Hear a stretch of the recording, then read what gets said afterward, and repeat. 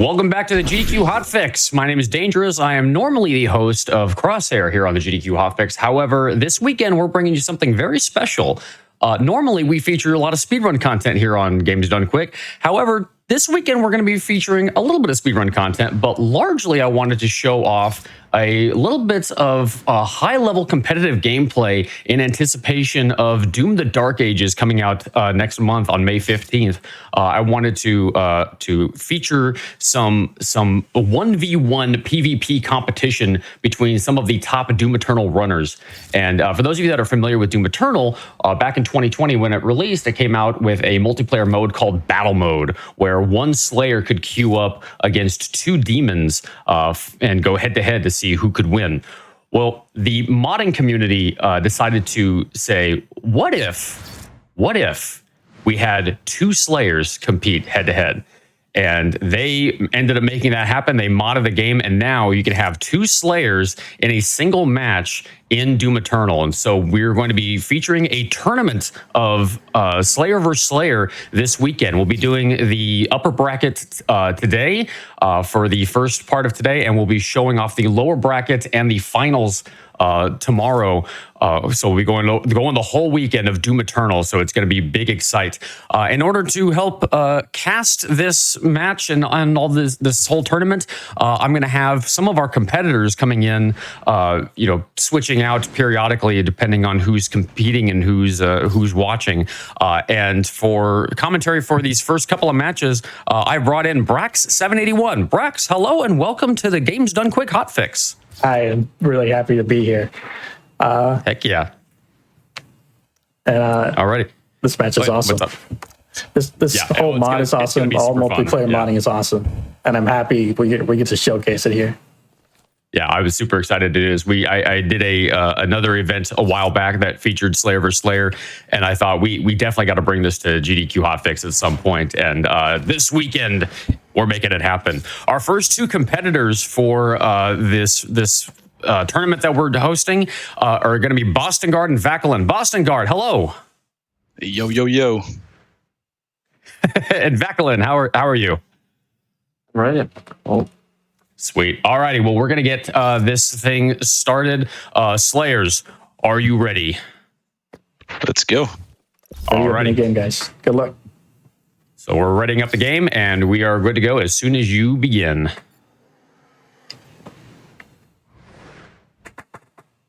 All these matches are going to be insanely fast.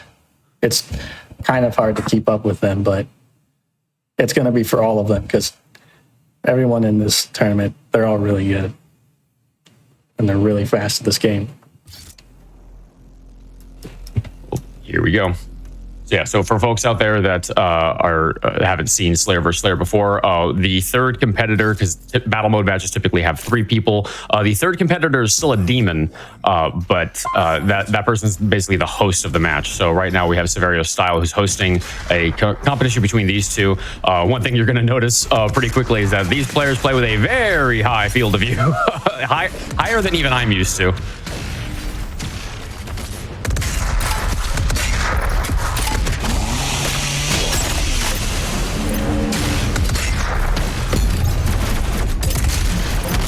So far, they're very evenly matched. I'm noticing nobody's really taking a lead here. Both playing fairly defensively, kind of staying on their own sides of the field. Yeah, but everyone's gonna choose their maps with a coin flip system that Sav will be hosting, and I'll be hosting when Sav is playing. Oh, they're engaging right now. Oh. Got a little up close and personal there. Yep, and if you look at the map, you know they're picking up pickups around the map. Oh, they're fighting. Ooh. Backlund gets the first round. Nice. So yeah, these pickups are really important in this game. There's the red armor. It gives you damage taken debuff, and it's really important for pushing and contesting. There's also a BFG pickup, which is green, and it gives you 30 BFG ammo that you can use with the BFG on or the Unmaker. So playing around these pickups and controlling the map It's what makes this game so fun. Yeah. Also noticing there's a very high contrast for both the Slayers that they have like a very clear outline. I'm assuming that was like also modded into the game for the sake of being able to see what you're doing. You really need to see what you're doing. Yeah. And you're going to see different colors. A lot of people in this tournament, they have different mods that with different colors. Like I have a blue Slayer for my screen. Nice. Yeah, I remember back when Doom Eternal came out, I played a ton of battle mode. It was like I'm not normally a multiplayer fan, but I just got into multiplayer for this game and played a ton of it until it was rife with a bunch of cheaters. But what I'm noticing is that the arenas are laid out a little bit differently. There's grapple points that I don't believe were in the vanilla. Those are not there. Maps. Yeah. And there's also stationary fodder and a few moving fodder. But memorizing those locations are also important in this game. Backman's got to play really low health. Oh, and he's recovered. Okay, he may be able to. And he got the charge. This might be working well for him. And Boston Guard just shot the BFG. The BFG is really, really good in this. So it will kill every single fodder that's on the map, and it'll also it'll kind of reveal their location with the BFG tracer.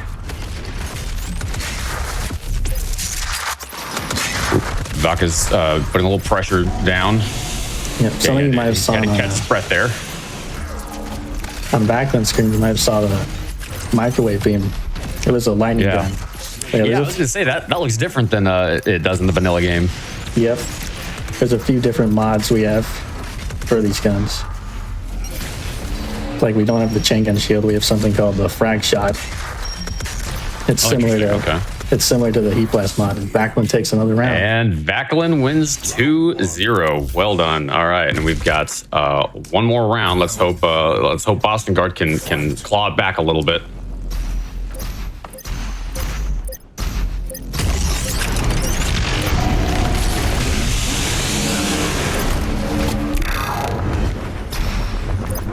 The field of view being as high as it is very comical because you can see the edge of the texture that the developers never intended you to actually see. Boston did good in controlling that BFG and getting it.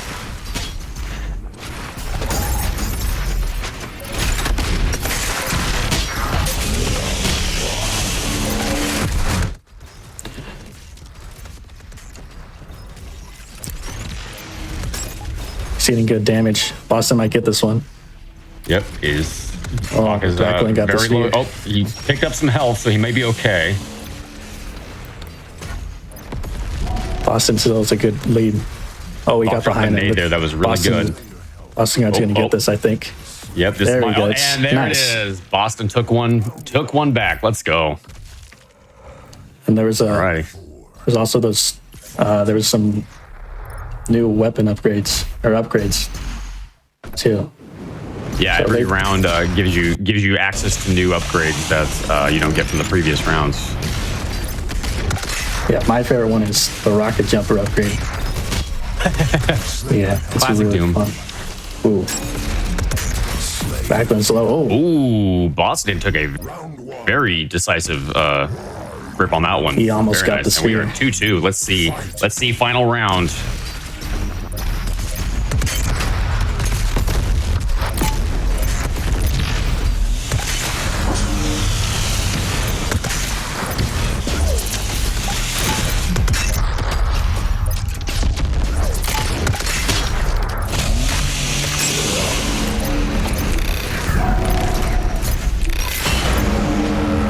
These blur kill animations of this FOV are really good.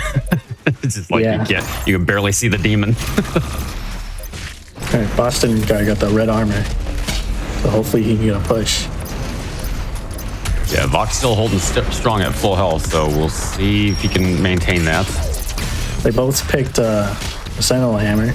Requires 4 charges of Glory Killer Chainsaw, and they both have it ready. So, Boston guy just used his, but he didn't get it. He missed. Yeah. He missed his shot. Oh. Vox still got his, and he didn't get it. See this? Okay. They're back to even. That was tense. Yeah. But Boston's getting the red armor right now. Oh no! Wait, Backlund did. Ooh. Oh my god. Oh. Okay, they're even still. Yeah, I don't think they were, either one of them was ready to see the other there. Yeah, that happens You a can lot. see the It's panic really on both fun. of them when they did that.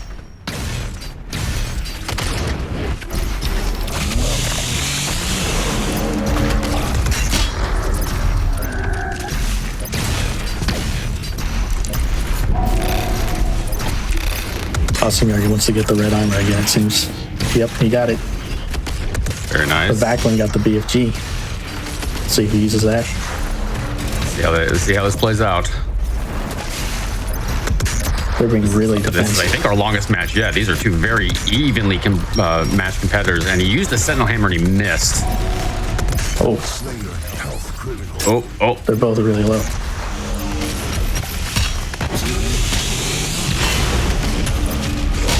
Let's see. Boston guy's really focusing on the restack. Yeah. Oh, he tried to direct BFG in. Vox putting the pressure down. Oh, Yep. This could be it. Backlund gets the first game.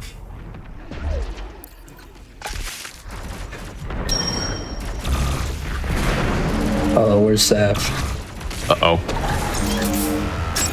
So the spectator, it's best to use the spectator. Okay, there he goes. There we go. Yeah, there we go. The spectator has to self-eliminate if Gotcha. the guy on the demon side loses. GG's to Vacalin for the first win. Very nice. Alrighty. I think we can just jump straight into the next match if we are good to go. They'll pick a map right now. Yeah, they'll pick another map. So how does map selection work in Slayer vs. Slayer? For this tournament, it's going to be, it starts off with a coin flip, and whoever wins, they pick. But the loser bans one, and so the winner of this game they're going to ban a map, and then the loser will pick what map we're going to next. Gotcha. Yeah, there's a lot of movement, a lot of flying colors and pixels on the screen. So it is definitely challenging to watch. But what you probably don't know, if you don't know the game super well, during these multiplayer matches, there's a bunch of fodder demons that are spread around the arenas, and both Slayers are going to try and get glory kills on them, either with a chainsaw or just by killing them normally. In order to do various different things, restack their ammo, restack their health, restack armor in some cases, or to charge up what's called the Sentinel Hammer. It was a weapon that was added in to Doom the Ancient Gods DLC. I forget if it was part 1 or part 2 that got added to. It was 2. I thought it was 2, but I wasn't totally sure, so I didn't want to say it if I didn't know. But it's you have to glory kill demons in order to recharge the Sentinel Hammer, and the Sentinel Hammer does a ton of damage. So if you manage to get enough charges on it and slam it down next to a Slayer, you can deal massive damage, and in some cases just straight up clinch the match, depending on how much health the other Slayer has left. So it looks like we are queued up and ready to go into the next match. So this is Tundra. This is the map that is modeled after the cultist base from the main campaign. Probably one of my favorite maps in multiplayer. Although I'm curious to see how you all modded it to for this mode. It's definitely a favorite of ours. Yeah, and it's still pretty similar. There's some really good meat hook points on this map too, though. Fight. Right, and we are off. Let's see how this goes. Oh, already got a first shot in from Vac, who's playing it very safe right now. Vac wanted to use that portal to get to that vantage point. Yep. To get some access to a ballista boost over to the BFG. Oh, he abandoned. Oh, he got the BFG. Never mind. Okay. Ooh, Vaclin got the red armor and the BFG. That definitely puts him at a decisive advantage here. And he's been winning the poke game too. Pick up some BFG ammo. Let's see if he can take advantage of that. He needs to get a good line of sight in order to really fully take advantage of that BFG shot. Ooh. Oh, he had a lot of high pressure moment, and it looks like Boston Guard was able to sneak away before Bach was able to really take advantage of it. Oh, that's pretty close. They're still pretty even, and Boston Guard's gotten more close range shots. And Bach playing a little safe here, but probably the smarter move.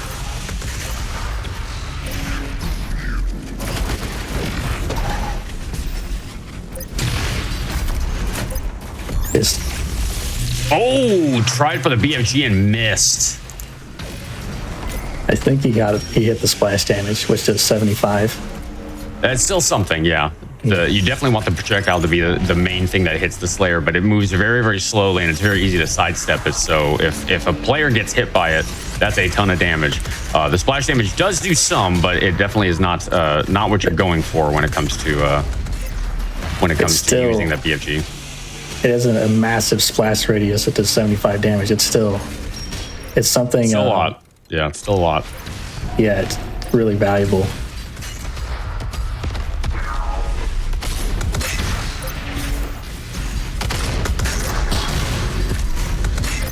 It's like both players have lost each other. Oh, there we go. looks like Vacalin has full BFG ammo and he can't pick it up.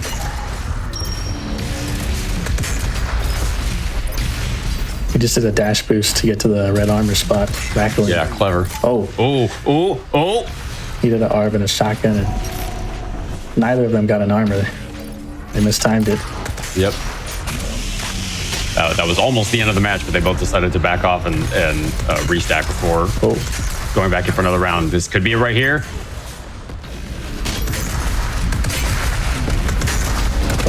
Boston Guard is low. If that can keep the pressure on, this may be his. He's going to shoot a BFG to block loot, kind of. But Boston Guard got the Soul Sphere. So they're back to even. So they're back to even again. Man, these guys are just really even. This is a close match. They've been evenly matched for the whole thing, and then when one of them gets low, they back off, restack, and go in for the next round. This is a very tight match. You can see why this is a good level for competitive. Oh, this could be it. And there it is. Vacalin gets the win. Very nice. He just melted Boston Guard. Round 2. Fight. So yeah, and then another thing to kind of note about the restacking process, because you go in and you get like real up close and personal, get your hands real dirty trying to get the other Slayer knocked out. But then if you realize you're in a losing fight and you want to back off to get yourself a restack. Oh, this could be right here. Back pretty low. Okay, yeah, they both got the Soul Spheres. Back up, let's go. We're back to even again. But while they're trying to restack just like they were just now, they're chainsawing demons open in order to refill their ammo, and that is actually a very, very tactical element to Slayer vs. Slayer, because during the chainsawing animations, you actually have iframes during that time. So while one of them is chainsawing, if the other sees him and tries to go after him, it would be basically a waste of ammo, because there's complete iframe protection during the entirety of that animation. So you'd have to either just get very lucky with your timing or kind of listen for audio cues. So, that was a fast fast end to that match. Holy cow. So Vak won round 2 as well, and we are jumping into round 3.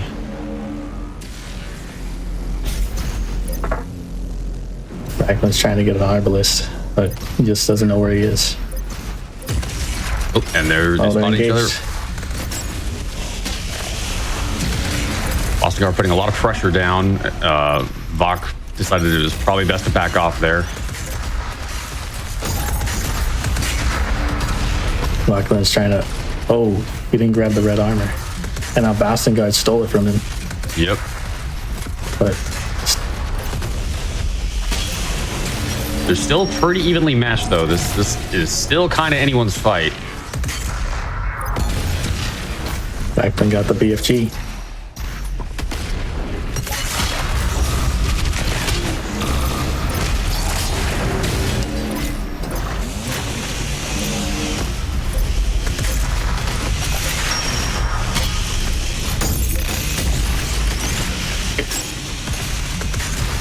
Nice, good use of the meat hook there to gain a little bit of height to get up there.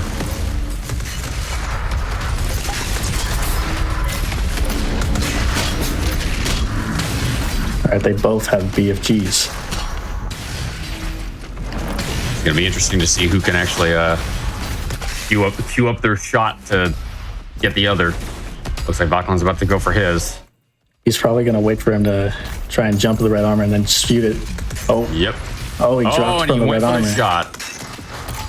Got a little bit of splash damage on Boston Guard.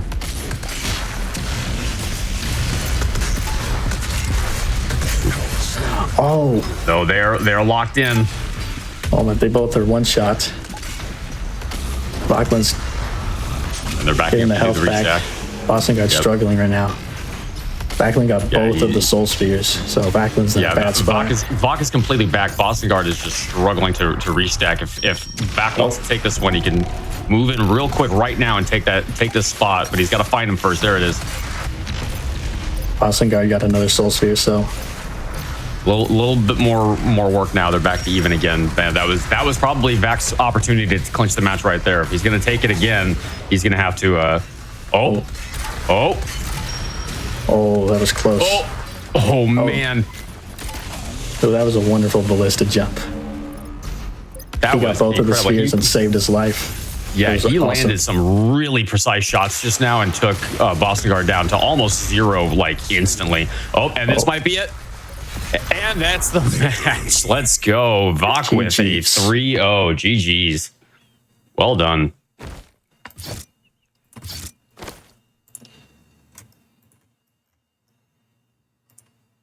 Alrighty, and we are queuing back up into the lobby. So we are going to be now since Vok won that one. I'm assuming he gets to ban the next map. Bachman won the first game, right? Or was it Boston Guard? It was Vok won the first one as well. Oh, okay then. Bachman just won this round for the tournament. Oh yeah, true. Yeah, this is he won the whole round. That's true. Wow. GG's to both of them. Let's get them in here and we can have a chit chat with them. Gentlemen, well done. What an awesome fight. That was a lot of fun to watch. Oh, can you hear me? Yeah. Oh, there you go. So Vok, GG's, well done. Excellent gameplay there. Boston Guard also a strong showing. You gave us a lot of trepidation there, watching you get low and then manage to back off and restack. How'd you feel about the match? Man, Backlund played extraordinarily. Like, I just got out restacked, especially on this last round. I was just getting stolen everything. Every piece of fodder, every soul sphere was just gone for me. He played perfectly. Yeah. Yeah, Vok, GG's. How did you feel about the match as well? It was incredible. It was very stressful. It looked stressful. I was on the edge of my seat over here, watching the two of you just constantly push each other low and then back off and then go back in. Some long fights there in the Tundra map, but very well done from both of you. Vok will be moving on in our bracket for Slayer vs. Slayer. Folks, we're going to take a quick break while we queue up the next match. So we'll be back in just a little bit. Don't go anywhere.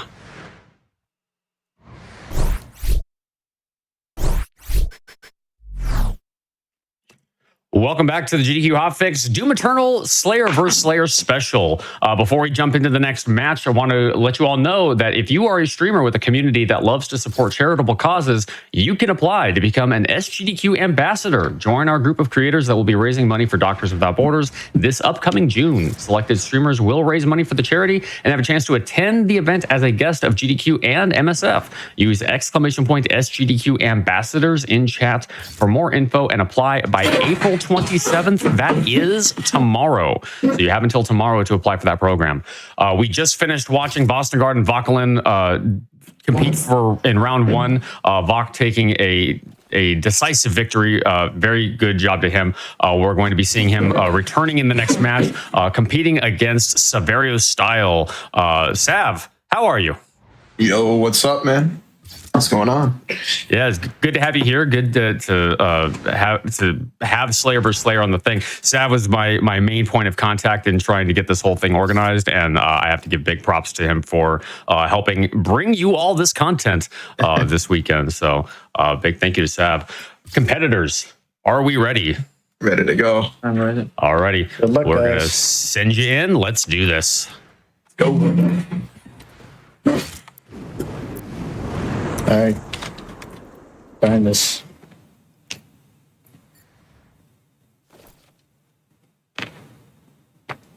I love that paint elemental animation Heck yeah. where he's just bouncing back and forth. Alrighty, and this is Celestial. This is another one of my favorite maps. It's also the map that I saw the largest amount of cheating in when I was playing Battle Mode way back when. For some reason, all the cheaters seem to hub around this particular map.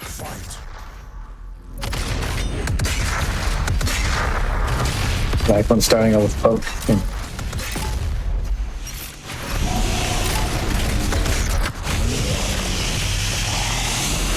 So one thing I'm noticing right away is Sav plays at a lower field of view than Vauquelin does. Probably like 10 less. I don't know. Yeah, it's something like that. It's still much higher than probably most people people play at. It's past the So main wow, menu. Sav took that one already. Look at that. That was a fast one. All right, we're going into round 2. Let's see who can take this one. Looks like Sav got an eagle eye view there and managed to get an early shot in. Man, Sav is already dominating this one. He's already managed to get Vok pretty low down while maintaining his health and armor.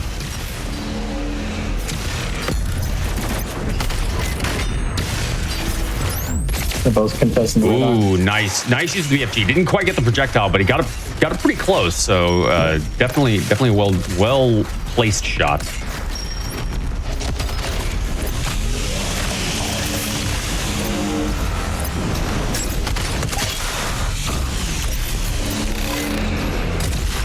Using that soul sphere to his advantage. Yep. So also, I think the first time we've seen the flame belt used so far today. It's mostly just used on the fodder. Yeah. Oh, and Sav got the red armor. That BFG was really close to being a direct. That would have been awesome.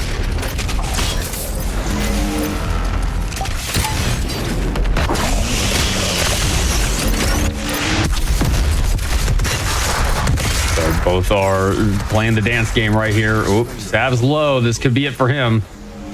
Oh, he got it with the Managed to wave grab a of the soul chainsaw. spear, and he got away. Let's see if that is all he needs to do in order to place this one. Oop, he managed to get back low. Oop, and that is it. 2 for Sav already. Incredible. All right, let's see how round 3 plays out. This is not over yet. Vok could still claw back a victory, and this could go either way still. Yeah, he's been getting pretty close to winning some rounds. Yeah. He's managed to get Sav kind of low in some places. Sav seems to be very good at knowing the best opportunity to retreat and try to get the restack in. Vak playing a lot more aggressively in general. Sav seems to be a lot more of a conservative player, and kind of trains his shots very precisely. They're both heading towards the red. Yep. Almost got the BFG round, but didn't quite land the shot. The BFG round is very difficult to actually land. Ooh, managed to. This could be it. If he lands a little more pressure. Backland's got escaped. And that is it. 3-0. Wow, Sav with a very decisive win on that one. Very, very well done from both competitors. But who knows? Maybe the next map will go in Vauquelin's favor. We just don't know yet. So we'll be seeing in the next match. We're going to let our competitors choose the next map. All right, I let them know. Torment is being banned.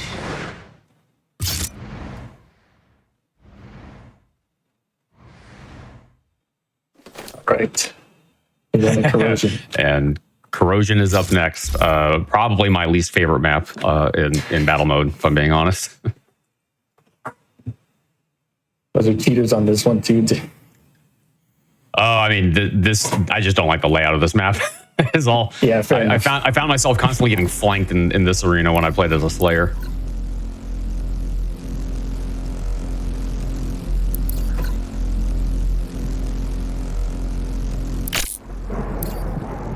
Round one. Fight. We are up. Yeah, so this map is a little bit different than the last one. There's a lot more tight corridors and corners to peek around, and so it's very easy to kind of just bump into your competitors when you're in the heat of the match. You go around a corner and suddenly they're there. Vac taking a very early grab. Oh, Sab getting a few hits in too. This is already pretty evenly matched, and looks like they managed to restack just a little bit, so both are a little bit more even. Ooh. You got a BFG. Oh, wow. That was wild. Holy moly. Round two. Usually a lot of fighting on this map for Slayer. Slayer takes place in between the red and the green on the bridge. Yeah, I imagine that's probably an easy meeting spot for two players. Man, Sav wiped that one up very quickly. I'm surprised he was able to land so many shots so quickly. So I got the BFG. Backwards glowing. Probably trying to head for the red. They're going to converge right here. Converge right here to try to get the red armor, and it looks like Sav got it. Backwards in the bad spot. He needs to be Yeah, running. he needs to back up. Sav's playing a little safe here. Got to get some armor now. Oh, Sav's in it. Yeah, that's it. Oh, you get hit with the BFG. Flash at least. He got the splash damage, but he back managed to get away. Oh, he's managed to get back on his back feet, and that's it right there. Man, Sav is going for blood today. He's hungry. He wants it. We'll see if he can manage to keep that heat up in round 3. Vacalin could very well still take this back, though. This is by no means over.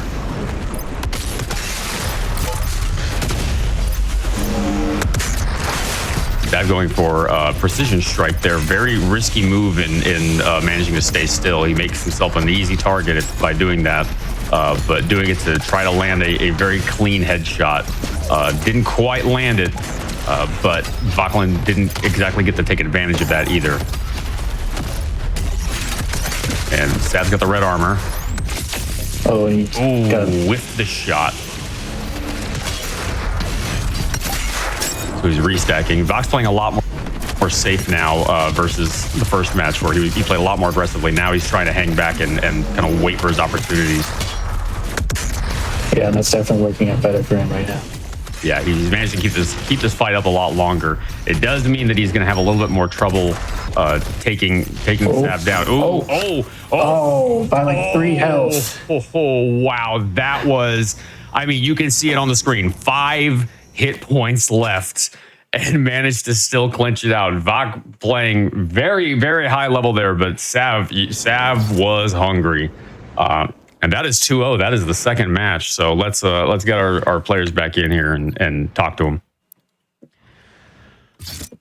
Holy cow. Gentlemen, what on earth was that? That was SPS, baby. wild.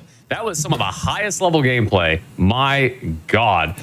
Sav, you were hungry. I could tell. I could tell you were hungry. You were playing it smart. You were playing it safe, but I could tell that you wanted it. How'd you feel about that match going in? Yeah, SPS, I mean, it's all about time to push, playing around the resources. It's very much a game of attrition, wearing your opponent down as best you can according to the map layout, according to where the resources are in terms of the fodder, the pickups. And but I got to tell you, man, Vacalin is a cracked player. He really, I mean, despite the round count, like, he makes me sweat, man. His aim is phenomenal. He has good control. Like, he's a cracked player, very good. Yeah, he was definitely putting you low in some spots. And even then, right there at the end, you were down to 5 hit points by the time that match ended. That could have very easily gone against you, but you managed to clinch that one out. Vac, how'd you feel about the match? Playing against Sap is very hard. He's better in any way. Yeah, Sab's definitely proving he's hungry and he wants it. So GG's to you both. That was an awesome match. We're going to get ourselves prepped and ready for round 3. So, folks, we're going to take a quick break. And when we come back, round 3 of Slayer versus Slayer. All right. Welcome back to the GDQ Hotfix Doom Eternal Slayer vs. Slayer tournament. We just watched a very heated fight between Severio Style and Vakalin, and we're going to be chugging right along into our next match between Brack781 and Murican Eagle. Before we do that, I did want to let you all know that Games Done Quick is hiring. If you love creative work and have experience in planning and organizing, you can apply to be a prize assistant at our mainline events. Visit gamesdonequick.com/jobs by May 11th to apply. That said, folks, I'm ready for the next match. How about you? Yeah. Let's go. Joining me on the couch, we've got Severio Style, who just competed and is now going to be co-casting with me. Good to have you on the couch, Sav. And then Brax, who was on commentary for the last couple of matches, is now going to be competing against Murican Eagle. Eagle, welcome to the GDQ Hotfix. How are you? Excellent. Cool. Are you both ready to compete? Yeah. Let's get do this this. going then, folks. We are going to start this match, and let's do it.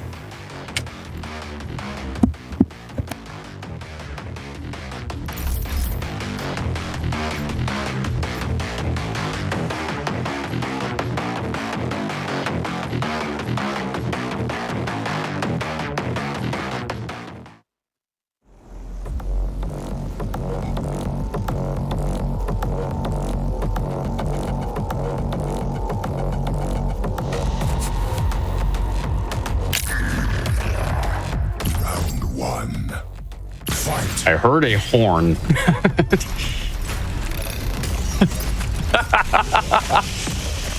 Apologizing for living in New York. Incredible. All right, we are off to the races. We've got I call this the sand level because it's everywhere.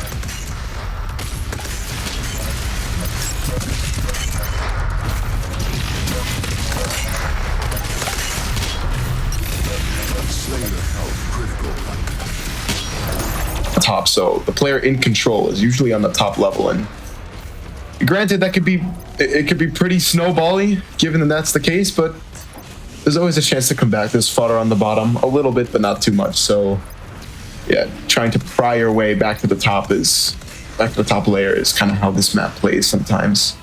Yeah, definitely the level that has one of the more vertical alignments versus some of the other matches, which tend to be a little bit more flat, or levels. Absolutely. Competitive arenas.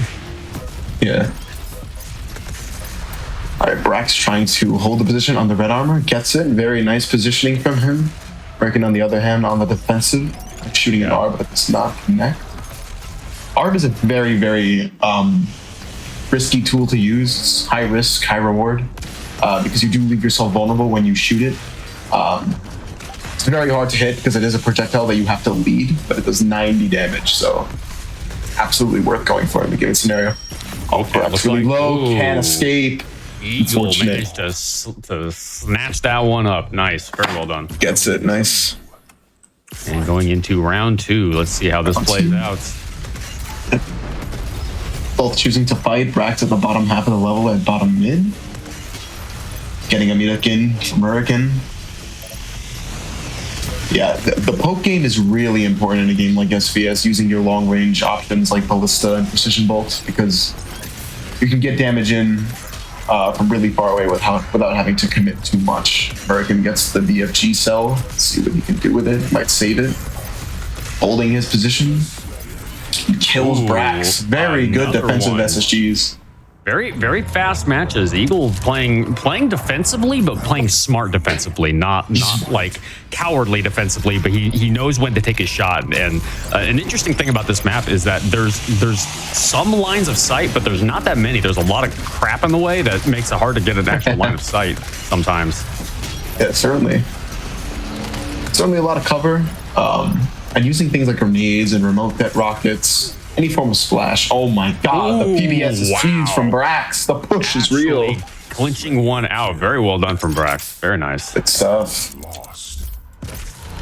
Level 4. Yeah, Brax isn't out of this yet. He's on the board. He's on the board. This could still go in his favor. Absolutely. Eagle queuing up that Arbalest very, very tightly. that very, very planned. Good damage from that SSG shot right there. Yep, 70 total damage for an SSG if you land it right. And it is the preferred weapon up close. Naturally, this is a Doom game. Yep. A lot of SSG. The shotgun in a Doom game. What? Yeah, right. Brax gets the Soul Sphere, gets a bit of haste. That's something actually important to mention about the Soul Spheres, is that they're the only pickups that give you 4 seconds of haste.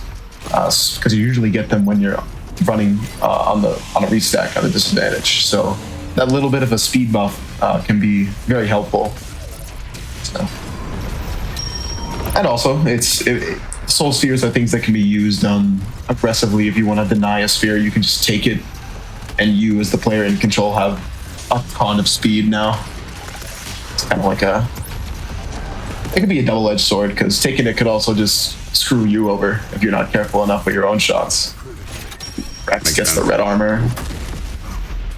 Taking less damage, but he has very low stack. Murican taking a Soul Sphere, denying a health restack. Yeah, Eagle holding onto that health and keeping Brax low. He can manage to keep the pressure up. This could be it for Brax. Yep. Brax, he is restacking though.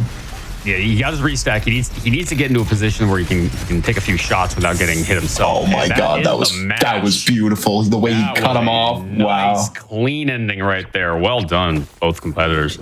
That was great. So Eagle taking the first lead on this one, but we still got more competing in here. So we'll see how players are going to play out with the map selection for the next one. Yep. So the player who wins the first map gets to ban 1, and the player who loses gets to pick from the map list, making it a little bit more fair. We're going back to Celestial, it looks like. All right. Yeah, this is a very popular map among the SBS scene.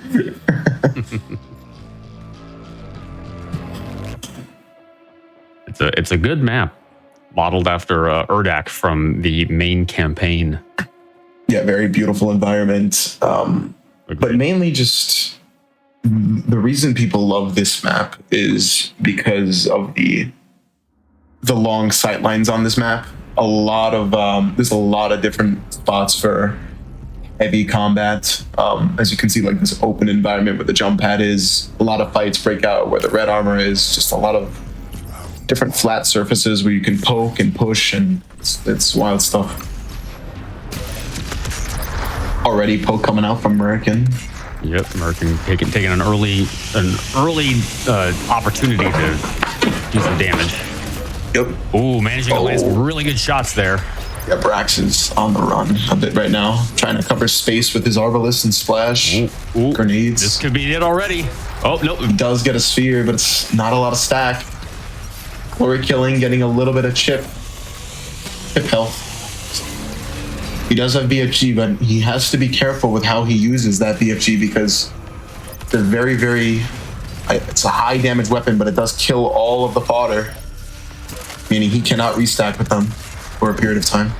Missing a few of those shots. Almost got a couple of them in there, but didn't do nearly as much damage as I think he was planning to do there. Yeah, he got a couple shots. This might be it. This might be it. Murican steals it. Wow. with 10 hit points left. I thought that was absolutely going to Brax after American managed to not mantle that one platform and was stuck on the floor. Still managed to clutch it out anyway. Yeah, man. Those it could have gone either way moments are just why people play this game. It's just like the end of your match. Yeah. Yeah, absolutely. Just rounding the corner, playing around cover. Brax really playing well with that remote hit and those PB ballistas. Doom Eternal confirmed a cover shooter. Yeah, right. Ooh, Brax gets the red armor. He's gonna take less damage now. He can be aggressive. Getting a bit of Eagle armor and ammo from a chainsaw. Playing a little safely here. Just trying to keep his stack high while he's dancing around. Ooh, managing to get some good shots in there. Getting really good shots on American's end. Fairly even stacks though. Shoots an arbalist towards the red armor. This is something you're gonna see pretty often happen between these really good players, is that they pressure the pickup positions pretty well with things like arbalists, rockets, just to kind of like push their opponents out of that position and, you know, put a little pressure on. Yeah. Sits down a grenade. I really like the combat happening between these two around me. And I'm saying cover, it sounds almost bad, cover in a Doom game, but there's a lot of different like movement around the cover, you know? Yeah, I mean, this game is very heavily movement shooter inspired, and there's a lot of mobility elements to the way these arenas are laid out, and both of them are trying to take full advantage of just making sure that they can take like get every corner like fully utilized as much as they possibly can, keeping their stacks high, not letting the other grab things like the red armor, even though, you know, one of them manages to steal it anyway. Okay, they had a little do-si-do there, but it looks like they both backed off. Both players playing very conservatively, I'm noticing. They are playing very conservatively. They're playing around the resources well, and really when it comes to a push, it's I think I said it before, this game of attrition, knowing that you have the red armor or you took both of the spheres and they have very few options left for a restack and they're in a bad position. Oh, the double BFG? Oh, the double BFG's got him low. He is low. Restack a little bit, so this might not be enough. No soul spears around. This could be it. He finishes it. Wow, he played so aggressively right there at the end. That was good. He went for it. Very well done. All right, round 3. This is not over yet. Brax could still manage to pull up Eagle and do exactly what Eagle just did to him. We'll see in this match. Eagle going for a very early poke. Looks like he's trying to wrap this one up quickly to kind of make this fight be over. Brax takes a sphere, has a little bit of haste, and denies the health from that part of the map, but Brax doesn't have any stack armor to his name. He's got to be pretty careful about how he approaches this. Red armor spawning. Brax takes it. The direct BFG! Landed the BFG projectile directly. Didn't quite manage to kill him because he got that red armor, but yeah, he did. Managed to basically remove it completely off of him, and Brax is already restacked. Oh my god. So there it is. Madonna Mia. Wow. That was wicked. Holy moly. That was wild stuff. He took the sphere and denied the health and finished him. Crazy. Actually wild. That is incredible. Well done. Let's get the competitors back in here and be able to talk to them. Well done, the two of you. That was some wicked gameplay. Eagle, GG's, very well done. Brax, you played valiantly. Very, very well done. You managed to get Eagle on the back foot there a few times. How'd you feel about the match going into it? This is probably the most physical toll SBS has ever taken on me. I felt my heartbeat the whole time. It was kind of painful. Very good. Eagle, GG's, well done. How'd you feel about it?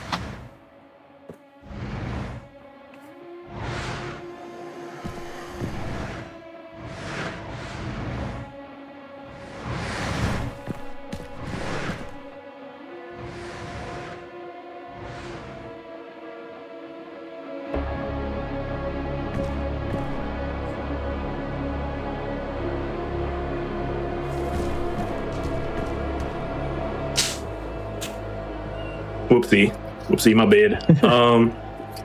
Yeah, so I've been playing with Brax for like quite a while now, so I kind of like figure what I need to do to exploit him, like when I'm playing with him, and that's just stay the hell away from him. And that's what I was doing the whole time, like play passively, but like, you know, aggress at right times, and yeah, it worked out.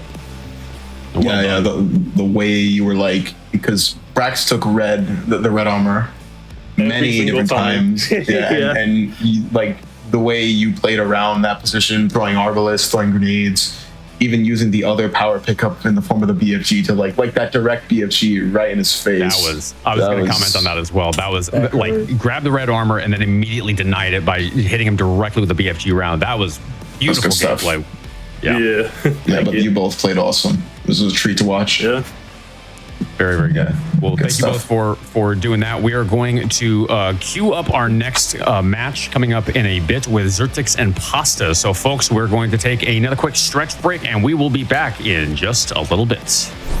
All right.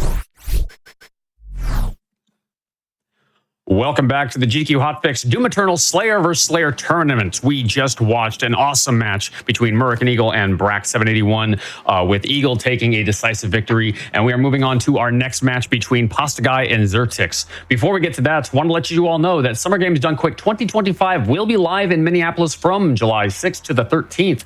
Register to attend the event by May 26th. Use !SGDQ in Twitch chat or visit gamesdonequick.com for more info. Joining me on the couch for co-casting is Severio Style, who is here for the last match. Welcome back, Sav. What's going on? Happy to be here. Awesome. And we are bringing in two new competitors for this one. This is our first our first appearance with Pasta Guy and Zertix, because prior to this we had all people that were either casting or co-commentating back to back to back. So we've brought in two new guys. Pasta, hello. Welcome to the GDQ Hotfix. Howdy. I'm happy to be here. How's it going? We're happy to have you. And also competing against Pasta Guy is Zertix. Zertix, hello. Hello. Happy to be here. All righty. Gentlemen, are we ready to get this going? Yeah. Yes. All righty. Let's cue this match up and see some gameplay. Let's go, boys.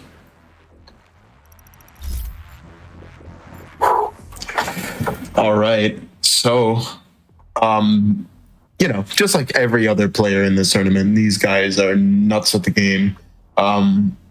Pasta, in particular, I'll mention a few things about these two gentlemen. Pasta's wild with the BFG. Like when he has control of the BFG pickup, I've seen him hit some nutty shots. As for Zertix, I'd be willing to say he probably has the best aim in the community. Really? Yes, it's very rare that he misses. You're gonna see some wild stuff from these two guys. Yeah, I'm watching Zertix's speed right here. We're back to overly ridiculous FOV. Yeah. Yeah, he definitely knows where the center of his screen is. You can tell. Oh, certainly. Ooh, unfortunately, he misses the BFG. Yeah, going for a BFG shot, not quite landing it. He finishes it though. Oh wow, those PBSSGs are nuts. Yeah, it blows by you, right? That was wild. that went so quick the game lagged. Alrighty, round two. Let's see how this plays out. Poke coming out. Gets a fodder, some chainsaw. So this map is modeled after Super Gore Nest from the main campaign, and this is a difficult map to fight on because there's a lot of stuff that gets in the way. There's not really a lot of good lines of sight. So if you are not, paying close attention, you'll miss something. Man, Zertix is that was nuts. Wiping the floor right now. What? He hit some insane SSGs close range, took the sphere to deny help. A little bit of map control for him, and he ended it. Yeah, he's very efficient at what he does. He's a very, very scary player. Very accurate. Yeah, Zertix's aim is reminding me a lot of like Cypher from back in the Quake Live. Oh days. yeah, absolutely. Yeah, just a crack shot who managed to land just like shots that no other human probably could. I've seen him hit some insane stuff. It's gonna be a treat to watch him throughout this tournament. But Pasta's, he's keeping up. 45 seconds into the match, the BFG is up. Zertix does have a significant stack lead at the moment, so he's very much in the driver's seat still. So could be tough to come back, but Never underestimating Pasta. He's nuts himself. Yeah, he's been playing very smart, playing very defensively, not Absolutely. going straight up, in your face. Typically, when that happens, it's Zertix managing to close the gap. Pasta's playing very carefully, managing to get a nade in there. Very nice. Ooh, is the cutoff going to happen? The lightning gun from Zertix? A little bit. Go for BFG shot, not quite landing it. Oh, close. Oh, there it is. Wow, that was a good. fast one. Holy moly. Alrighty, well, we are gonna see where we end up for round 2. As we've said before, we're gonna have Zertix ban a map for winning that fight, and then Pasta is gonna get to pick out whichever the next map is.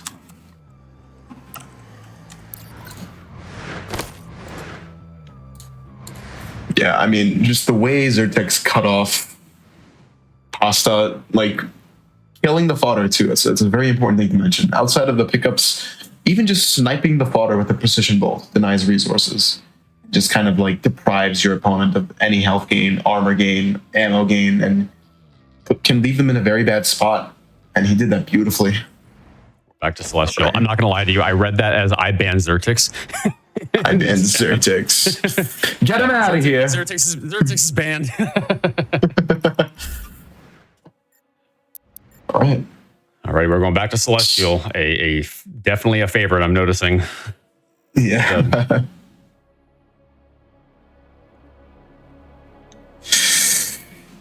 Yeah, I think this is I know Armageddon is Zertix's favorite map. This is like his close second. Just letting him go here.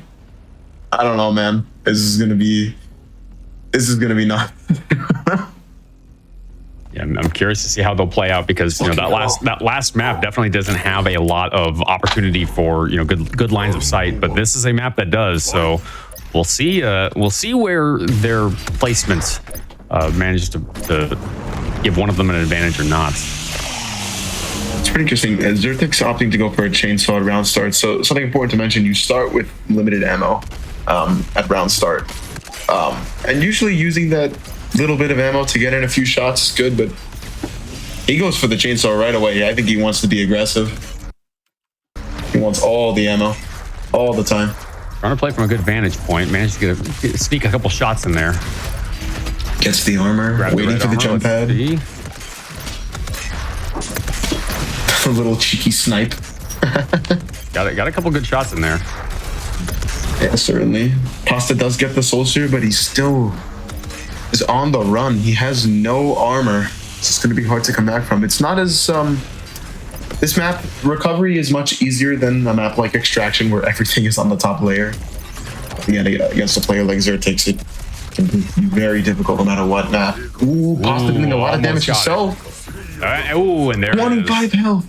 Man, he got him really low. That definitely almost went badly for him.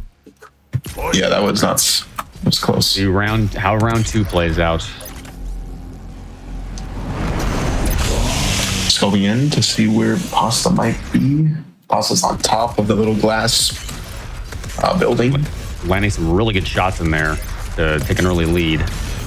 Yep. Pasta does not have any armor, so he's going to have to restack if he's going to have a chance at this. Oh, man, he's going to get a couple shots in there with that mod, and that is it. That's nuts, man. A lightning gun usage from Zertix. Just playing at the highest level. Let's get these two back in here. And oh wait, no, just kidding. We're going into round 3. I'm totally miscounted. They've been playing so fast that I thought we were already done with the whole match. It's not over yet, man. Have faith in Pasta. It's not over.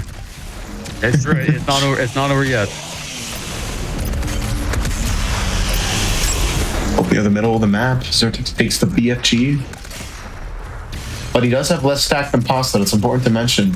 It's a moment where Pasta does have a little bit of a lead. Red armor's up. Zertix takes it. Zertix playing a little safer than I expected him. I thought at this point he'd be playing very aggressively, but he's actually hanging back a little bit, trying to gauge his timing and not going just straight for the very first shot that he has an opportunity for. He does have the advantage of having the high ground, so to speak. So that's Absolutely, yeah. giving him a good vantage point. Ooh, Oh, the and there it BFG is. finish. Went for the BFG finish and managed to pull it off. Very nice. All right, Yeah. now let's get both these guys back in here so we can talk to them. Wild match. What a match that was. Zertix, you were on fire there, man. How'd you feel about that going in? I'm not gonna lie, I was very nervous in the first game, but after the first game, it toned down. I was able to chillax.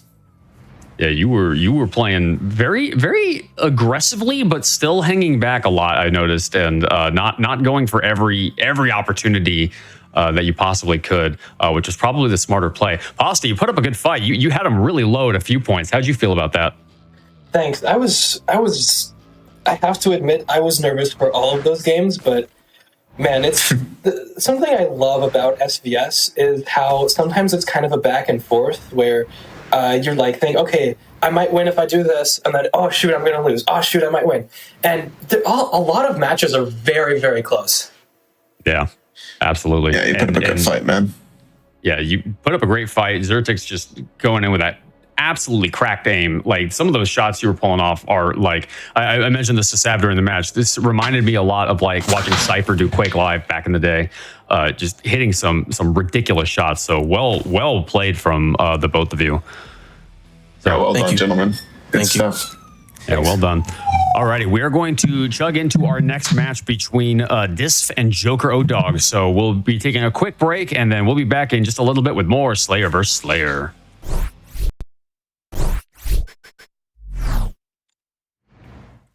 Welcome back to the GDQ Hotfix Doom Eternal Slayer vs. Slayer tournament. We just watched an awesome match between Pasta and Zertix, with Zertix taking a definitive lead, and we're going to be jumping into the next match in just a moment. Before we get to that, I do want to let you all know that GDQ's AAPI celebration will be on May 3rd and 4th here on the Games Done Quick Twitch channel. Celebrate AAPI Heritage Month with a weekend full of Asian and Pacific Islander speedrunners.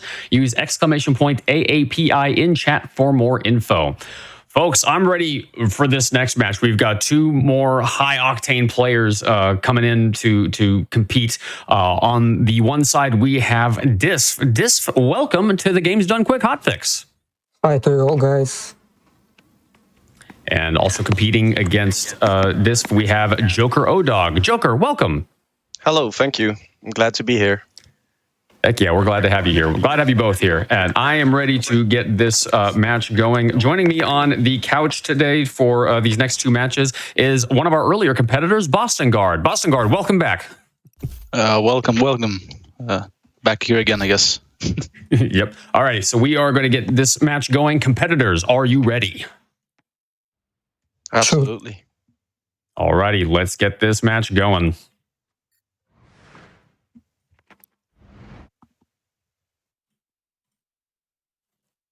Alrighty, so we are loading into Tundra as our, once again.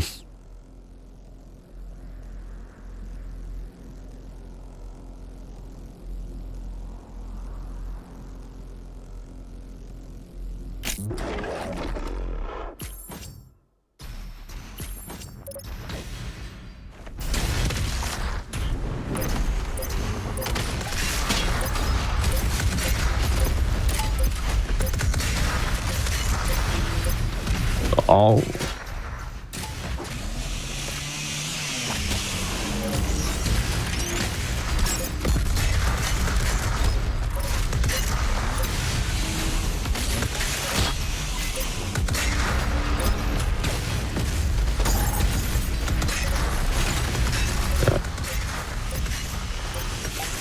just taking an early lead. Looks like he's got a pretty high stack here. Is putting Joker on the back foot. Joker's still got full health though, so it very well could still go well if he manages to find some armor pretty early. Gonna need to get a flame belch in there. Good use of the meat hook there to cover a little bit of distance. Throwing the BFG round, doesn't look like it landed. Keeping the pressure up by Going killing for a little second fodder. shot.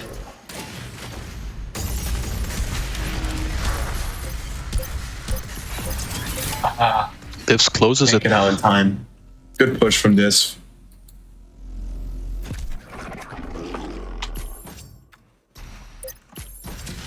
Round 2, here we go. Joker taking the jump pad, ballista boosting. See what I mean? They just fly right across the screen.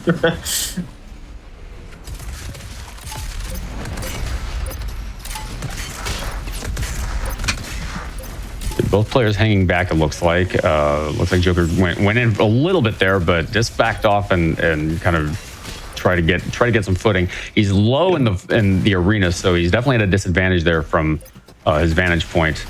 He's back up. Both players are up top now. Getting that quick mantle in there almost played out badly for him, but managed to kind of keep him in his line of sight and getting that nice shot right there at the end. Very, very good. Man, these fights are going fast today. Holy cow. They are going pretty fast. It's unfortunate Joker kind of ballista boosted into the wall there. Crashed a bit, but good shots from this. Good shots from both of them. This round is going by super fast. Oh my god. Both get low. Joker does steal the Soul Sphere. Good play on his end. Takes the second one. Good glory kill right there. Just on the other hand, taking the BFG. I imagine he also wants to position himself towards the red armor. Not able to get up top. Joker could steal it. Both going for it. This takes it.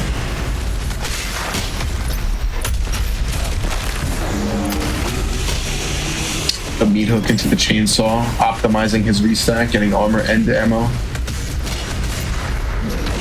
When it comes to jump pads, you do got to be a little bit careful in this game mode because even though jump pads give you a lot of speed, they are a very predictable movement. You can leave yourself pretty vulnerable and open to. Oh my goodness! Oh wow! Splashing that position. That winning the match in the middle of a chainsaw animation. I don't think I've seen that before. Wow, another 3-0. We've been seeing a lot of those today. This is quite a high pressure day. These matches are going very, very quickly. We're speeding through this. Let's see what we are banning for the next one. It looks like we're banning Torment. Okay. So Joker is going to pick something else. We're doing Arma. Right. Armageddon.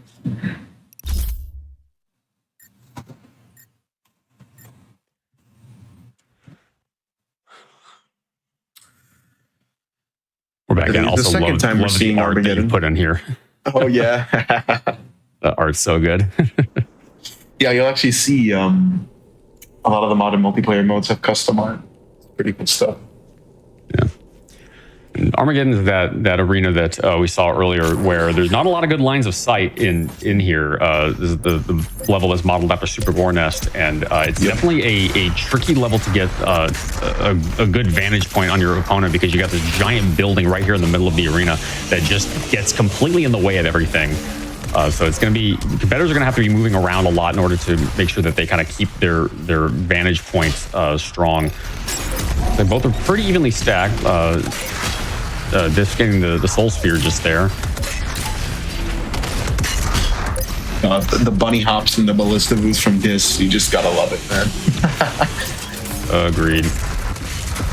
Yeah, just definitely proving his movement is his strongest element as a player. He's very, very clean movement overall. Oh, yeah. Joker getting a lot of damage and this able to pick the Soul Sphere though. Joker denying the father. This is going to be hard for Dis to escape. Joker has the advantage. Dis gets a glory kill. He's going to get some health, but not enough to sustain. Oh, just misses. Oh, and Joker able to close it down. Man, great shot.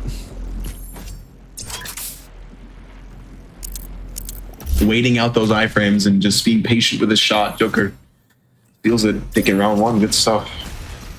Very good. Yeah, I'm noticing that there's a lot of people, you look at gameplay like this and you think it's just like frenetic, constant movement, constant shooting, constant everything, but really there's a lot of defensive gameplay at play. It's almost reminiscent of like a Souls style of combat where you have to kind of play back and time your dodges properly to avoid getting hit, but then really dig in and get aggressive when you have an opportunity. This is certainly a game of chess in a lot of different ways. Taking a lot of inspiration from things like a Quake duel, but holding that Doom Eternal gameplay loop that we all know and love. A lot of strategy involved. Yeah, they managed to really kind of overlap the campaign gameplay loop into multiplayer really, really well, so that it feels like you're playing. It feels like you're playing the campaign, but you're doing so in a multiplayer lobby.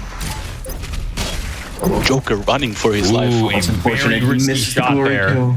Man, what a match! Holy, that was a very that was kind of anybody's match until it wasn't. Going back in for round 3, we are tied 1-1. We haven't seen a lot of those today, so that's exciting. Joker opting to get a Soul Sphere, gets a little bit of pace and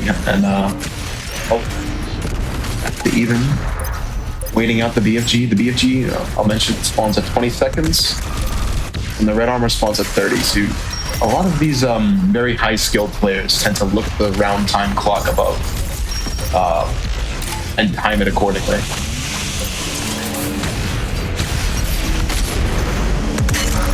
When a pickup's up, you'll always see like a little beam in the sky, like right there. Ooh, missed the timing for that. That pickup looks like it was sniped by Joker. A little bit of health from a glory kill. You can see Joker throwing a couple rockets down through the middle of the map. He's getting a little aggressive here, going for the shots. Decided he wasn't worth it. He's going to hang back instead. Beating a BFG, killing all the fodder, finishing Joker. Wow. Just got that really lucky shot right there with the SSG and clinched the match. That was excellent. All right, going into round 4. Let's see how this plays out. I think this is definitely going to be Diff's match to lose. He just needs to continue playing aggressively. Joker with a lot of damage early in the round.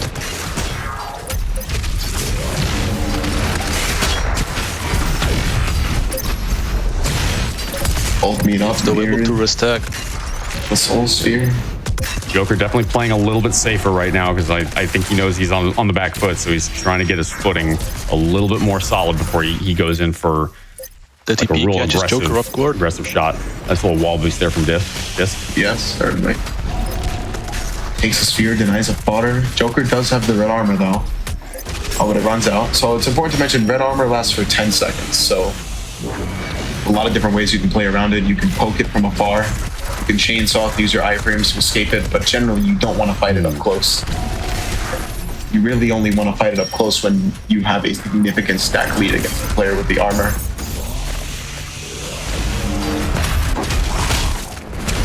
Very nice restacking coming out from this. Joker trying to restack himself as well.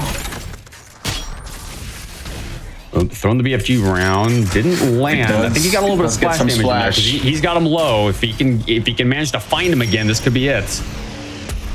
He's just got to find him before the restack.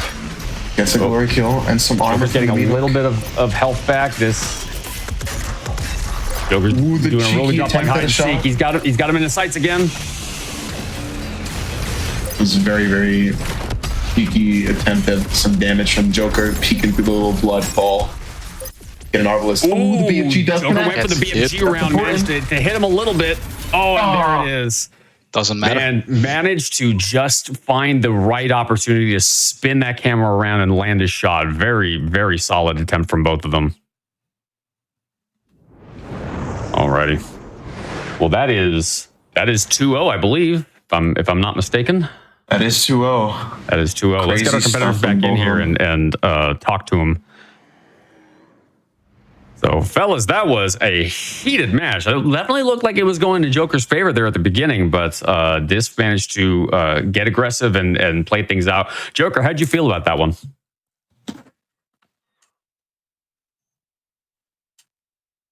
And Diffs is a really good player. We play a lot, and he's very, very cracked. I'm not shocked that he won.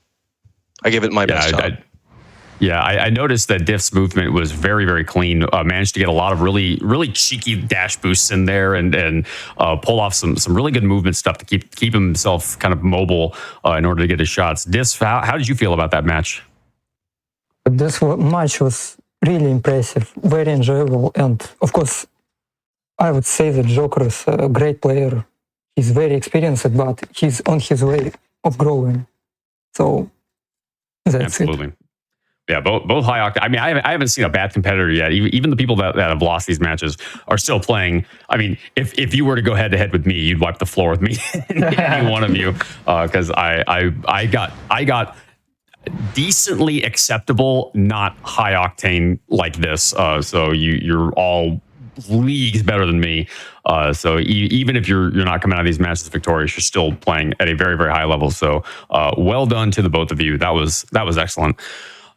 Folks, we are going to get ourselves prepped for the next match coming up in just a little bit. We are going into round 3 now, so we are flying through these matches, and I'm very excited to see our next 2 competitors because it's going to be Sav and Murik and Eagle coming up next. So we'll be back in just a little bit. Don't go anywhere.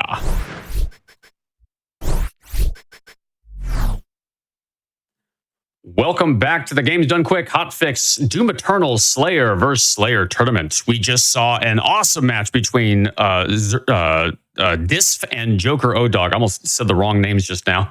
And we are going to be chugging along into round 3 of this tournament. Before we get to that, I did want to let you all know that you can go to gamesdonequick.com/hotfix to check out this season's lineup and check out the schedule for an in-depth look at this week's runs. Use !schedule to see that. Going into round 3, we've seen all of our competitors for this entire tournament, and we are now locking the winners up together. We've got Severio Style and Murik and Eagle back. How are you both? Doing all right. Happy to be Doing here. great. Sweet. All right. And joining me again on commentary for this match is Boston Guard. Boston Guard, how you feeling? Man, this match is going to be amazing. Can't wait. Heck yeah. Oh, watching the 2 of you from before, I'm excited to see this one specifically. So let's get this thing going. Gentlemen, are you ready? Ready to go. All right, let's do this.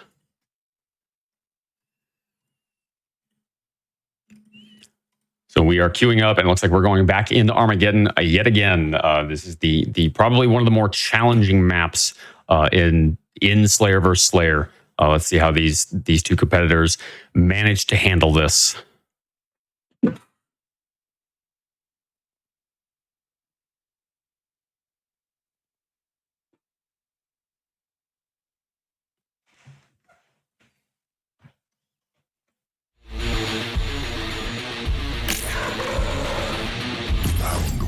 Ready, and we are in. Going back to a little bit of a more normal FOV with Sav.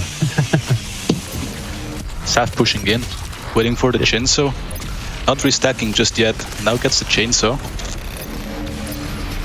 Ooh, getting stuck on the wall there. That's a little unfortunate. Luckily, Murik and Eagle wasn't close by to take advantage of that. Managed to land a direct rocket, though. That was a really good shot.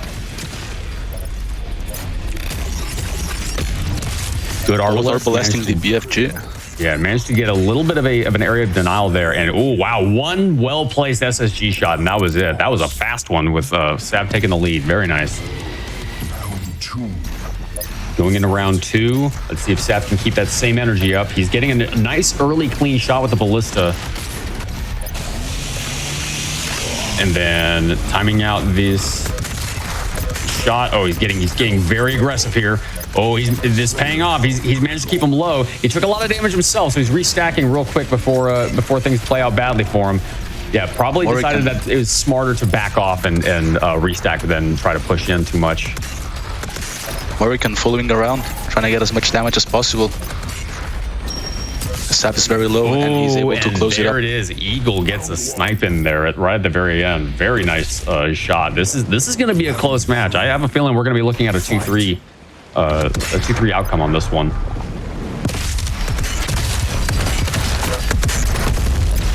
Murik getting a lot of good shots start of the round. Keeps hitting them non-stop.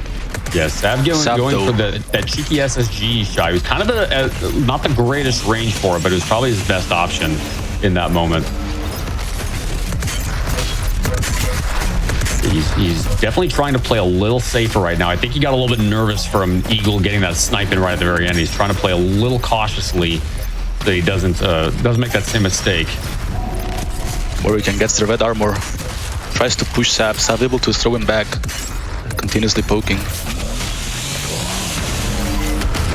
Gets restacked with the Soul Sphere. Going for a BFG round, managed to actually aiming at the ground in order just to go for the splash damage. I'm not sure why he was trying to avoid the projectile directly there. Probably didn't think he had a shot, but trying to get a little bit of splash damage there was an interesting play. Both players, I think, have made each other a little bit nervous because they're both playing pretty cautiously and just trying to get their little pokes and pot shots in without really getting too aggressive after that first volley.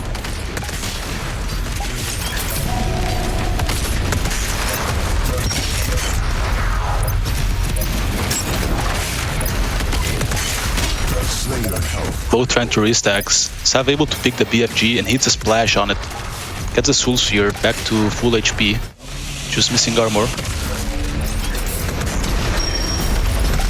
Sav grabs the red armor, so he's a little bit safer. He can play a little bit more aggressive now if he wants to try to take advantage of this. Not actually managing to find Eagle. Eagle's playing hide and seek and is doing a very good job of it. Sav's playing a little bit safer. The direct Arbalest hits. Yeah, you get the direct Arbalest, but he's playing safer.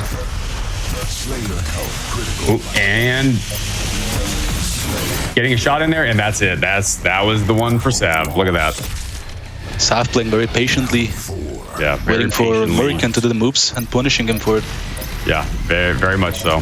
Like I said, a very Soulsy style of combat between these two, where you have to kind of play defensively, play on your back foot until you're ready to really dig in and go head first into it.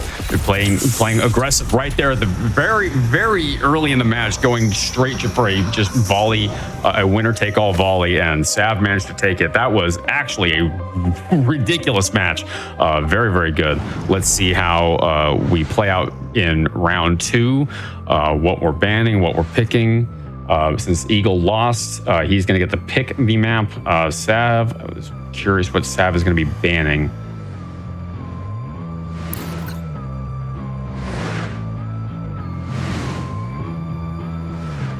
Sav banning Extraction. Curious what Eagle's going to pick. We're going back to Celestial. Going back to Celestial again. I'm noticing nobody's picking Stronghold. That's a map I expected to see tonight, and it doesn't look like we're going to see it today.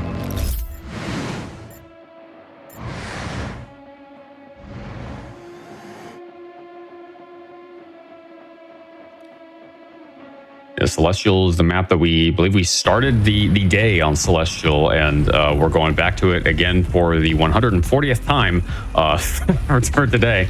Definitely a favorite map. I'm noticing that competitors really like this map for the good lines of sight and the good movement opportunities that this map has. A lot of jump pads, a lot of grapple points to take advantage of. Both going for really early shots. Sav managing to get some really good shots in there and putting Eagle on his back foot.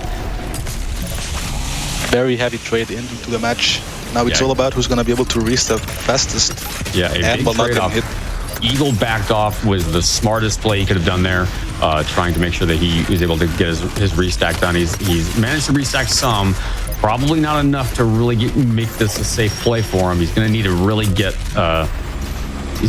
some health and armor. Oh, Sav got the red armor. That is very well play out badly for Eagle. Eagle getting a chainsaw in there, so we'll see. The stack is pretty even though. Stack is very even. Eagle got his full armor or his full ammo swath, so he can definitely start unloading if he really wants to get aggressive. Hitting very good shots. Yes, Sav is playing very well right now. He's landing a lot of really critical shots and managing to keep Eagle really back on that back foot. Eagle kind of struggling to restack. He's not having good luck getting more health back. He's getting a little bit here and there, but he's not getting a full stack back, and Sav is managing to keep the advantage. Sav going for a real cheeky shot there. Trying to predict some Hurricane's push. Hurricane's playing it safe though, because I'm gonna throw. Hurricane's also playing a little bit unpredictably as well. The probably the smartest move. Eagle getting a really good shot in there. Man, look at that. 5 health left, and Sav managed to swipe it. That was that was a close one for sure. Let's see how round 2 plays out.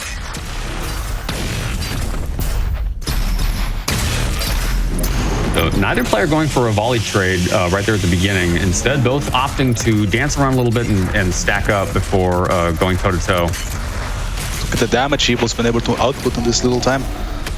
Sav now on the run. Cannot commit to a trade. Yeah, Sav is playing a lot safer. Ooh, that BFG round almost caught him off guard, but he managed to see it in time. Sav just keeps poking with the precision bolt and the ballista. Sav's also hovering around that red armor, managed to pick it up and managed to get another shot in there. Look at that. Man, that was... I was expecting Eagle to get an early lead on that one, but turns out that is not the case. So going into round 3, can Eagle bring it back? Let's see. Eagle going for a lot of cover shots here, trying to stay out of sight. Ooh. Very heavy trade. Very heavy trade. It looks like Eagle had an opportunity there. He didn't quite take full advantage of it, but he managed to get a few hits in on Sav. Sav missing the BFG round, actually hitting the ramp instead of the wall behind it, like I think he was aiming at. Or he may have been just going for splash damage.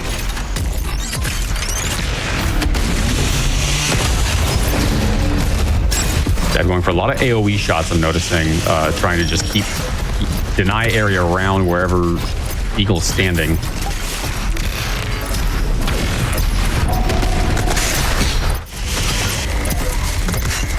Slayer health critical. Ooh, both low HP. Sav's low. Sav's low. This could be Eagle's match. Sav grabs the Soul Sphere. Sav That makes just him win. landing those couple of shots in there that managed to clinch it for him. Wow, that was very, very well done. Another 2-0. We've been seeing that a lot this event. Let's get these two back in here. What a match.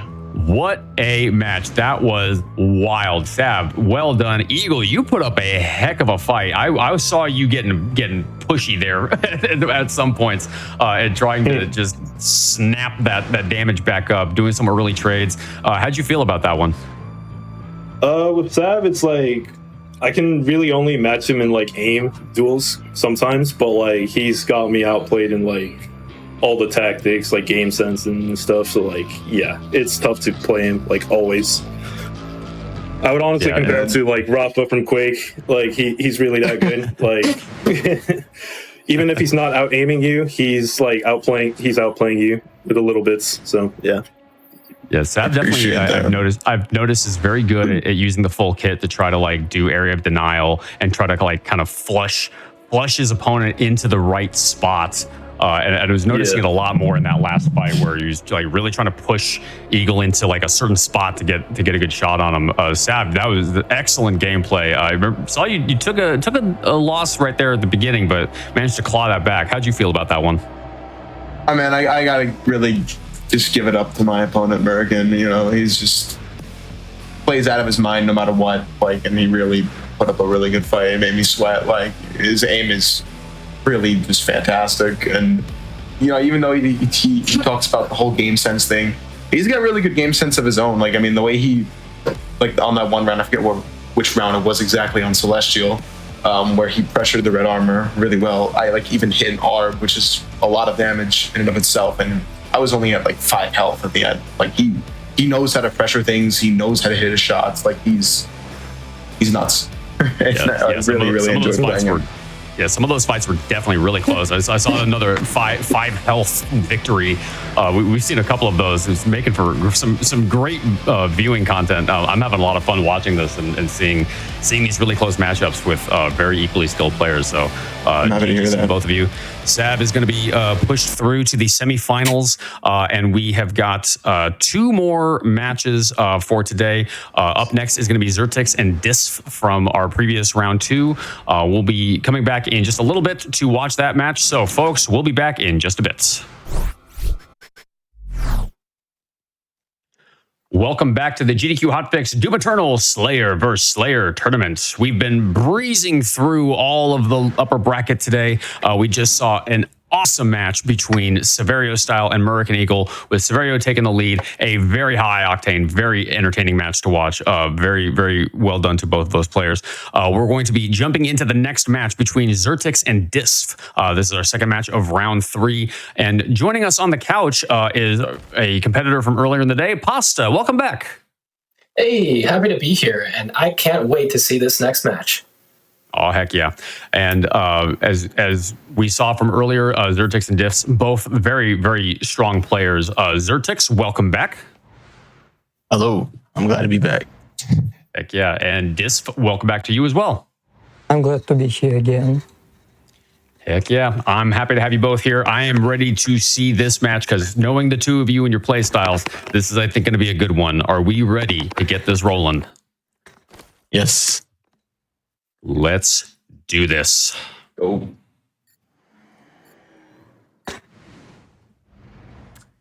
So this is going to be insane. Just saying. This is going to be a map. So I remember, Forsaken, we haven't seen Forsaken yet today. This is actually going to be the first time we've seen it. And I remember there was a bug with this map early on. If you queued in as a Revenant into this map, you would fall through the map. And, oh, really? And the match is completely soft locked. Yep, it happened to me very early on. They patched it very, very quickly, but yeah, that was a fun little bug. And that's always my memory of this map is that. So because I played battle mode pretty late, so yeah, all those crazy issues I was aware of far later on.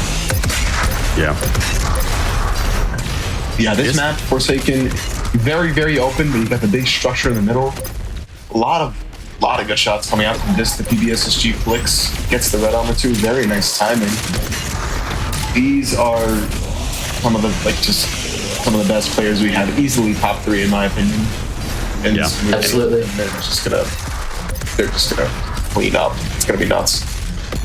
Yeah, this map also has a lot of verticality to it. Despite the fact that it's a very wide map, there's still a lot of verticality. You got a lot of jump pads. They're noticing some grapple points that are kind of very smartly placed to create some interesting placements of things. And it looks like, wow, that first match was already over. Disf taking an early lead on that one. That was a quick one. Let's see if he can manage to keep that energy up. Well, speaking of those meat hook points, Zertix just used it at the start of the match to really close the distance. That's also really important, kind of traversing around the map. And, if you're going to close the distance, try to do it in a way that you don't just get poked to death.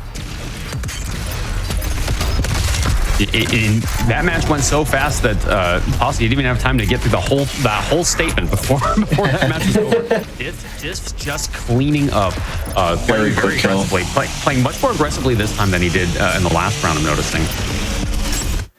And they're really fast, even just ballista boosting everywhere. Jeez, that's probably the fastest match we've seen yet. That was wild. Yeah, between these top players, you'll see a lot of dashing left and right. It's kind of the equivalent to A&D in other FPS games like Quake, any other FPS game really, when you want to move left and right, but it's crazy in this game because of the dashing. All right, so this bans 1. Let's see who bans.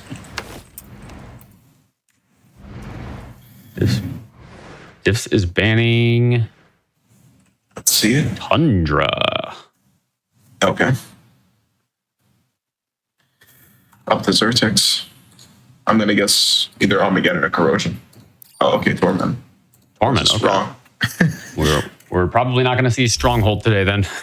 Competitors just actively avoiding Stronghold. I can't imagine why.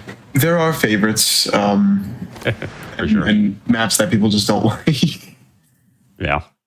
Stronghold's not too popular lately, and I even heard that it can be laggy for some people. Oh, really? Okay. That is something we do need to fix, yeah. That's good to know.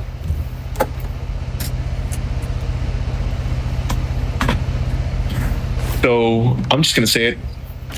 You're probably going to see a lot of combat happening towards the red armor, which is right in the middle of this map. You see the little red circle, top mid, because there is there's very little cover. There is no cover up there. So a lot of SSG, a lot of grenades, a lot of rockets. You'll see it. This map really has you brawling for the red armor and the BFG because they're in very open spots. Yeah, absolutely. This entire map is kind of an open thing. Like, even though there's like cover points here and there, it's still like so open. It's so easy to just like round a corner and see your opponent from completely across the arena. And that could open them up to some really easy shots, but it also makes them very vulnerable. Yeah. Certainly. The BFG in particular in this map is pretty interesting as it's right next to the Soul Sphere, near that little jail-looking area where the bars are. Mainly because you can, if you read your opponent, they're going to go for a Soul Sphere, you can just shoot the BFG tent or BFG orb right at the Soul Sphere. Wow, those shots were nuts. That was an interesting one. Disc taking an L on that one. Zertix on the board, yeah. To Zertex's well-placed shot, so very interesting. Let's see if this can keep that, or if Zertex, excuse me, can keep that momentum up. I don't know about you guys, but for that last round, I could not tell who was, it wasn't easy to tell like who was going to win and who was going to lose because there's so much back and forth. It's insane. Yeah. A relatively even stack so far. Good positional pressure from this, rockets from above, the classic arena FPS gimmick.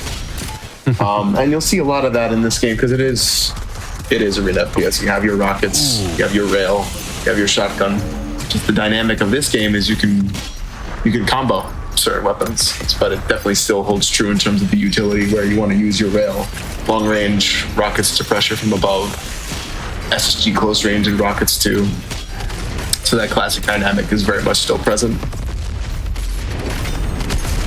Oh, what and even like playing from this, trying to close the gap.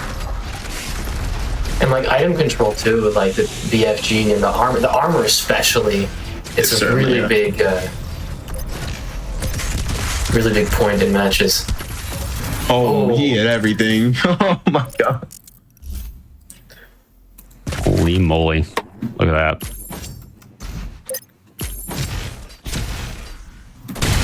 Just ballista boosting, just bunny hopping to the right and just circling around to the other side of the map. That's like, look at how fast these two gentlemen are moving. Oh my gosh. Yeah. I'm noticing that's kind of a common theme is both guys are trying to get to the other side of the arena as fast as they can. Oh. Couldn't land that final shot. Nice volley right there at the end. Managed to snipe that one. This is a very evenly matched pair we've got here. Certainly, yeah. Very intense. If he gets one more kill, this is his map. This needs to get two. Just trying to locate his opponent, Zertex, from the bottom half of the map. Ooh. They meet up. Just got a little bit caught off guard there. Zertex having a little bit more stack than his opponent, controlling the top half of the map. 5 more seconds and red armor spawns. A little bit of area denial coming from Zertex. Good stuff. Gets the armor. Very nice control. Oh my god. Oh, and he took full advantage of that red armor and laid the pressure down and managed to clinch that one. Very, very nice from Zertex. So if I'm not mistaken, this is the first 2-1. This is the first 1-1 we have in the tournament. Yeah. It is. We're actually going to see a third match for this one.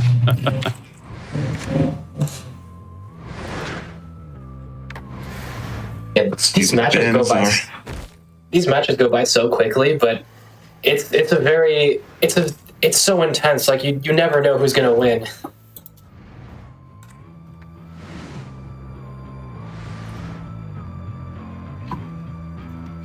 Oh yeah, absolutely. I looked away. What are we queuing up into? You'll never guess. Oh my god, it's Celestial again? Who could have seen this coming? Yeah. This map, I did explain it earlier, but the reason it's a favorite is because of how fluid the movement can be. One specific thing about this game when it comes to b-hopping is the ramps. If you jump as soon as you land on an upward ramp, you just get crazy height. And specifically the one where the Soul Sphere is, like underneath that little building. Yeah. Beam coming out from the sky. Yeah, this like just clearing the entire arena in like 3 seconds. Very, very nice.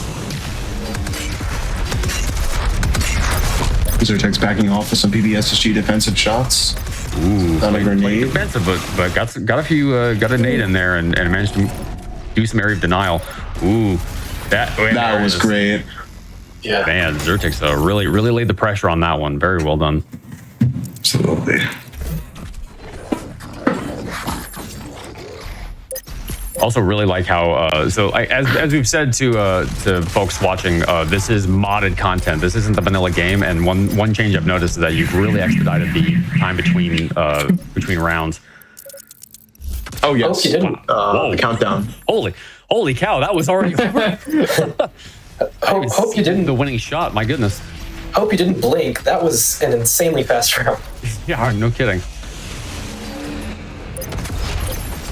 The way Zertex is trying to protect the resources with his grenades and rockets, like that Soul Sphere in particular, has been just very nice.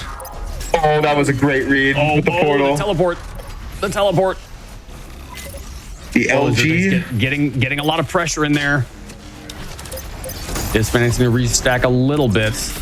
Rocket jumps up to red armor. It's a meat hook. Just near the red teleporter. Does take it. A fight breaks out at the middle of the map. Oh, managed to get him low. And oh my god. What, man, he managed to get just so many clean shots right there at the end. Very well done. Yeah.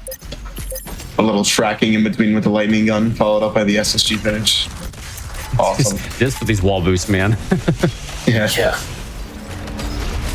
Like in a lot of matches, they'll start off with just poking and then gradually push as the two guys get closer. But this was just like, Divs just went there immediately. Just closed the gap. Yeah. Very aggressive player. Probably the most aggressive player. Oh, yeah. Times armor perfectly. Very, very well done. And in Quake Champions, it goes stopwatch. But we don't have that here. Cycling through the fodder beautifully with the flame belch and the meat hook. Ooh. But it does take a lot of damage to the teleporter. Yeah, playing around that teleporter is dangerous.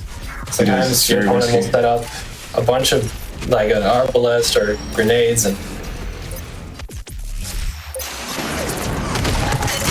Excellent restack, though. Very good restack, absolutely. Soul Sphere is up, but he's not in position for it. Taking a lot of damage. He gets the other one, but that is absolutely not enough health to sustain. Oh, and Zertex finishes it. Zertex got that, clinched that last couple shots to take it. Well done. All right. Now we're actually seeing a full 5-round match. Let's go. Wow. Final round, final game. Any man's game.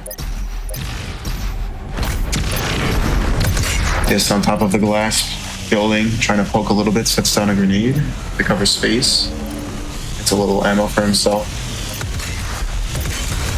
Ooh, he's not hitting the shots he needs to take. And wow. It's getting blasted open. Wow, that was Zertex playing very, very well there. That was awesome. Good stuff. Alrighty, I say we drag. I mean, that was round 3, right? Yeah, I believe that was round 3. So let's get these two back in here. Well done, you two. That was an awesome match to watch. I mean, that was our first three round match that we've had so far this tournament. And you both played very, very well, very evenly matched throughout the whole thing. Zertex just managing to get that last little clinch in there right at the very end. Zertex, how'd you feel about that one? This is nothing new. Me and Dish always had like the craziest matches, and I mean, just like always, just a crazy match. Yeah, and this definitely was one of them. Dis, how did you feel about it? This match was really insane, and as always, Xertex has the craziest positioning, etc. He's really strong player. Yeah, you both did very, very well, and it was a lot of fun to watch of two competitors who were playing at such an equal level. That was excellent. So we are going to be jumping into the final match of the SVS tournament. We are not wrapping up the day here on the GDQ Hotfix with the end of this match, though. We've still got more Doom Eternal content queued up for you at the end, but we are going to get ready for this last match between Severio Style and Zertix coming up after the break.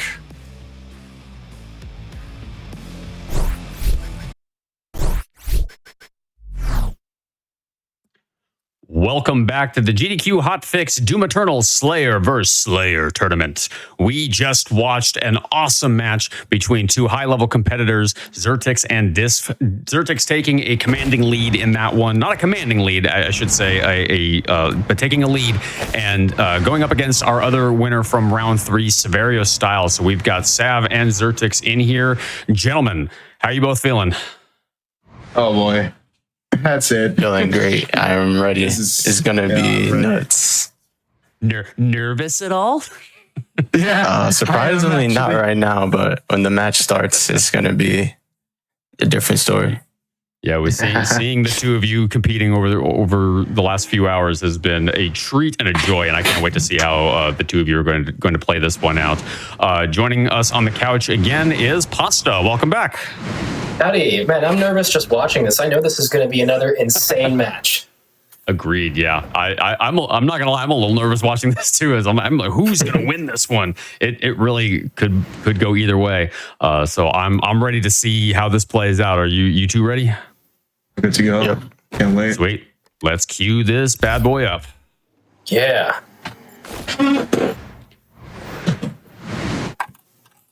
Alrighty, and we are going into Tundra. I just forget the name of this map. Tundra, the cultist base level. Definitely one of the ones that has more verticality in it than some of the other levels. So that will definitely affect the strategy. And noticing with Sav's movement in particular, this might give him a slight advantage. But Zertix has been playing well all day and could very well make this difficult on him. Oh yeah. And speaking of this map, that pillar in the middle is a pretty big playing point. Not only do you have those meat hook nodes and you could go on top of it and around it, but also under it there's a fodder spawn. Yeah, a good place to take advantage and restack if you start to run low on ammo. Ooh, Zertix getting the BFG round. Oh yeah. They're getting a little bit of splash damage. That BFG spawn also being near the tower really spices things up. Zertix playing pretty aggressively here. He's hanging back a little bit, but he's definitely going for the shots that he's going for when he sees an opening. Oh yeah. It's kind of like a balance of aggression and defensiveness. It's very situational. Yeah, oh, and they are towing on the top. Oh, Zertix getting a nice clean shot in there right at the end. Pulled out that SSG and took it home. Well done. Going into round 2, Sav absolutely, I think, still has the advantage in this arena, but we'll see. Zertix definitely played well on that one. Oh yeah, both of them are putting up a really good fight. Yeah, both playing very smart, I'm noticing. Oh yeah, especially like that last round. You know, they were playing around that red armor, and it was kind of a prediction game in a sense. Yeah, that red armor platform sort of becomes a little bit of a red rover fight. Ooh, Sav going for a BFG shot, not landing it directly, but getting a lot of health knocked off of Zertix. Oh man, he almost hit him by that soul sphere. Sav managing to get a nice little iframe protection, but it wasn't enough. Zertix landed that last shot and took it home. We are now 2-0. If Zertix can keep this pressure up, this could be a very quick match. Let's see if Sav can swipe that back.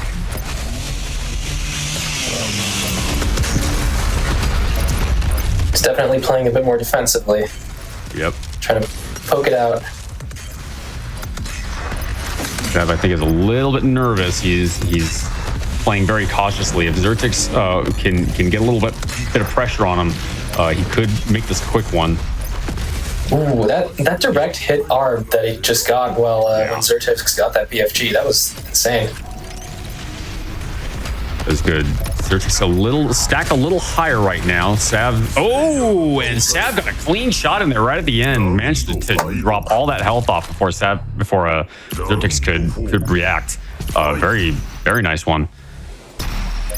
Yeah, we might be looking at a 3-2 again here if Sav can keep that up. Oh yeah, another poking. Both trying to get shots off, but both also moving very well.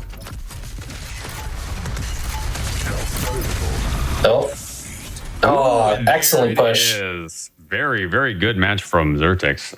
Sav did get that one win in there, but Zertix his aim is very, very clean and very, very sharp. So he's proving that he is a very top level player.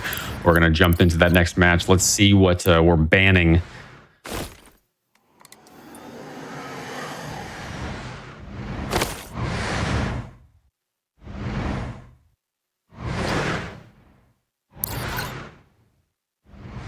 Like we're banning Extraction. And we're going back to Torment. Nice.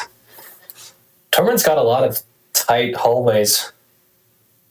Yeah, Torment definitely is a strategy arena. It's one where you have to be very careful. I think the wider your FOV, the easier it is to play out here because you have to kind of see around multiple corners at once because of just the way that the layout is set up. It's like I was saying before, it's a very big open area with like pillars and stuff that's in the way, but you can just see around corners so easily that you can just spot your opponent from across the arena. It'd be very, very easy to get caught on your back foot if you're not careful. Absolutely.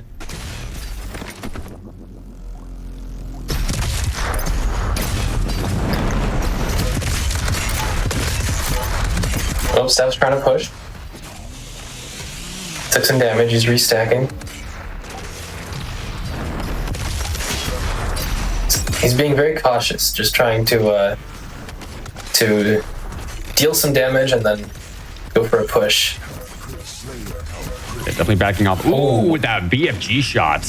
Very, very nice. That was a very close match. It was a very, very close one, but that BFG round clinched it for Zertix. Oh yeah. I like to think of the BFG as kind of a multi-use weapon. Great splash damage, but it also gets rid of the fodder, so it can be used as almost like a loot block. Yeah, kind of, yeah. That's a good way of looking at it. Soul Spheres are also somewhat multi-purpose. They do give you haste, so sometimes a Slayer will take them just for that speed boost to make him harder to aim. True.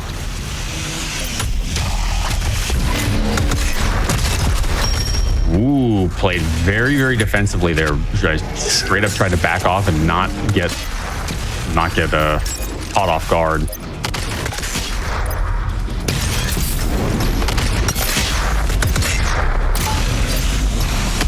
They're both restacking.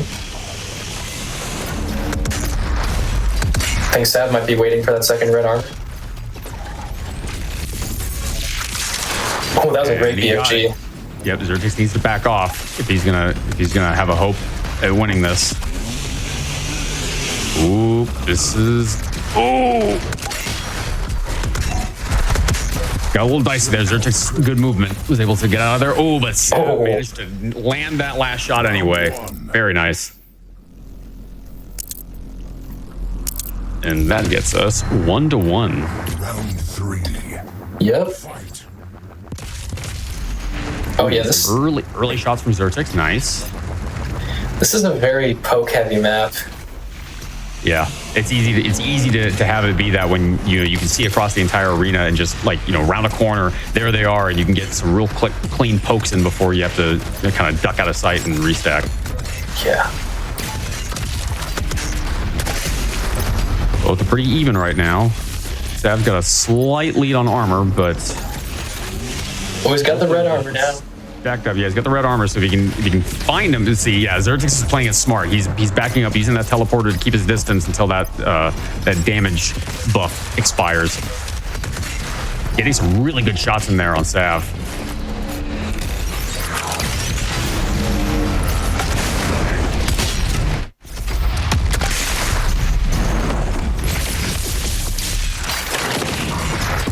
Sav doing a really good job at playing hide and seek and kind of spotting when he needs. Oh, I think Zertix denied Sav the red armor there because he grabbed it for himself.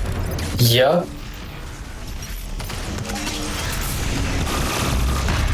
And Sav did a great job of just staying out of sight and not getting hit. Yeah, it looks like he was trying to go for that red armor, and then as soon as Zertix showed up, he realized that was not a fight he was going to win, and he backed off very smartly in order to kind of save himself for another day. Absolutely. This is turning into a pretty long match. These two are really going toe to toe here. Oh yeah. Time feels a lot longer in this game. It's only like what, less than 2 minutes. Yeah. Ooh. Because there isn't really a single dull moment, really. Zertix almost got this. Oh, couldn't quite close out that last shot before Sav restacked. Yep. Sav's trying to predict him and going for that red armor. Go for that soul sphere too.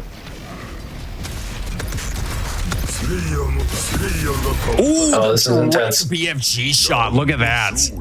Wow. That's the second time we've seen that so far this match. Wow.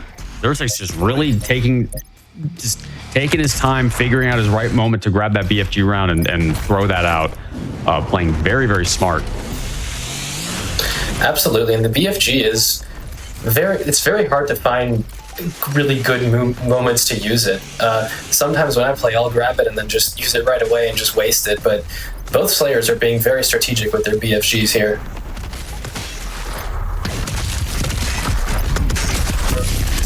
Ooh, Zertix putting a little bit of pressure on to kind of keep Sav off that platform. Yep.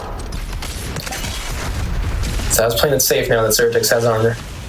Yeah, both of them are trying to camp this red armor spawn point. Yeah.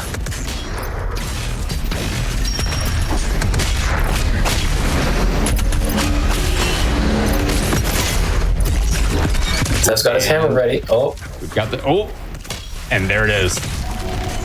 Oh no, wait, just kidding. That is not it. That looked like it was it, but he managed to sneak away just in time before that last shot landed. Oh yeah.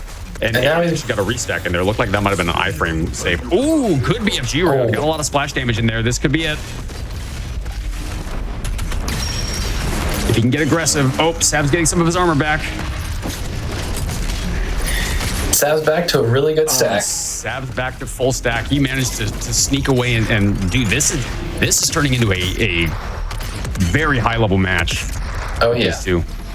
It's that back and forth. Like, it's so unpredictable.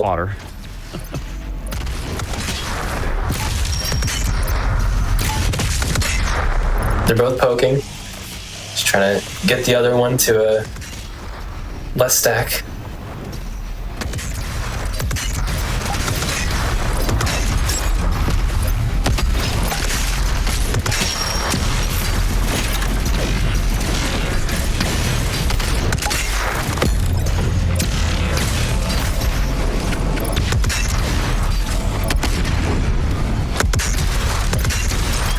Zertix trying to close in the distance.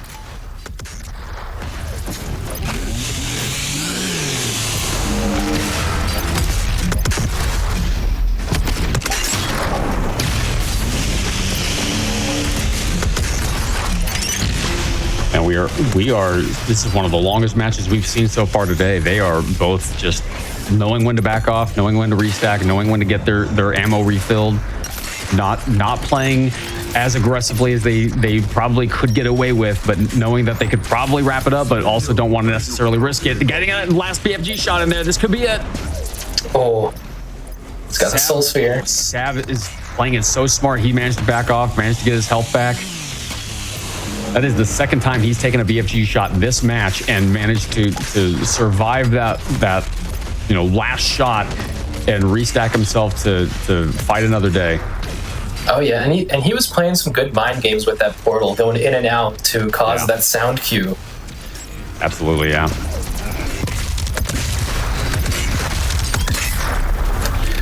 SVS has a lot of room for just playing mind games on your opponent and just really trying to juke them out and like be unpredictable. Sav playing defensively, and there it is. Wow. That Sav, I don't think, was expecting Xertix to be right there, and when he saw him, just immediately backed up, but Xertix took full advantage, and that was it. Yep.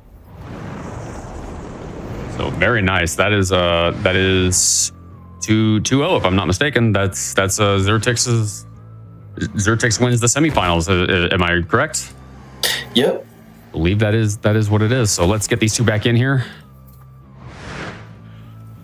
Holy moly. You two. Yeah, that was wild. That was a long match. That was definitely the longest match we've seen today. You two playing at a top level. Sav, I noticed you were on your back foot a lot of that time. You got hit with that in that last match. You got hit with the BFG twice, and still managed to back away good BFG and restack. Yeah, you played that one very, very smartly in so many places, and also Pasta noticed that you were playing a little bit of mind trickery with that portal to try to juke Xertix out of hiding. How'd you feel about that one? Oh yeah, it's pretty interesting with the portal. If you back into it quickly twice, the sound effect only plays once. So you kind of like, yeah, it's exactly that. It's a mind game, making him think how many times I entered the portal. But he had me under control really well. Like again, his aim is on point. I was missing far too many shots. But it is what it is. Xertix, I gotta give it up, man. He's insane at this game. Oh my god. Yeah, Xertix, GG's, well done. Going into the finals tomorrow, how you feeling right now? I'm pretty happy. I need to get a tournament win under my belt, not gonna lie. Maybe this is the one. We don't know. We'll see tomorrow. We'll be tomorrow we'll be doing the lower brackets and the finals match. So we'll see who is the ultimate Slayer after tomorrow's queue up. So thank you all for showing up today and competing. I'm so happy we get to finally show SVS off on GDQ Hotfix. This has been a ton of fun to watch. I've been having a blast watching y'all just snipe and pot shot each other over these last few hours. So thank you again for agreeing to be here and for showing off all your gameplay. I appreciate it. Oh yeah, it's been great. Thanks for having us. Thank you for having us. Yeah. Absolutely. Yeah. So, folks, we are going to be, we're done with the Slayer vs. Slayer side of the Doom Eternal special for today, but we're not done yet. We've still got more Doom Eternal coming up for you after this.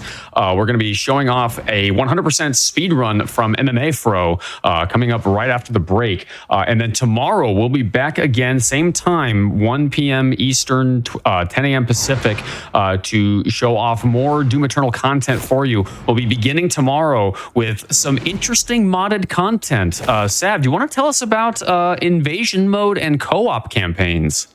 Absolutely. Those are some of the other modded multiplayer modes we have. And I mean, just like SVS, they're extremely polished and have been worked on for a number of years now. And Velser, who is the creator of actually all three, SVS, co-op, and invasion, I know he's very, very proud of all three.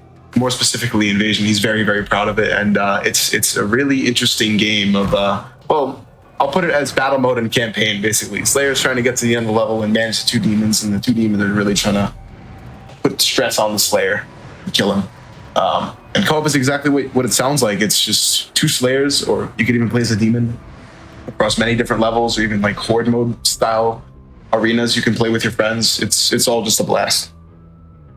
Yeah, we'll get to see those tomorrow. And Velser, the as you said, the creator of these modes, these multiplayer modes, will actually be here on the couch to commentate through those runs. So I'm very, very excited to see that. So thank you again to all of our competitors. You have all fought very valiantly, and you all are all playing at a higher level than I ever could. You would all wipe the floor with me pretty easily. So, folks, we're going to take another quick break, and then when we get back, we're going to be seeing a GDQ Hotfix premiere, I believe. We have shown off Doom Eternal 100% restricted before, but we've never shown off Doom Eternal 100% restricted on console. This is going to be a GDQ Hotfix first, so we'll be back in just a little bit after the break. We'll see you soon.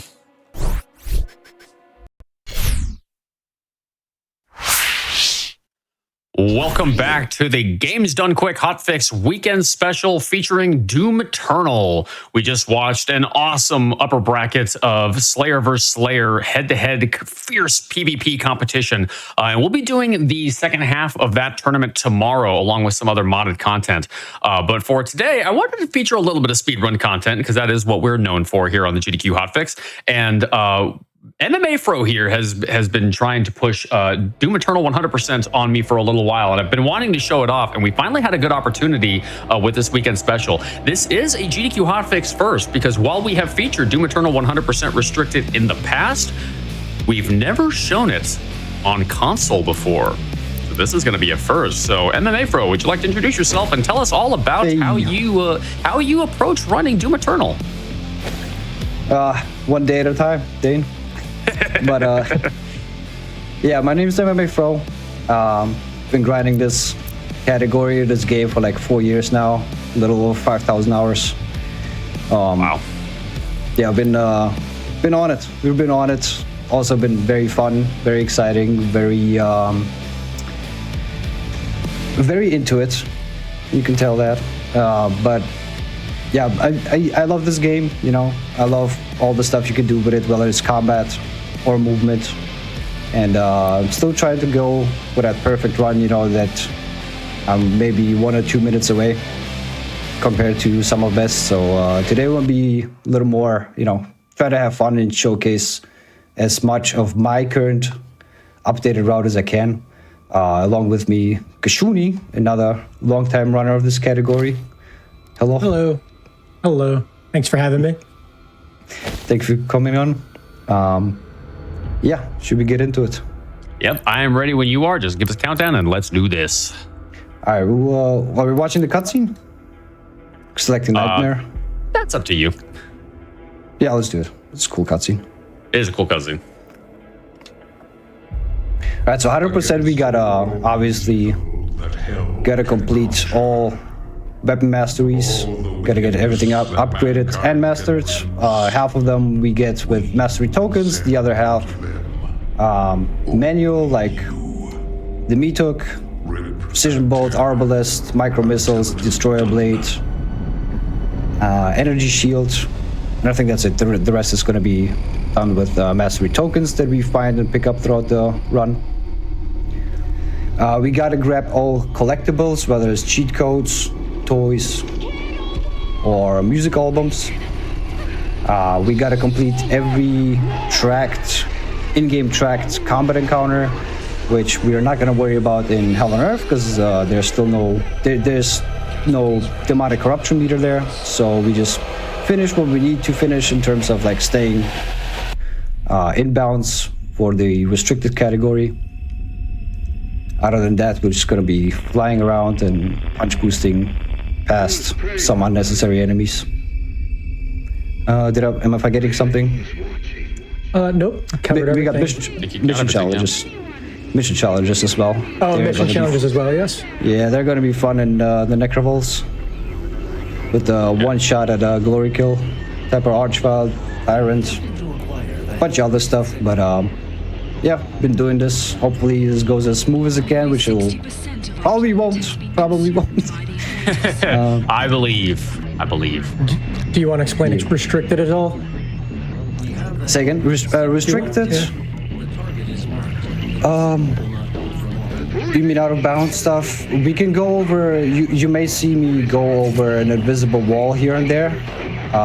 However, it's going to be within the restricted rule set, simply because the ones that we go over are ones that can get despawned by finishing an encounter, and therefore they are part of the they're inbounds basically.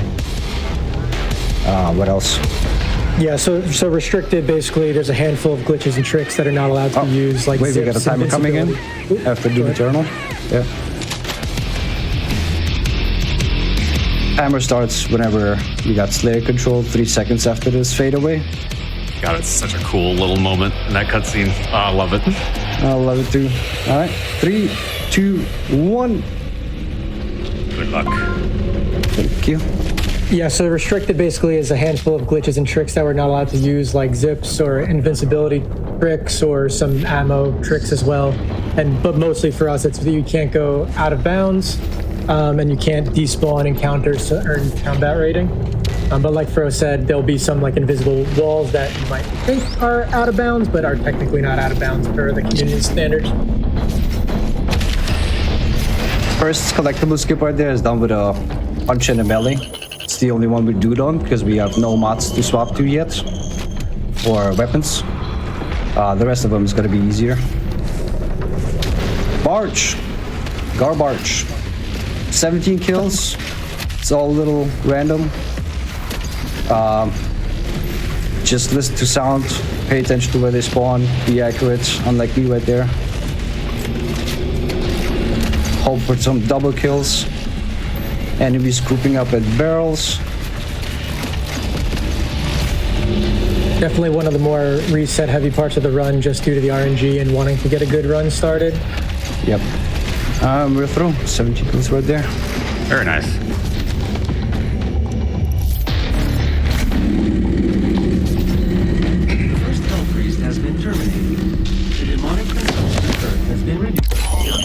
Something I always thought was kind of interesting with this game is how they give you so many upgrades right there in the first level. Like you get already, it's like two or three weapon drones, like right off the bat. 3, yeah. Yeah, 3. No, That's 3, wild. 3, yeah. Right there. I'm gonna first punch boost right here. Oh, good zombie, good zombie. Boom, and we're out. Nice. Very nice. Got the heavy cannon. Yeah, and we are thankful for those weapons, because if we only had the combat shotgun through Hell on Earth, it would take us quite a while. Be very miserable. Yep. Good ops. And what you saw there, was a punch boost, which is basically like when we punch enemies in this game, you sort of lurch or lunge towards the enemy. But if you could prevent that collision, and by having a little bit of geo in between him and the enemy there, he's able to maintain his speed upwards, is how he got over that wall with that punch. There's a few different like variations of punch boosts. Another one that you'll see right here. Yep. Off a dead turret. Nice. Dead spider turret. Invisible wall that gets despawned if we clear that encounter right there. But I never do, because I want that invisible wall for the grab and like the shortcut to the yellow key card. Ooh, nice little zombie slap. Thank you. Nice.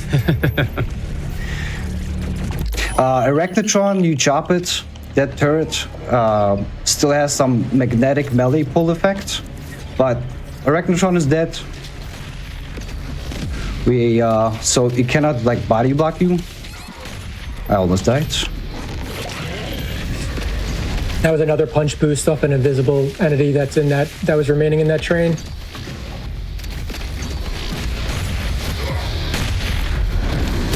And he just picked up the precision bolt, which we'll be using heavily throughout the run.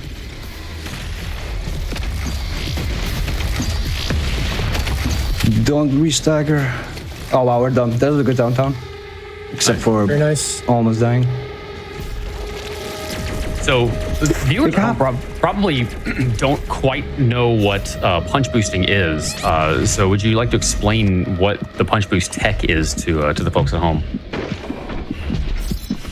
Right. So basically, yeah. So punch boosting is like when you try to punch an enemy in this game, you lunge towards them, right? So like the problem is you would maintain a lot of the momentum if it wasn't for the collision that happens. So when we're punching into something that we're trying to gain speed off, we're trying to like prevent the collision that's going to slow us down after that. So if you put a little bit of geo between you and that zombie, like in the first arena that he did, you just basically maintain that vertical speed over the wall. I got lucky with the Kako trying to bite me instead of shooting. I'm very low HP. You got this, I believe. All good.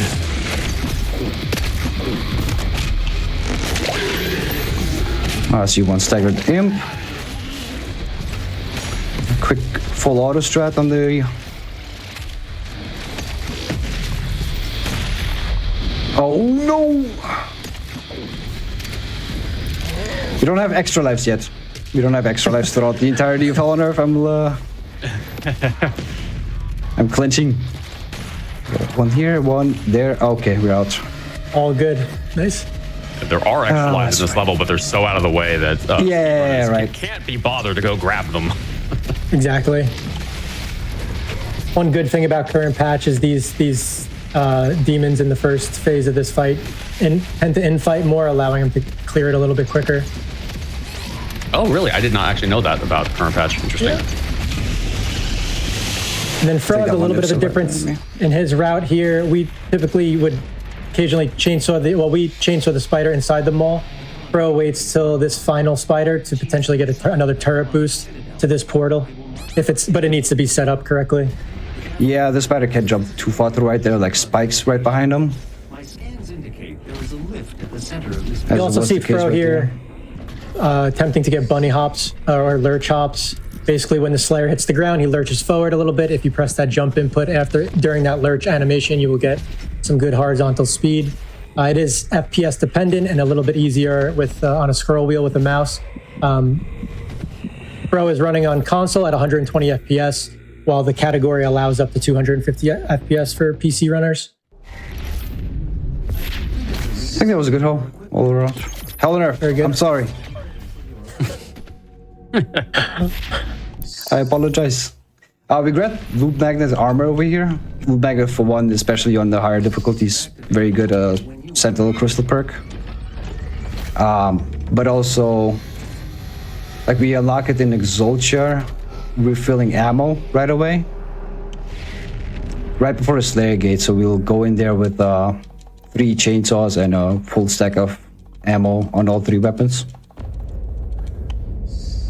And this is the level where we're going to get dash, which is going to change things considerably, I bet. Right. We got some fun dash boosts, wall dashes. Good. We also get extra lives. Yeah. Just so yeah, punch boosting. Punch boosting is one of the ways we get speed. Yeah, dash we'll get here, and that's going to be another way that we generate a lot of speed throughout the run.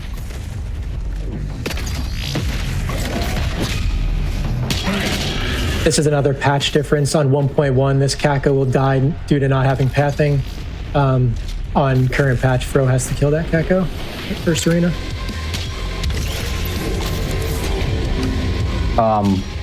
This next major fight is gonna have a more recent route change from myself. Taking one of the Arachnotron turret boosts that you saw halfway through Hell on Earth, and try to skip as many monkey bars as I can going to the first secret encounter. I'm like the only one that's using that route, but it also not a bad idea as it removes routed in bunny hopping, so you know it can be very fast.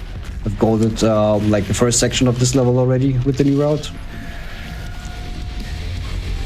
That first rune that Fro just picked up was air control, which allows us to have a little better control of our movement in the air. Very important for movement throughout the run. Hoping that soldier is dead. Yep. Okay, stagger him. Stagger him. I said stagger him. All right, lining up imps here. Did I get him? So he's sitting down here to try to get the spider in a good position. And weapon wheel. Well, let's get one monkey bar. Very nice. Gonna hit a death plane to get back to the Kakos. Next punch boost incoming. Same applies to the Kako corpses, as you see right now. Flying through them after the GK. That's only so works cool. with the front side GK, as far as I know. Alright, dash coming up. Just spam jump on these chains. Mr. B up. Alright. And here's our dash. Extra life grab. And we got our first wall dashes here. Yep.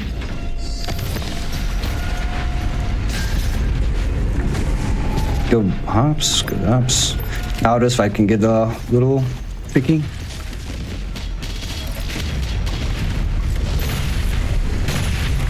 Ooh.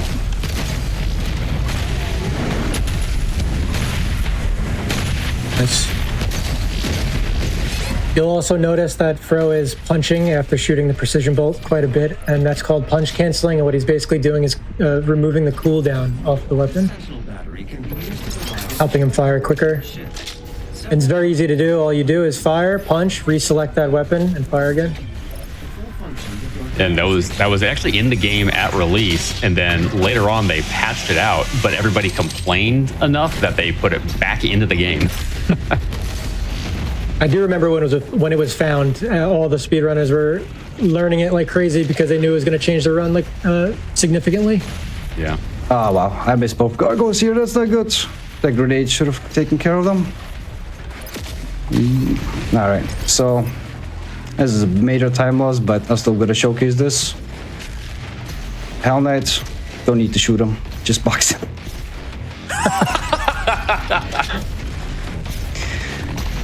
That's like Looney Tunes level stuff right there. Yeah. It's not the fastest possible route in there, but it's too funny not to do it for me. It's the most fun. Yeah. Yeah, missing the. I think the grenade placement there was okay, but just the timing. That wave down there doesn't exist until I hit a trigger, like proximity trigger, and so my timing of hitting that one was a little off.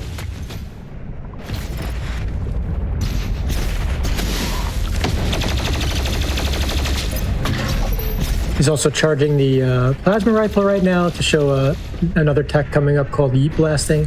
It allows for additional damage with the plasma rifle Heat Blast. We'll get a kill on that with it soon. Why? You can't resist. I know the reason why is because we're just waiting for the doors to open, but why? After 5,000 hours, you look for your own entertainment in the game sometimes. I am. So that was an attempted Yeet Blast, basically done by primary firing the plasma rifle and then switching weapons and continuing to hold primary fire and hitting a secondary fire. And basically, that allows for 3 to 4 times damage of a Heat Blast. Only really doable in the next basically level. And we'll explain why in the next level. Oh, I got a spider up here. Oh my god, yeah, they're all gonna take my extra lives. Cool. Oh, rough. There's also the only one that, Fro does this strat where he tries to leave the spider till the very end to hit a turret boost for extra speed coming out of there. Yeah, ideally, it's not that spot for the spider, and I'm like flying all the way to the battery, but not easy. You saw another animation cancel on the battery, and those animations really do add up throughout the run. Important to hit them, and they're very easy to do. A big skip coming up after this next encounter. Gonna be a ledge boost into a punch boost. Very accurate, very like hopefully accurately set up. As the big purple goose section with the 2 zombies and the spider is not tracked. We can just move on. Get the cack out of the way and set it up. I got one right here. Ledge boost, go down, look there. First try, baby. Very nice. Oh! And you can see it, so like, oh no. Take a break, take a break. Well, he's just demonstrating how much time save you get by skipping all the animations. You're right. If you add up that, you can see. I mean, it's perfect. And during that animation, I was able to do my taxes and get more coffee. So now we refill all the ammo and the fuels. Yeah, so when you pick the ammo crystals and the sentinel crystals, it refills ammo. We will use that a lot later for BFG routing. But for now, we're using it to get max pips of the chainsaw and just have good ammo going into the gate. Spider's not dropping down. Usually there's punch boost here. Yeah, there's multiple strats here for Fro. Nice. Do both of them. Okay, not hitting that second ledge there. I'll go for this third plan B. Showcasing all the strats. Ooh, nice one. Yeah. Yeah, usually it just goes ledge grab to ledge grab. Sometimes if the spider is really close on top of the ledge where he just stayed, I can do even ledge grab into punch boost. Very risky, so I didn't wait for it even. Fast gate right here. We got like 5 to 6 heavies.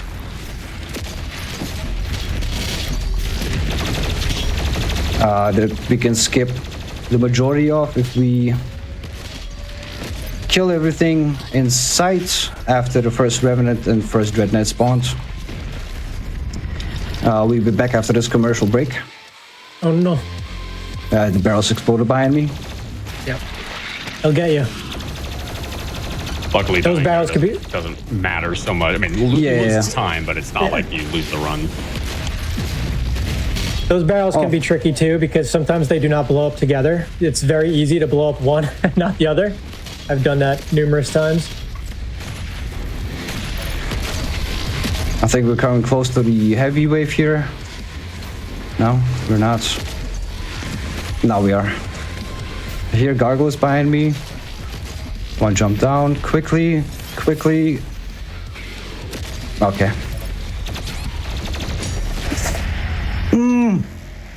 Where is that Dread Knight going? Rough. Wow. This is probably the hardest Slayer gate in the game, I think, because you still don't have your full kit yet, and you're dealing with some really beefy enemies, like all stacked on top of each other here. Yeah, if I get more gargoyles out of the way before that wave hits, we're not gonna deal with too many of them, right? It's definitely tough because they could just kind of get underneath you and smack you in the back and stuff. Probably second to Arc Gate. There we go. That's how it's supposed to look like. Yep. So there we go. You know, first try, baby. Let's go. Got it. Also, Gargoyle's worst enemy. Yeah. One more extra life before we enter Cultist. Chain Hop coming up. That one can easily kill. A lot of paces or runs. I've never been able to do that dash boost consistently. Yeah, it's finicky. There are some alternatives as well to get up there.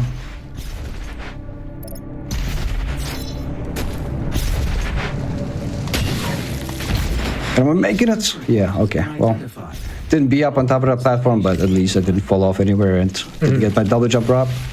We take these. Yeah.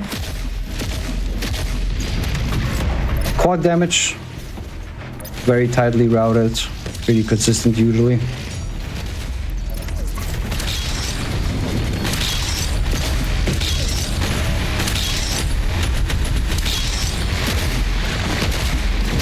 Usually.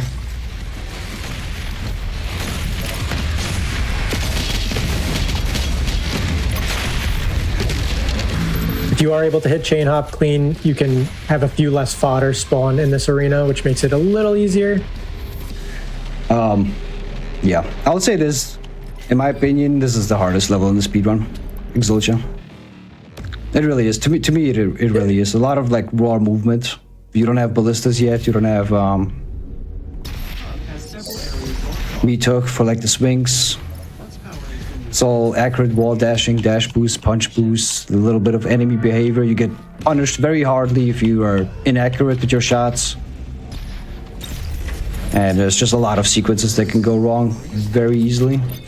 Yeah, a few really big skips. Yeah. With your restricted arsenal kit, unlike, for example, where the same stuff can happen in our complex, you do have just like double the amount of weapons and like more ammo to like fix your problems in our complex, right? And here it's just all man, I can't even use my precision bolt right now to like kill that gargoyle with a second shot. Yeah, well, the three biggest skips of the level being Weaver, the Gate, and fast gate and the chain hop, like they all come in the second half of the level, and they all have the ability to lose you like a solid 20 seconds. Like if you miss them, Yeah. like it's like if you miss one of them, you know, it's if you miss all three, or yeah, you're basically resetting at that point. The Repertorium, we cannot skip this during the run. There's just no way. One thing we didn't explain when he picked up dash is that there's a few different types of dash tech that he's using, the wall dashes. So similarly to like punch boost, how he's trying to, well, you're basically trying to avoid the collision that's going to slow you down. What you're doing with these the wall dashes is trying to get rid of the deceleration. So by dashing into the wall, he's doing a diagonal wall dash, but you're hitting the wall at a 45-degree angle or more, but roughly 45 degrees is kind of a good spot to start at. But you do that and it cancels the deceleration part of the dash, and that's how he's maintaining that speed after it. But you'll see him looking straight while he's dashing into the wall because he's basically pressing diagonally on the Right. stick. Like that. Nice. That's hard. Good nice. one.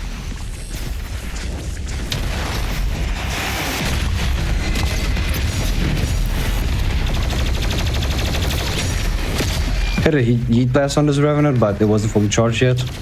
Had to kind of like focus on the B-hop instead of holding down fire. Yeah, good start here to kill this though. Mm-hmm.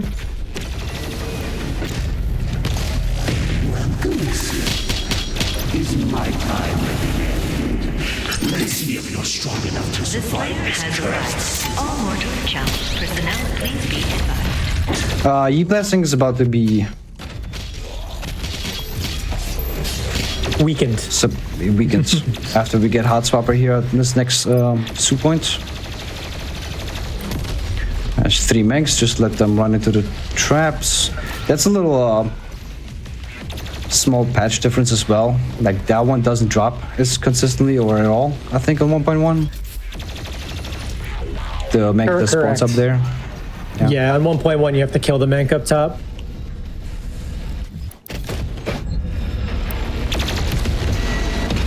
Yeah, so he took his first Praetor Soup point perk, which is a Hot Swapper, allowing him to change weapons faster. And you'll see a good demonstration of that soon during Triple Mank Arena.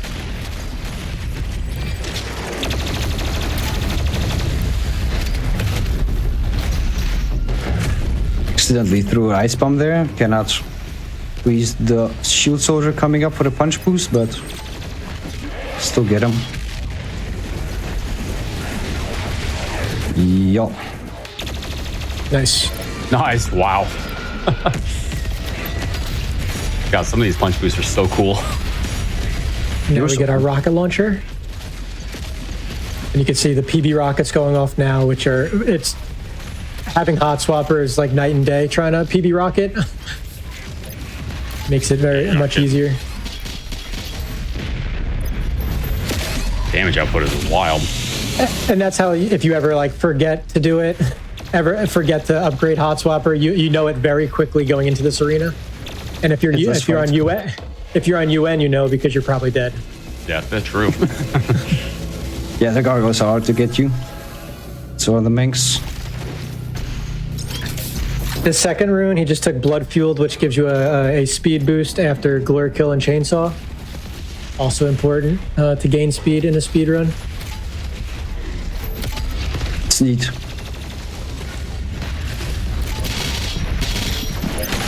That is a new enemy that's exclusive to this game, and definitely an enemy that everybody loves and nobody has ever had any frustrations with. The Whiplash.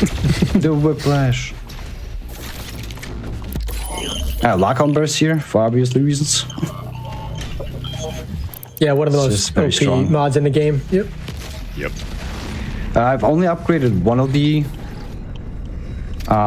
perks for it. It's basically so I can get to some of the other upgrades coming up in the run a little sooner. Yeah, normally we would upgrade both, but he's just doing the quick lock on there to do the different upgrades sooner. Random Kaku spawn, 4 different spots. Of course, I check the one where he spawns last. Classic.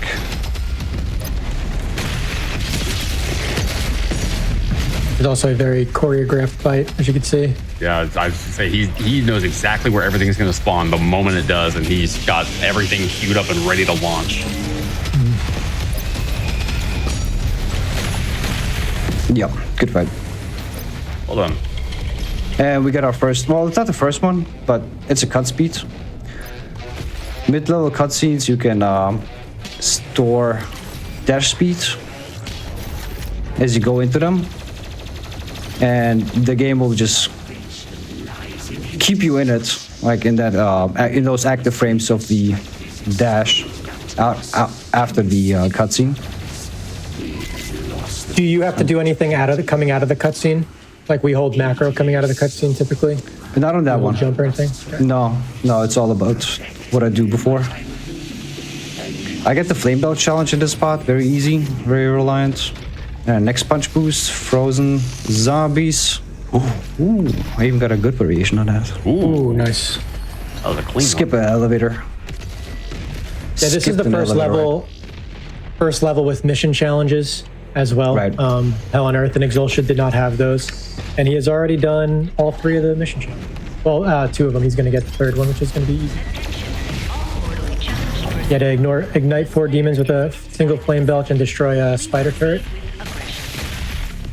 The last why one is he just to get the sliding? Sentinel Crystal.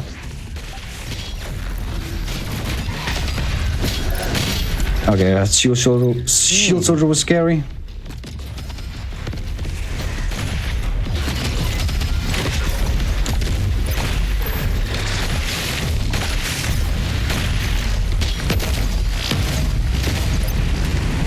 Meg's taking a delayed.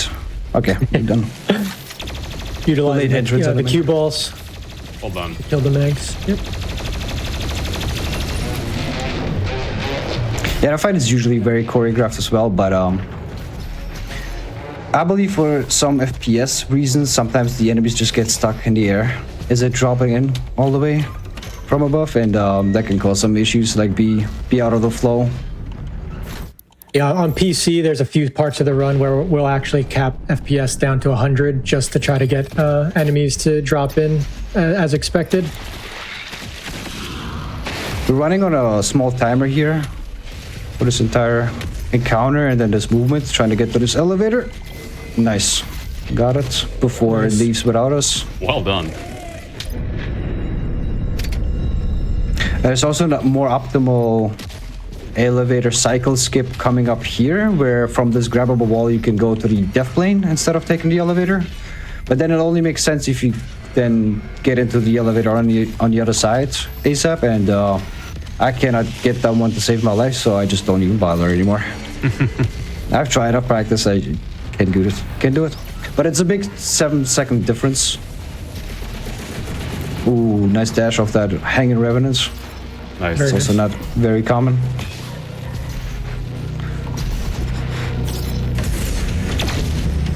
Nice, Steve the Revenant. We got some battle mode action coming in here. Yeah, the one section of the game that makes no sense more than any other. Some battle Play mode as a marketing. Revenant. Yeah, marketing for battle mode.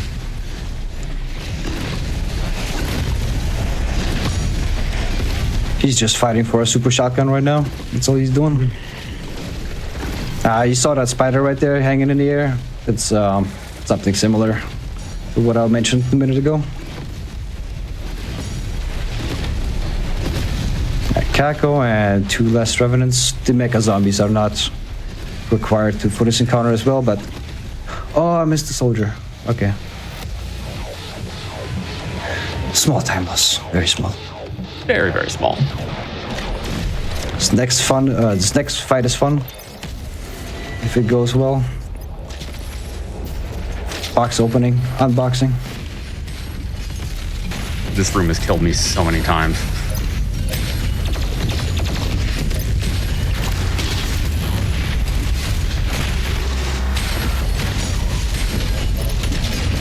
So it's good to use the cue balls for the most dangerous. Yep, that was good. That was good. At first, cue ball was a little hesitant, but we got him off on the mech. Getting up to the super is also very finicky. He has killed paces multiple times. Let's see. Nope. All right, well, good enough. There you go. Nice.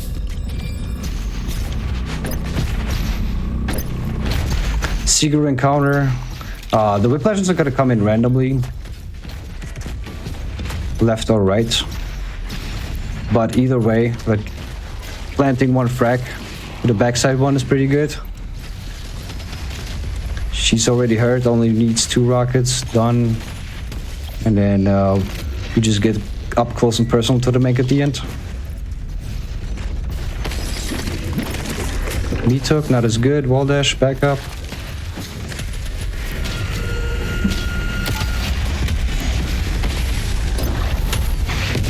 Alright, this is done. Now there's a lot of waiting time for the Skaka Demon. So this is where we grab the collectible back here. Grab rockets, come back up.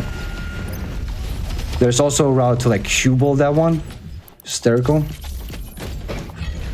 SSG is upgraded, I can start earning my 50 meat hook ticks and faster monkey bars, faster ledge grabs. And I think we forgot to mention that we also got faster dasher, allowing to dash. Oh yeah, the Sentinel Crystal earlier. Yep. Is this corridor clean? Yes, it's clean. A lot of different ways of getting on top of this trigger, but that Doom Hunter, I just bang middle dash boost on top of it. Got it. Pretty consistent.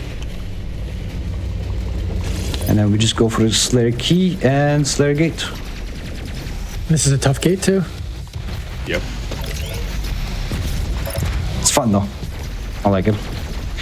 This turret is not fun though. Get it away from me.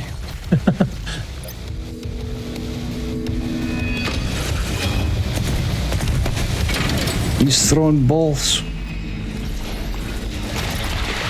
Alright, 4 soldiers and 1 Makebus need to die ASAP for me to start the next wave. 1 soldier, 2, 4. Okay, now I'm on the timer. I got 3 fuels. Me took Tick Prowler. Nice. The next one down here, that's not good, because I know... Okay.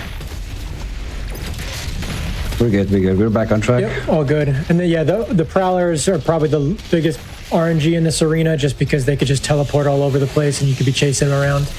If you can't catch them in the middle of like the choreograph sequence, you'll just leave them to the end. But if we have a chance to kill them, for sure, always looking for them. They like to play tricks sometimes, though. And fun fact about the Prowler, for any fans of Doom 3 out there, the Prowler was actually modeled after the Maggot from Doom 3, another teleporting enemy. I have to play Doom 3 one day. Hear about the flashlight. Interesting, I'm only charging 1 charge of the Heat Blast. It can cause a shield soldier shield to explode and deal more adjacent damage. If I get good RNG, that's gonna kill the Erectatron a little faster coming up in this next fight. Okay, where's my movements? 2 Revenants first.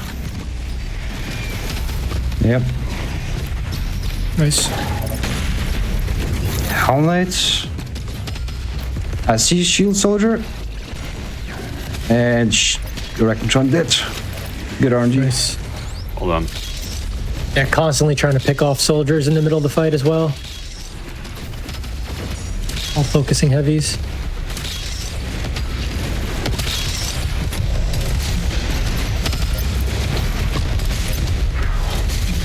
Is a soldier back here somewhere?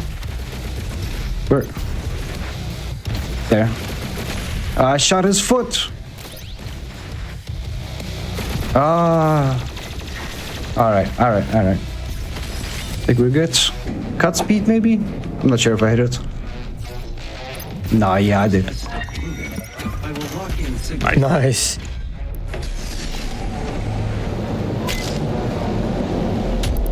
That is cultist. That is cultist base. Did I lose extra lives? I don't think so. I think you still got 1. Yeah, I think you didn't lose one on that level. Yeah.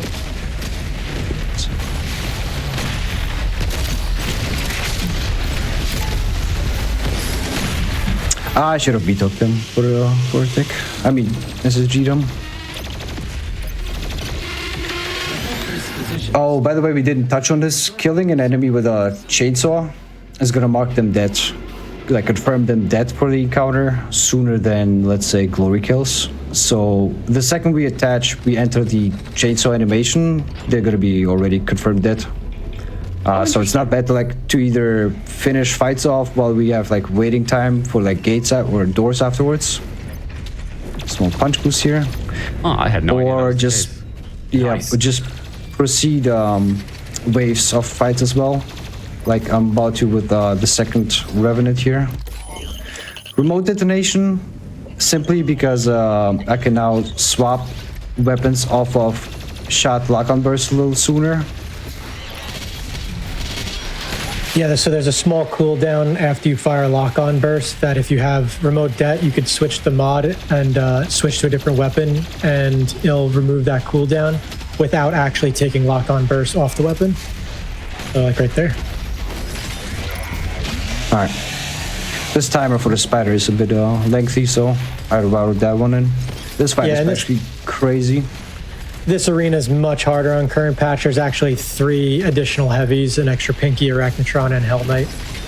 That Fro has well routed, obviously, but yeah, it's definitely one of the biggest differences in terms of like a fight, how they change fights over time with patches.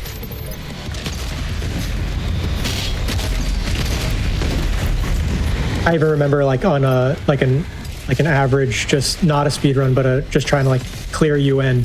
This fight was always a pain just because of all the heavies that they added. Oh yeah. Yeah, I got a little stuck on the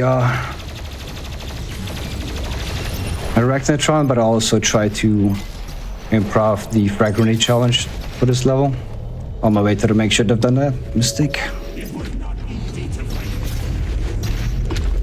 Alright, some wall dash and another cut speed.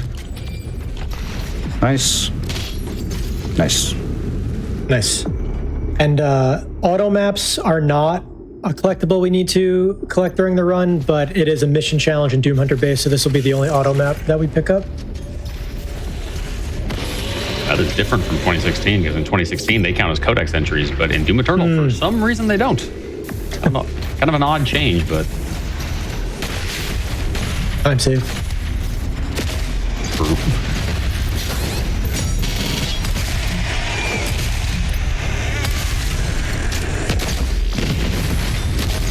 A little hairy there, but we got them all and proceed. Nice. Good move. Savagery picking up here. For faster glory kills, gonna be relevant right away on the Doom Hunters. Yeah, these next couple encounters are all a little dangerous. Yeah, run killers for sure. Went well.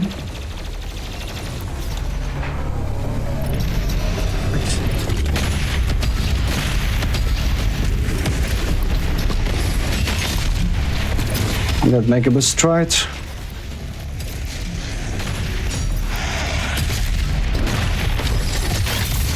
Is this the last soldier? Yes.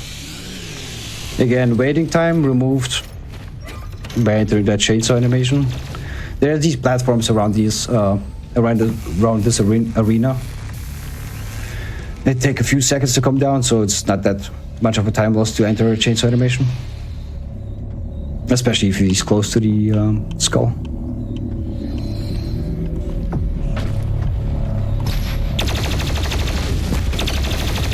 Got Skyhook coming up. Yeah, one of the more fun tricks of the run to watch. If done correctly, let's see. I'll get an ice bomb ready.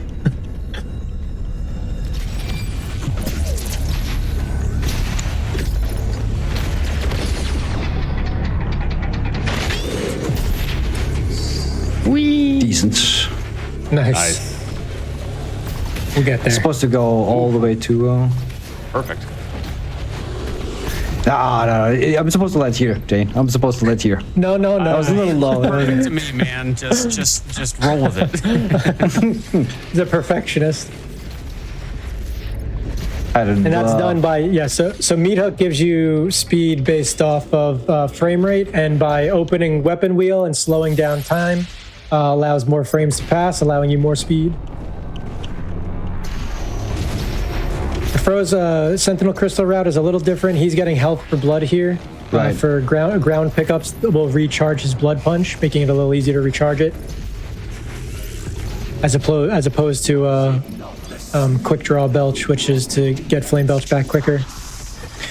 Now with the helpful blood crystal, I can now earn blood punch refill by simply going over health, which are there's like a good abundance of on the way to the boss fight. Right now I took some damage, that's not good, but I'm also very close to the blood punch refill. There are 2 here on this side. Collect the soldiers, shells. There are another 2 health pickups here. Almost got it. Yep, good wall dash. Nice. Otherwise, you know, if you don't have that and you don't have blood punch, you want to have blood punch for this boss fight coming up because it's they're very weak. The Doom Hunters are very weak to it, and otherwise you would have to be farming glory kills at this stage. Now for a fight that I've never died on once. Absolutely not. Never died once on this fight, ever. Not a single time. Nope, not me. Alright, my lock on burst is going elsewhere. Okay. Yeah, it was a good one cycle to get him off the sled, though. Always good when you're not taking any damage getting him off the sled. Menuing precision bolts, barrel immunity, barrel ammo, and we are restacking frags right away with this upgrade. Smart. We're being smart. Yep, that Praetor point or suit perk gives him 2 frags now, and it gave him back his aids. Some sky rockets to like be in the air for his iframes, and he still need 2 rockets from over here. He's not supposed to jump where we are here. Ah, that's perfect timing, Doom Hunter. Perfect timing. And this is another patch difference. You can freeze the Doom Hunters on current patch as opposed to old patch, so it's a little bit of a help at times. Ooh. And these Doom Hunters have a little less. The first Doom Hunter up top requires 3 lock-on bursts after off the sled. These 2 require 2. A little less health. Very nice. Always a tough fight. Yeah. Many Slayer helmets left on the ground in that one. Get the ballista. And some more Sentinel crystals.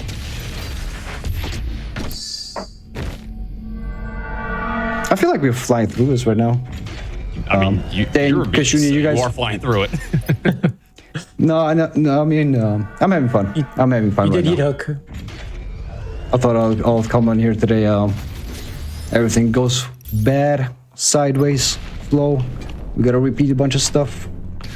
Yeah. So this we're kind of on a slowdown period where we're just sticking batteries in. Right. A question's been coming up in chat asking why you're shooting the ground with the plasma rifle. This is actually something that's done the same in Doom 2016 and Doom Eternal. He's charging the heat blast because I don't know what the controller equivalent is, the right click for on mouse and keyboard. No, the alternate fire of the plasma rifle is the heat blast, the one that picked up in Exultia. Yeah. Yeah. And I can see the confusion too. Super Gorn, as we actually start charging it, we want 1 charge of the heat blast because the first picky glory kill, which is a mission challenge in there, is going to be set up with 1 heat blast from the front, 1 precision bolt shot in the tail, and another couple bullets. We'll see it right away after this first arena. By the way, I don't have extra lives, right? No, yeah, I lost. Yeah. Okay, we got 1 charge. I think you lost the first arena, DHP.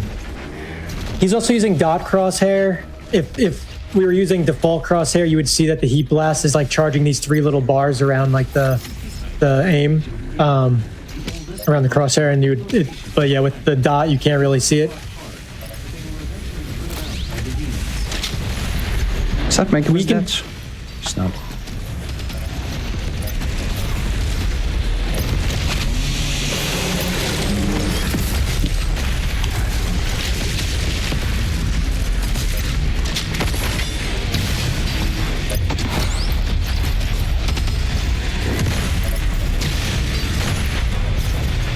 Yeah, he's not. How the hell, my man? Alright, here we go. Alright, first glory kill. Just like that. Very nice. Yeah, 3 different glory kills for a mission challenge on Pinkies for a mission challenge here. There's a nice neat out of bounds kill on the far Mank. He just gets stuck in the air if I like precisely time his cannon break there. And just dies by himself out of bounds. And that's the only mission challenge that Fro needs to worry about on this level, because the other 2 are just to acquire a weapon mod and to complete both secret encounters, which we have to do anyway.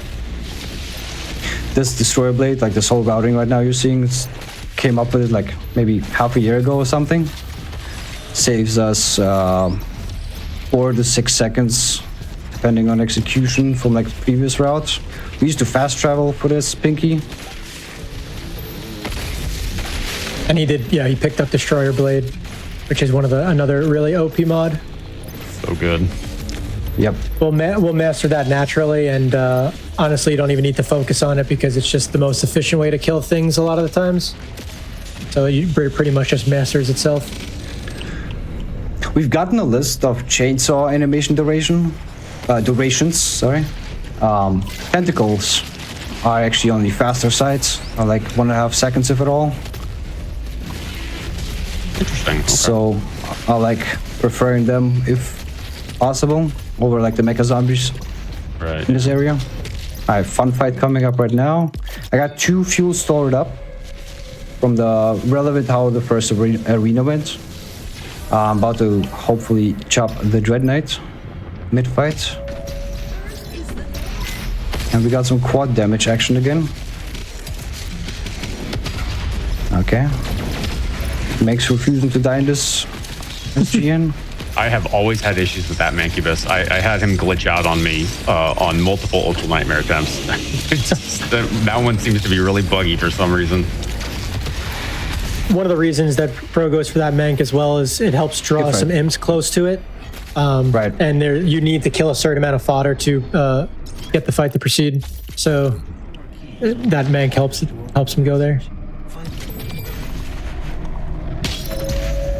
There's another Pinky here, but I started skipping it. It's just, to me, compared sequences, it's faster to go to the next Pinky in like the acid arena instead. Okay. Dang.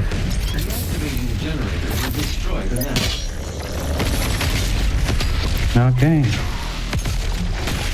Well, gotta tick out of that.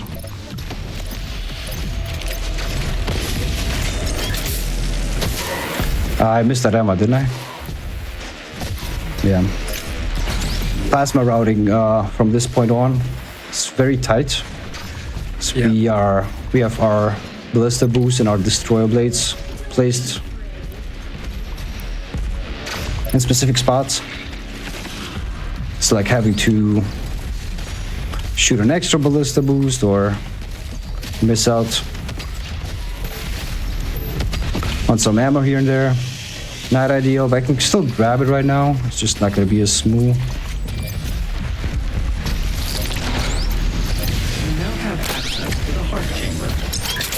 Alright. There you go. Alright, we're good. We're good. At 75 at this point, can still boost and D-blade. Where do you get your Pinky ticks? Oh, you get the one after the buff totem arena. Right.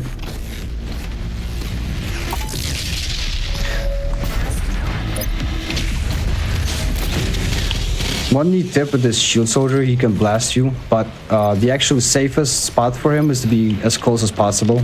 So he doesn't shoot, but tries to melee you instead. Okay, Dread Knight wants to die now. He can get that. Get out of here. Yeah, I got the Blood Punch stored up at this stage, literally just for him, because I'm not going to use the Freeze Bomb. Instead, I will use it right on his Gargoyle. What is Punch Boost? That's a good punch boost.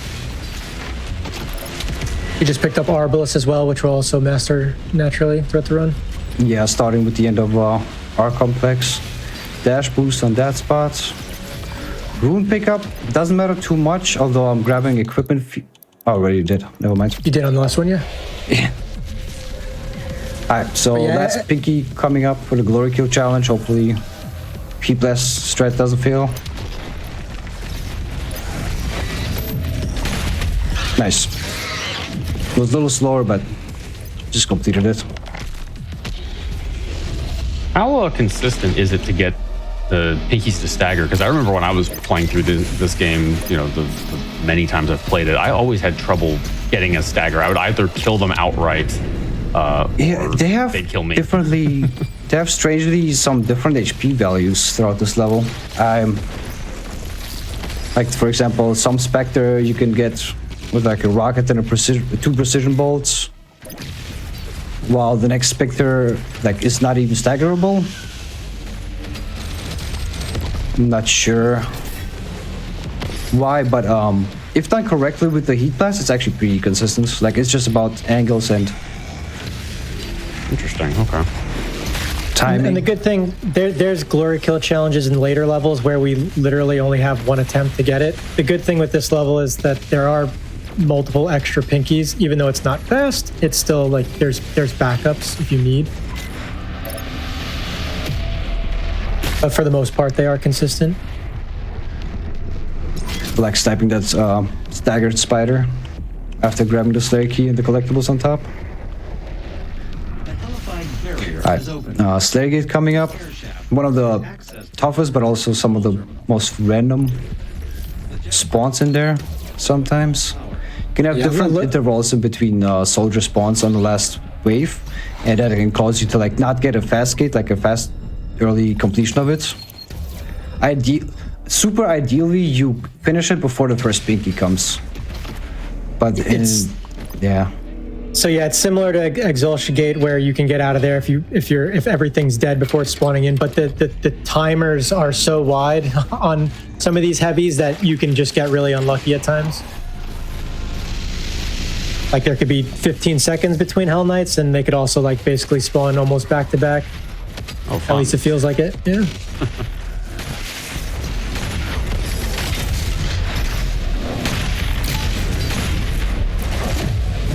So he'll be killing 5 carcasses and also killing a bunch of soldiers. You kind of just have like a feeling for like when you need to go get into a better spot before the Dread Knight spawns. And so he's going to move over to our better spot where he wants to be while continuing to kill soldiers. There's still a carcass alive, which is not what we want. He'll come up. Now, eventually he'll kill enough soldiers where the next wave starts. The Dread Knight comes in, a Hell Knight's also in. Continue to also, all these soldiers are on staggered spawn timers. And then a Pinky comes in, Prowler comes in. And now you're really fighting against timers in the clock to try to kill everything to get out of there. I'm not doing a great job with killing these soldiers here. But this is also unlucky. You just start getting things that spawn basically one at a time.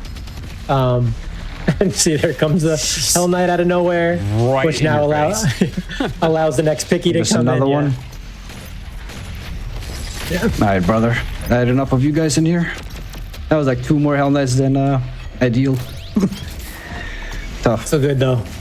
Yeah, the soldiers kept spawning, like we said. There could be different intervals between their spawns, and if you get the long timer, you're just gonna have a hard time. This is the first level you saw Pro also fast traveling in. Sometimes we just move to the end of the level before we go back and find some stuff or complete some stuff. It is a little bit slower on current patch just because you can't travel during the white screens. On the older patch, we can travel while we're still loading in, basically, so we can start dashing and moving. Yep. Nice. I think I would have lost time on trying to PB on this SGN. Satch.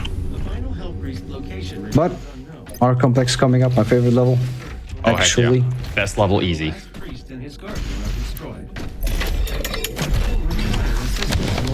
The hardest level on the run for combat, for sure. Yeah. Yeah, it's then it's that one level where I can put all the YouTube comments to rest that say that quick swapping on a controller is slow. That's why I like it so much.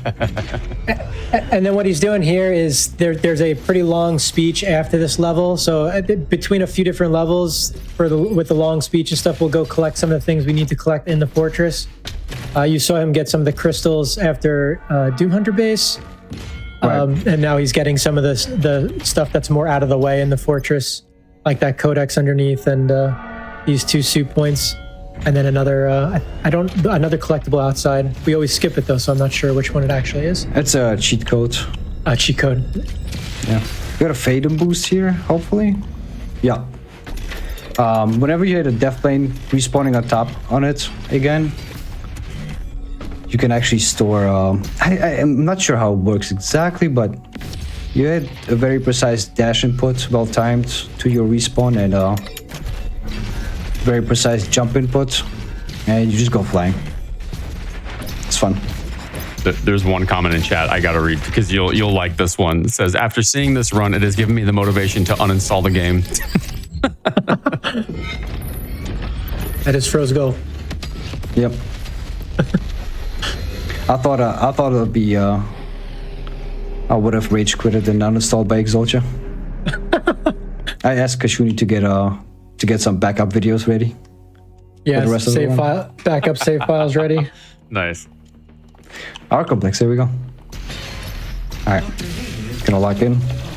Yeah, so the most combat heavy level of the run, and definitely the scariest, especially on UN. Yeah, my favorite combat arena is in this level, and I will point it out when we get there because it is awesome.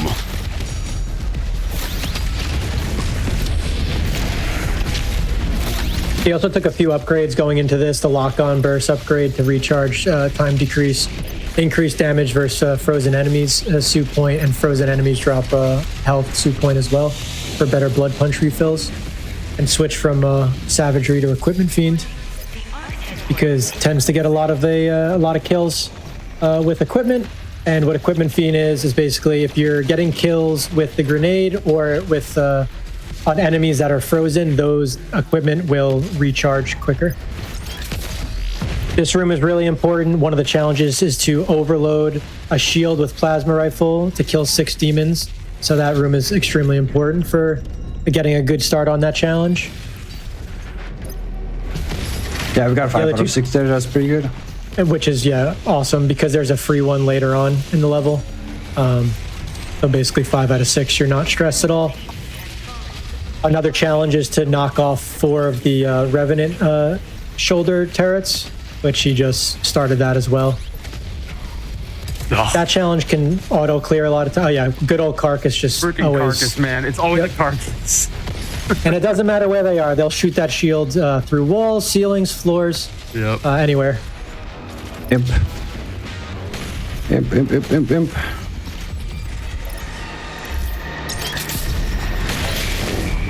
Yeah, a lot of fights in some close corridors. You got some goo in the middle of fights. We also leave a ton of demons alive in a lot of these fights and just creates chaos everywhere.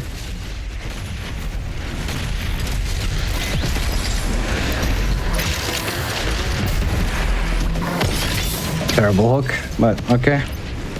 One of the more and this is like a pretty unique fight. We leave a ton of stuff. There's very, very specific demons that need to die to get the combat rating here.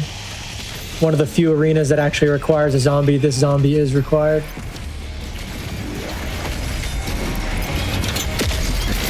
Oh, Flame Belch wasn't back yet. All right.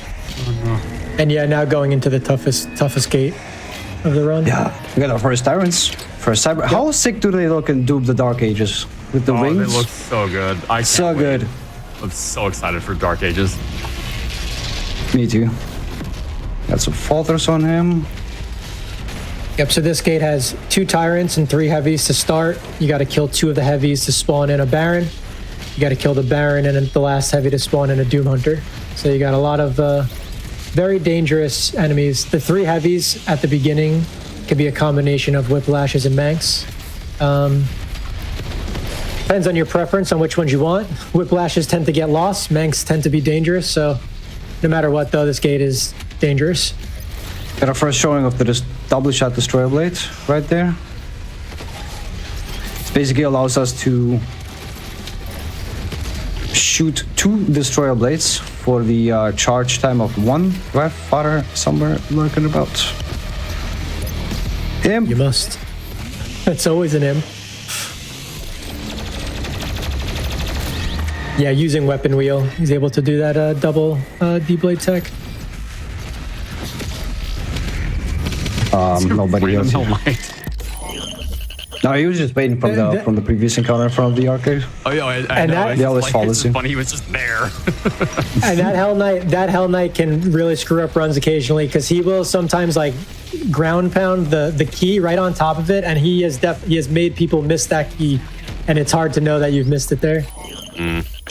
Big positive here, we went through this without losing another extra life, so we're just gonna stack up. Yep. Last 2 mods picked up were micro missiles and energy shield.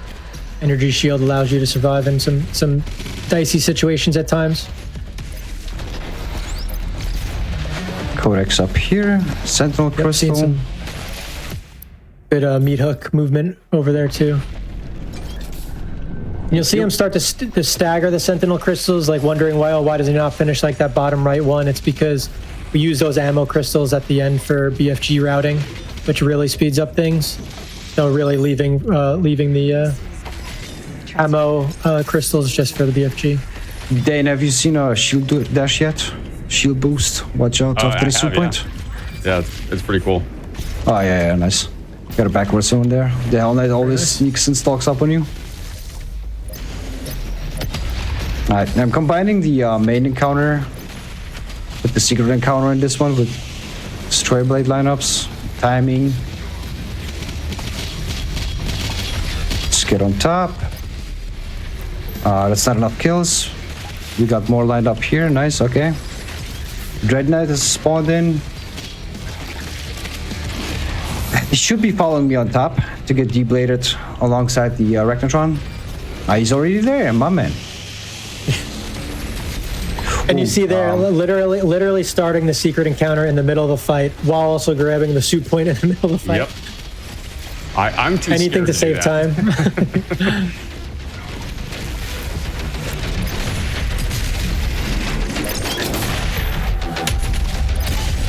Oh, okay. So you can see why Arc is very heavy and difficult combat. Literally starting like 3 different types of combat in one.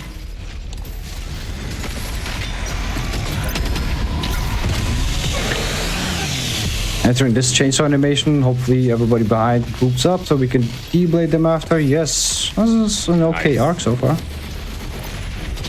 And you could literally, you could see that D-Blade is already 14 out of 15 ticks on the right side, like just using it as the most efficient way to kill things. Groups of things, at least. Groups of demons. At this point, it doesn't matter which runes he's really picking up, because we've already got the first 3 that we picked up, and Bro uses Equipment Fiend as well. But all these are just to complete hundo. We will really switch runes throughout the run. Now 42 beetle ticks, pretty good. Yeah, that's awesome. You're awesome. No, you.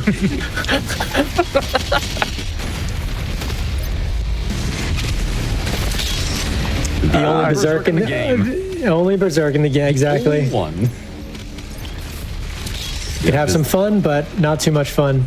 Yeah, and one thing that people might not realize if they haven't played Doom Eternal, but they've played 2016, is in 2016, Berserk Glory Kills were affected by the Savagery and Seek and Destroy runes, so that you got an upgrade, so you could just kind of click and spin your mouse around and you'd kill everything. And I think id Software learned their lesson about doing that, because those runes no longer affect Berserk kills. Nice. Okay, got my best ballista movements here. But coming out of Mario's, you also saw him killing a lot of random fodder. That's to try to prevent spawn cap issues. So basically, there can only be a certain amount of enemies alive at one time. And when we do that skip, jumping to the bridge, those enemies will not despawn. And if there's too many enemies alive, it's going to create issues with enemies allowed to spawn later in the level. And here's the first boss fight. The second boss fight. If you don't like the Marauder, you don't like speedrunning on console. Yep. That's all right. That's but you got him. that one cycle is like a 50-50 because lockout burst is still a little nerfed before we get the mastery in Taras. The Marscore one is the trickiest of them all. The zombie is very tricky apparently. The Marauder might be one of the biggest patch differences just because we fight 10 Marauders throughout the run. In the older patch, we're able to just throw the Ice Bomb over the head and he tracks the Ice Bomb. That was patched out, so Fro utilizes lock-on tech to try to one-cycle all of them. Oh wow. Oh wow. This is not a good convention parking. Trolled by a whiplashing carcass combo. Just a smart whiplash. Name a better duo. I have no more ammo. Oh no. I have no. Oh, okay, come here. No, not you. No. Showcase the glory kill. The what?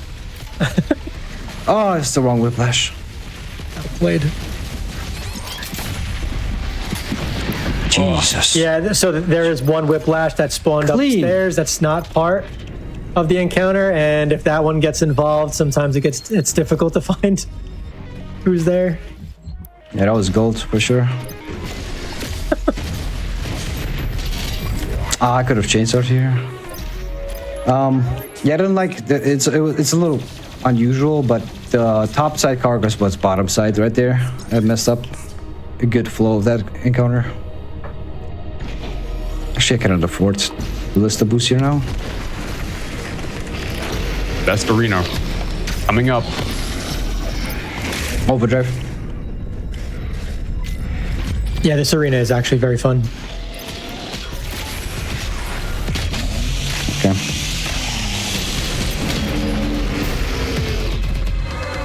He's about to finish the last mission challenge of the level, picking up the second rune. Right.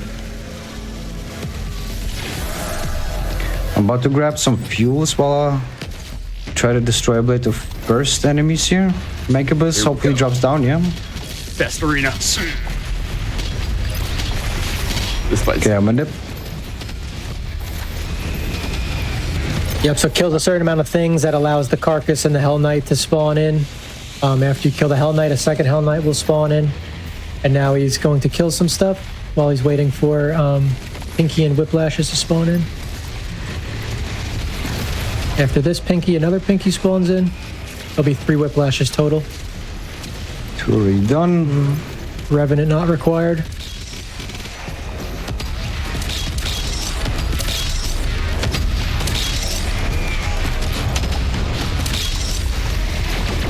And there is actually a way to get out of this arena before the spiders spawn, but it requires a little bit of RNG and having to get rid of all the fodder before because they're on like a 3 to 5 second spawn timer, and fodder will respawn.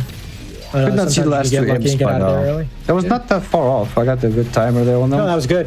Yeah, that was good. Okay, this is where I upgrade the Arbalest and do some other menuing.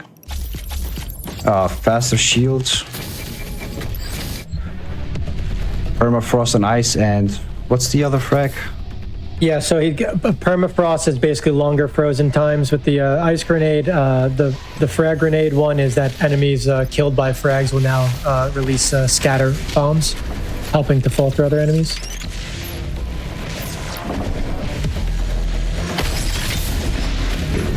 Another good example of, he went to the Marauder first by using that skip. That saves quite a bit of time, skips a few elevators, and now fast traveling all over the level just to finish things that he didn't finish. Getting the last secret encounter. Okay, me took take there. And I think we're 100% in arc. I think so. Let's go. Yes. And that is probably a good time to take a break, right? After this fortress, I'd say, yeah, right? Because I already continued. Yeah. 20 second fortress. Yeah, that convention parking was very unfortunate, but other than that, it's okay. Our complex, yeah, awesome. Yeah.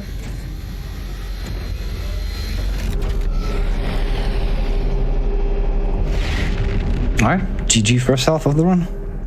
Very nice. GG. Alrighty, let's take a quick break before we jump into Mars Core. We're going to take this opportunity to stretch, get some water, get a snack, do whatever you got to do. While we're on the break, be sure to join the official GDQ Discord and add the Hotfix role where you can keep tabs on upcoming events with staff, talk with staff, and more. Use !Discord in chat for more info. And folks, we'll be back in just a little bit.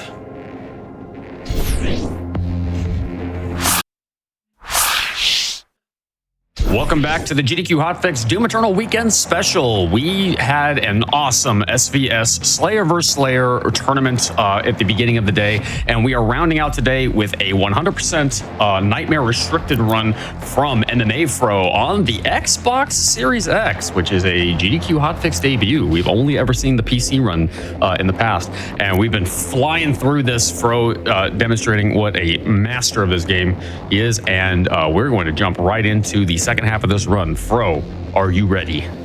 I'm ready. Give me a countdown. I'll press continue. Let's do it. Let's do this in 3, 2, 1, go. Like I said earlier, this Mars Core Slayer Gate Marauder is the toughest of them all throughout the entire run. I've recently added a new one-cycle method against them, doing one Silas lock-on burst, some grenades, and heat blast falter into some SSGs, but it's not an easy one, and it's definitely not an easy one on controller with weapon wheel swapping. But if it goes smooth, it'll go smooth. We'll see. Mars Core is a cool level. There's like some very well choreographed and some good PB ticks there. Some movements. Oh, the Baron is running off. That's okay. He did just finish Meat Hook, which is great. Need to finish by neck 2, but okay. Got it done early, so now we can focus on precision bolt ticks going forward. Charging the heat blast for the Marauder and Slayer Gate already, because at this first third of the level we get quite a plasma ammo abundance. So a lot of barrels. There's also just a lot of laying around.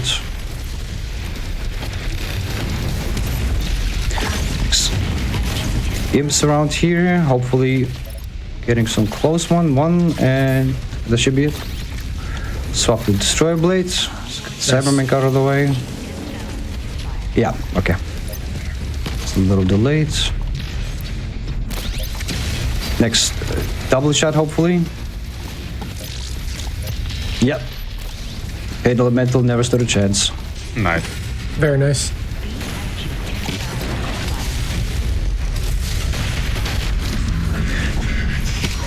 Killing fodder while Doom Hunter spawns in. Imp doesn't care about anything, just staying around, okay? And again, trying to chainsaw on the last demon to save a little time. We're getting ammo.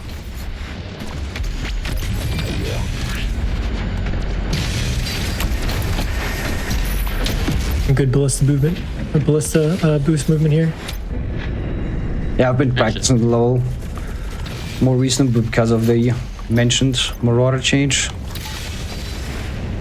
So I got an interesting question for you. This is actually a question even chat could participate in on. What's your favorite demon in Doom Eternal? Whichever one's dead. I hate them all equally. Yeah. I don't have a favorite one, I would say. No. after 5k hours, they're all kind of the same. I hate them all equally. They all soak up damage the same. Okay. Carcass preventing a quick kill in the Hell Knights. This fight is on a timer. Just using that to get 2 chainsaws off on fodder. And now we can BFG it and move on through this gate. Maybe cut speed, but already burned by double jump. Let's see. Yeah, okay. This fight also timed spawns. You can grab the soup point after activating it. Frag for the gargoyle, meat hook, falter, and destroyer blade them all. Right.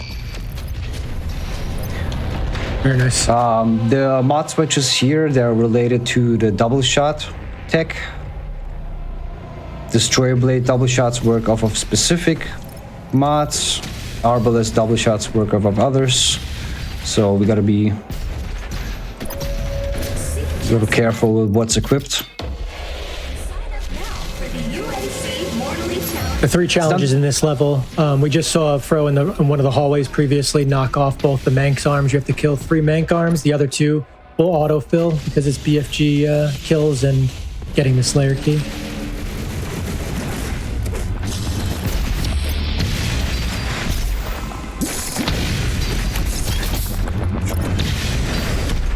Nice little ballista boost to get some vertical, to get some height there to make that ledge. 47 headshots. Should be fine. Yep. Well, they'll be up. This next encounter timed as well. We chainsaw at the start of it. You're feeling plasma again. The whiplash is gonna come in. Yeah, basically chainsawing to wait for the whiplash. Anytime we can get ammo for free is good. Done. Easy. And now it's a huge benefit that he's already has a meat hook mastered, because now all these ticks can just be precision build ticks. Bunked against that rotating piece of geo. That's all right. Got a next double shot on the Barons here. We got some BFG coming right after, but since BFG damage is a little FPS dependent, so I would like to get these Barons as low as I can with double shots. Oh, no. Yep, a lot of things. And Yeah. a lot of things tied to FPS in this game. Yeah, BFG damage is one of those. They tried so hard to fix that from 2016 to this game, and they just couldn't quite do it. We can hook 2 Kakos as they die into our Arbalest. It's pretty neat. It looks cool. And he's arbalisting all the Kakos now, because now that Arbalest is upgraded, to master it, you need to kill 20 Kakos with it. Nice little punch boost there. Nice. Well done. Very nice. Smooth. Arbalistic backwards, yep. This next encounter we just skip entirely now. None of this is required. Okay, okay. You just die because you can. Get combat shotgun ready again.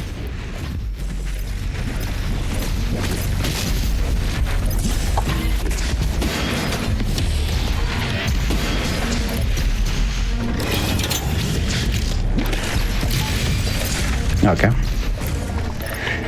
This Hell Knight can run up all the way until the Gore Nest. I'll get the energy shield ready as we're teleporting inside the gate. Okay, let's... Yep. Freeze them and... Perfect. Awesome. Good stuff. Nice. Waiting on Hell Knight spawns. That Marauder can cause chaos.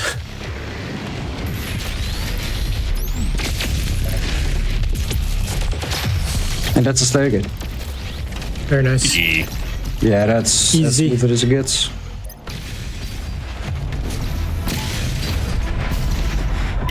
And now he's immediately going to go get the Sentinel Crystal and get the ammo one to refill that BFG. Yeah, and all the ballistic boost again, so... Alright.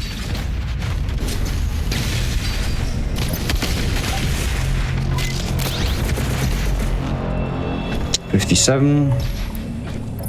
Yeah, That's a good mark score. not even a problem. Yeah. Good movement there in the hallway. Thank you. I get a little bit BFG dependent strats here. Preferably the Hell Knight dies to BFG. On the left side back there. Let's see how that goes. If not, I'll try to set a rocket his way. Yeah, he's not even spawning. And 2 PB shots. Trigger the spider. Damage them. Trigger the Doom Hunter. And finish this fight. There was an extra life, but it's too slow to grab it now. I don't bother. I don't bother. We're at 8. Ideally, you leave bar score at like 9 ticks, so I'm good here. 12? Yeah.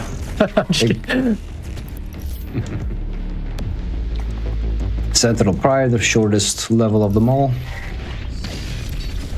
Although there are two, in my route, 2 fancy ledge boosts coming up. Let's see how sharp I am with them still. No mission challenges in this level. Yeah, this And level's odd. Yep. And to explain, I guess, like ledge boosts a little bit, basically, even though corners look sharp in this game, there's always a rounded edge to them. So when you're setting these up, you'll see them just kind of rolling down the side and then just dashing to get that both the horizontal and vertical speed. Like this one. Perfect. But you could see how it just goes down just a little bit. Even no matter what the ledge looks like, it always has like a little bit of a rounded edge. Yeah, this one is very precise. I gotta get to this black line down here. Missed it. Missed it.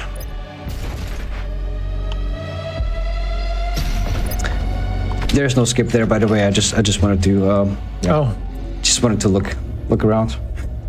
Using my route. Yeah. Yeah, basically skip that whole elevator. Gladiator, let's go. You mean Marauder, big Marauder. This is a tough fight on current patch. A little bit slower. You can't one cycle. Basically, he's going to try to stand on his head and then do extra damage. Rockets do less damage to the gladiator in both phases on current patch as well. Yeah, not going as planned, but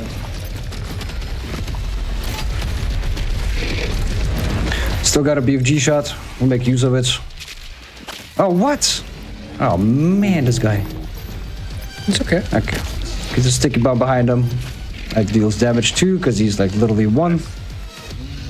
Yeah, that was not great. He shoved me away at the very start, which is rare, but it happens. The opening couple SSGs are supposed to take them already down to like 50-55% HP. So I had to do more than usual afterwards. Start off with BFG, he's gonna shield, take some damage behind it. Bring up the shield while you're slamming. Grenades, more grenades, rockets. Get ice ready for these guys. Just some health drops. And now we're just boxing. Get out of the way because he's spawning. Really likes Dark Souls. Hitless, nice. That's what the red means. It means when you hitless. Yeah, it took no damage during that fight. Alert! You are hitless. People saying that you gotta beat this game hitless because they're not watching my runs.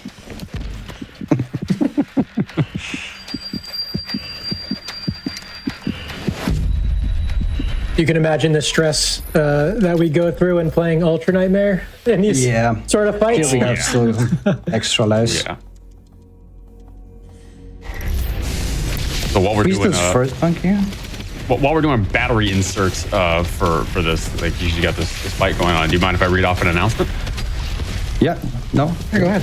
Sweet. Yeah, folks, as a reminder, your subs, Prime Gaming subs, gift subs, and bits cheered here on the GDQ Twitch channel help support Games Done Quick Hotfix.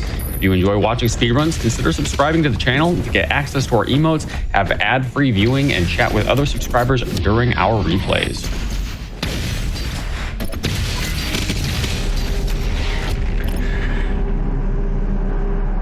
Alright, Taurus the bot. Cool exit there. That was cool. I got 3 Marauders and like 3 BFGs that are like just random, very fun level. But we got our strats. I freeze these guys, I get blood punch back immediately. I don't get a chainsaw because my blood punch killed. The zombies. Marauder, 1 cycle. Nice. Very nice. The cackle while I'm dropping. Good start.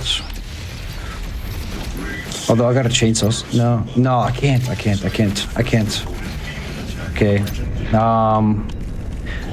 I should have chainsawed before I dropped. Improv. We're just gonna chainsaw here and hopefully get a zombie during the cutscene after this fight. Usually I chainsaw the pain elemental now. That's in this fight from the secret encounter. Just get that guy out of the way.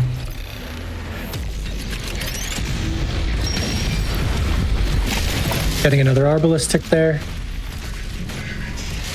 And this is another example where you have an active secret encounter going while you're also in mid-fight. Yep. For an actual arena. That's what the arch file is.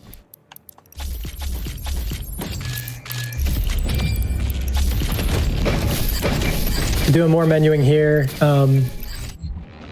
Finished, did micro missile upgrades. That's going to be the last one that we're going to master naturally. I finished the lock-on burst mastery, which will allow for quicker volleys. Also got some remaining suit upgrades.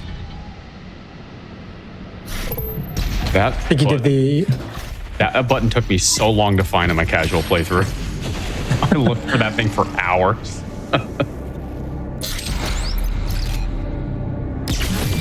Only 2 or 3 more weeks and we'll be looking for more buttons. Oh, heck yeah. I'm excited. I'm so excited for Dark Ages. You know, the cool thing is on Xbox, you got the Game Pass. You just need to pay $30 for the premium upgrades and get to play early. Lucky. Sponsored by Ed. One big challenge in this level is also freezing 10 enemies. You got 6 out of 10 already done. It's a little easier on current patch simply because you don't... Okay, thank you, Pinky. Just making sure you're paying attention. Yeah. I'm paying attention. Keeping you on toes. Yeah, the three challenges in this level are to get 6 codex entries, which we'll get just by doing hundo, and then 10 demons with the ice bomb, and perform 3 different glory kills on pain elementals. Which is actually tough because the way it's routed right now, you literally only have 3 chances on the pain elementals. Right, that's the fastest way of doing it. Yep. We used to get a glory kill on the first one, but that's not in the route anymore. So if you do, you only get one chance at these throughout the level.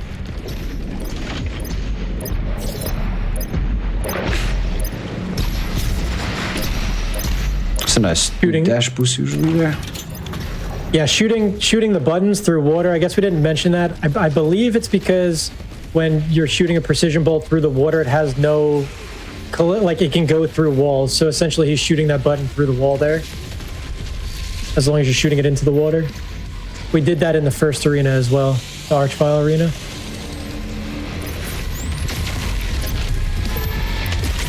Good BFG.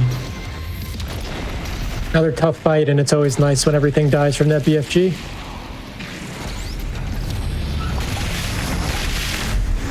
Now we even get a secret encounter with a Marauder in it.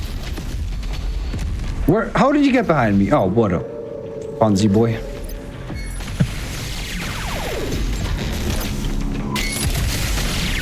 Okay. Yeah, I failed to stop there, so... Yeah, went out of hand. 1 more left in this level. Gotta need distance here. Slob, we didn't mention it before, is a Slayer lock-on burst, and it's basically a way where if you fire the precision bolt and then switch to rocket, holding certain inputs, you could then pretty much immediately lock on and fire a volley of rockets. So you pretty much get 4 rockets for a lock-on. But it's the primary method by which Fro is killing Marauders. What are you swinging at, my guy? Oh. He's part of the showcase. He's got a move. Okay, he's dead. Marauder fighting his biggest enemy, stairs. If you don't like Marauders, you don't like speedrunning on console. Yeah, unfortunately, Marauders too. Like if they take fire from other demons, they'll also put their shields up. Good in thought, sometimes not as great in execution. That's what they do. But we love them regardless. No, I don't. I just trying to be nice. No reason.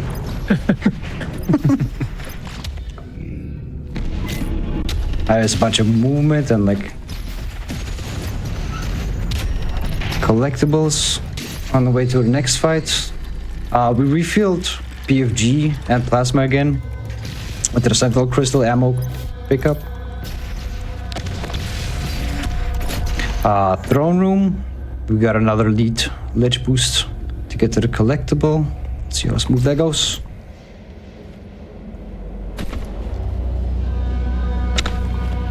Falling off. Alright. Very nice. Skips quite a bit of a long cutscene. Not too long, but definitely better to skip it from hitting the button behind that skull. Alright. Big catacomb drop toy. Just look, and well, did miss it. Okay, we got to see the action figure now. Yep. Alright, ice challenge done.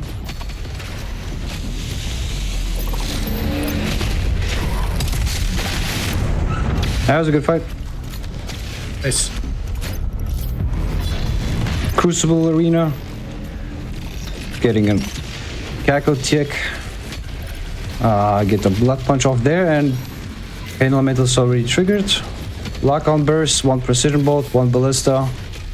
I got a sideways one, okay, and now looking for the barons. Are you a hell baron or are you a cat baron? Where are you going? Archvile up there. Archvile spawns now. Could be 3 different spots, but they're all well available. Yeah, okay, pretty easy to get to. We just need 3 charges for the Slayer gates. Fast traveling, catacombs. 2 more pain elemental glory kill. I'll be using the same method on the first one there, and then we'll double shot an arbalist. And the reason he's coming back to this Slayer Gate is now that he has the Crucible and BFGs, it's going to make this Slayer Gate relatively trivial.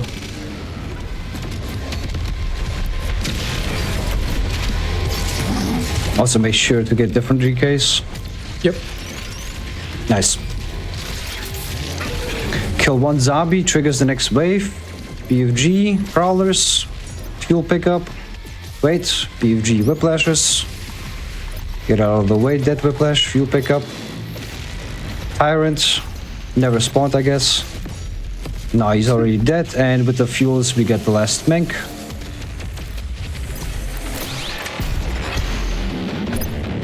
Also round I came up with, by the way. I don't know. One Sunday afternoon.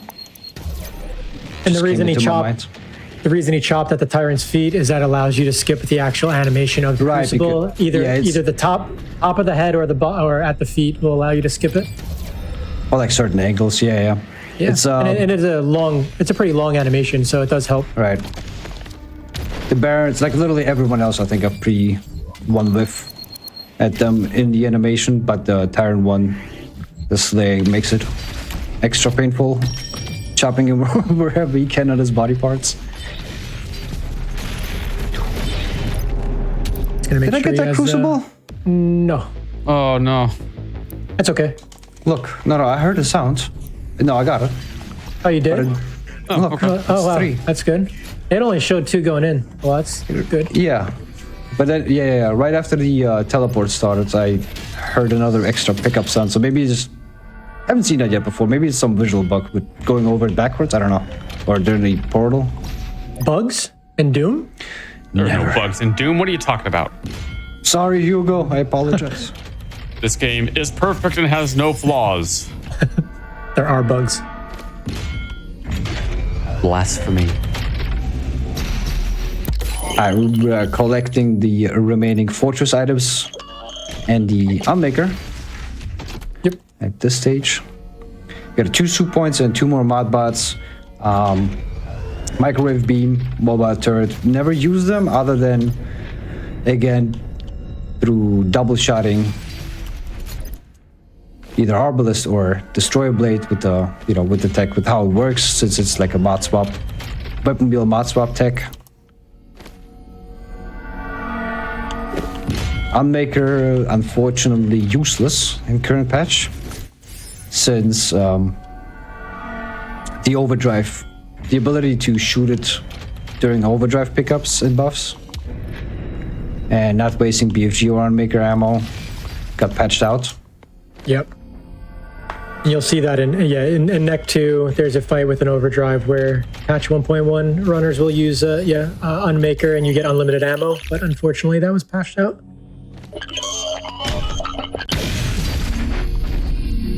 But it does refill BFG, yeah. BFG, yeah, it refills ammo, so we're going fresh into Neck level 1.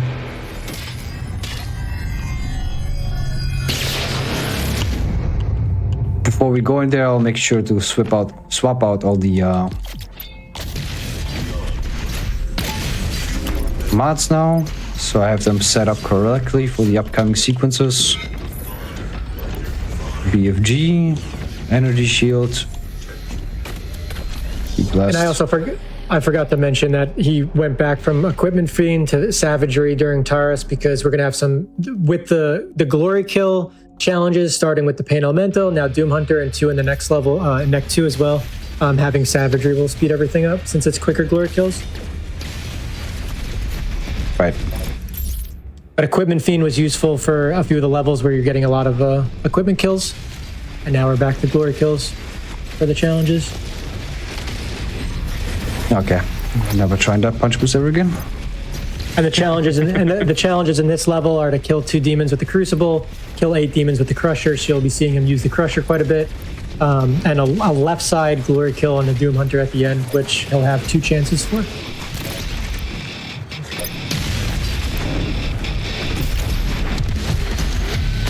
Nice little quad damage here. Make us feel good about the Tyrant.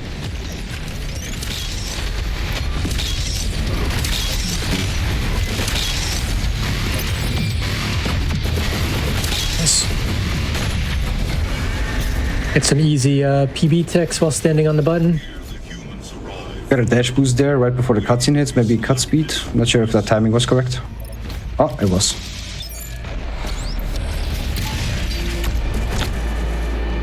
Yeah, there's I tried a punch boost off of Frozen Cybermech at the start. You can go straight up to the wall, obviously.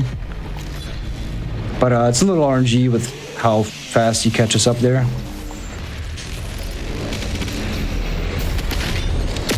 These guys all... Oh my god. Okay. I had no dashes coming out of there.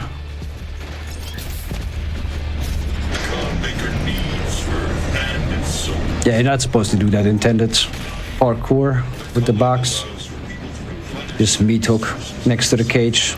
But I've done so without refilling my dashes. It is tricky though, that ledge, like if you don't go around the side of it, sometimes they'll just like kick you off a little bit. Yeah, there's an invisible wall until you shoot. Yeah. If you don't shoot the intended green button there, I think. Yeah, you have to go on like the little side ledge. Also, speaking of this game not having any bugs, my first playthrough of this game, I managed to get the bug where you clip out of the cage.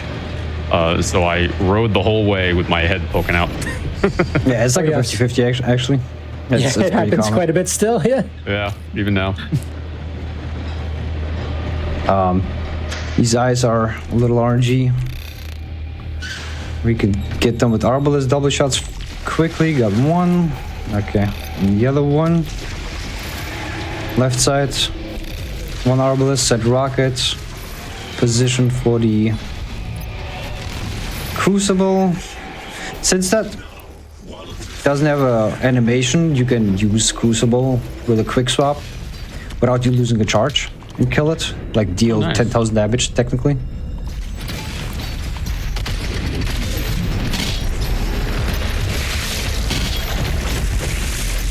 So here 5 you'll trap see him hitting the Crusher. 5's good. Skip the secret encounter for now. We'll go straight into the fight.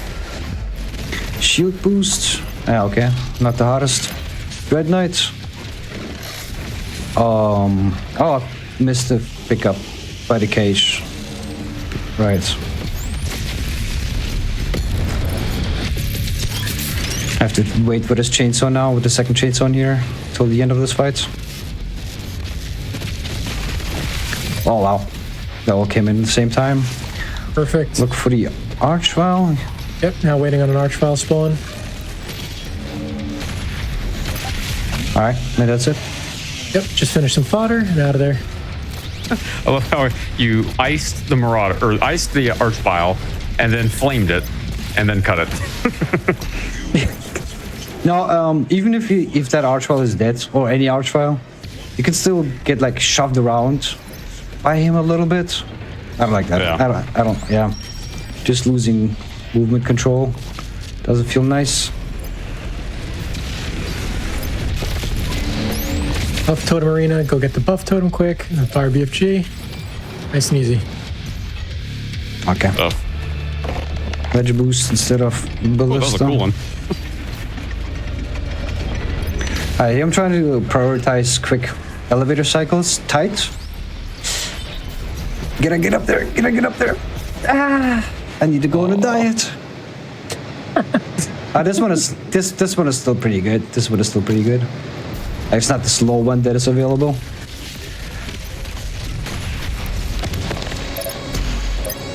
Marauder, my guy. Play. He's just staring. He's standing there menacingly.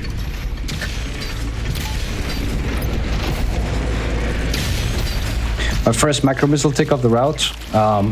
Reason for that being so late, Icon of Sin is going to allow a lot of farming of it, with how much slower it is in on current patch. Just get 2 points out of the way. 71 headshots. Way ahead.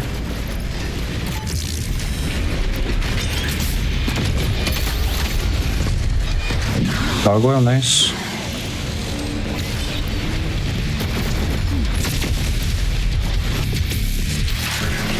It's not getting off. Okay. That works. Nice. Very well done. Yeah, you only have this one two chances can be for that. Yep. It could be a tough one. It could be a run ender for sure. It's even worse than the next level, because the next level you only have one chance for it. Yep. For two of Honestly, these guys are just, in general, on average, just much funnier than the other glory kill challenges in the Nyx. Like these guys, they spin around, they just dash into some geo, they don't allow you to get it, or just instantly die without staggering because BFG damage a little bit unpredictable.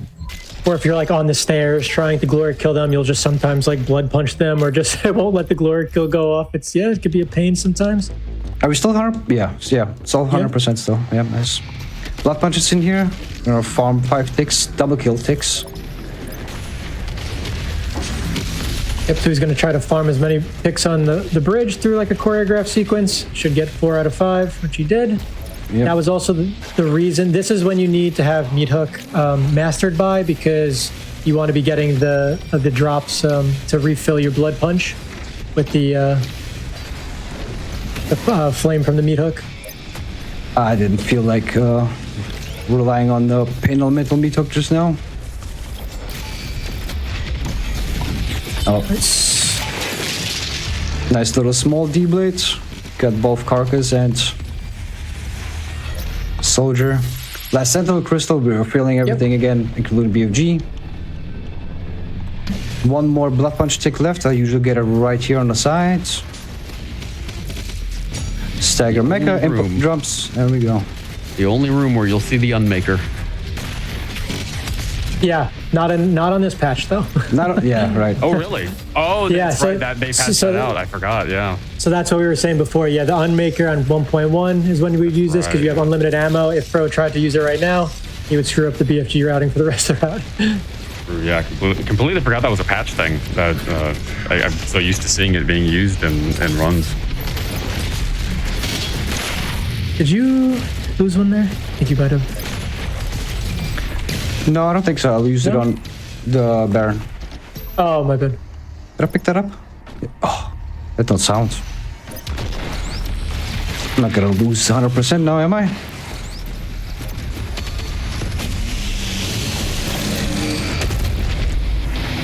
Collectible here. Ballista down. BUG right away. Usually you could get a blood punch tick of these. Water. Archfire, glory kill. 4 different spots. He spawns here. I go to the side so he doesn't falter into the wall. Done. Any fodder? I don't see fodder. So I'm just gonna Marauder. He's like 1. You're low, my guy. You're low, aren't you? Yep. I'm not gonna wait for another green light. I'm speedrunning here, buddy.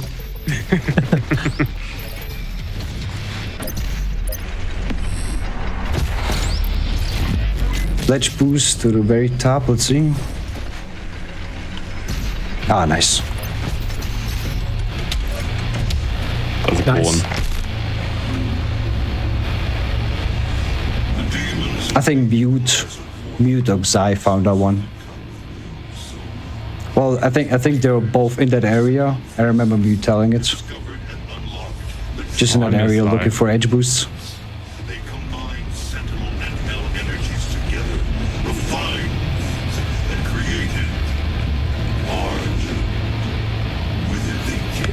This next section you can get like a 1 cycle passing from here to Sioux Point and out of it. It's pretty tight. I already missed it. Dashed right past it. Literally, if you don't get it on the first like press of the use button, like you're not gonna make it. Yeah. Luckily, you can hang out on top of those very damaging fences, barricades with energy shields. Extra lives, fairly free. I get full auto prepped here. Now we got a big ledge boost into a punch boost of a breakable wall instead of riding elevator, because that's slow. Smooth. Awesome. My goodness.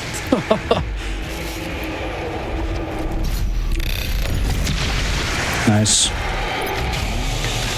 Yeah, that sequence was good. Now, Tyrant glory kill, double shot, destroy a blade while he's frozen, spamming all grenades, and then lockout burst at the end. Sticky bombs should be ready to go because I've just double shot it from full auto. 2 sticky bombs with the Arbalest on the eye. Just don't freeze him too early, otherwise very funny. Yeah. Death. My man. Nice. Look at that. Pulled it off.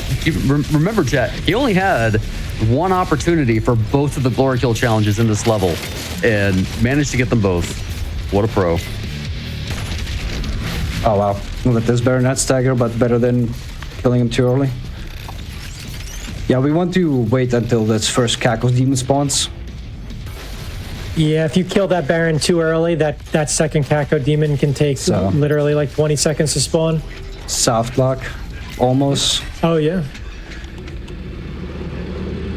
And that's neck 2, except for these less collectibles.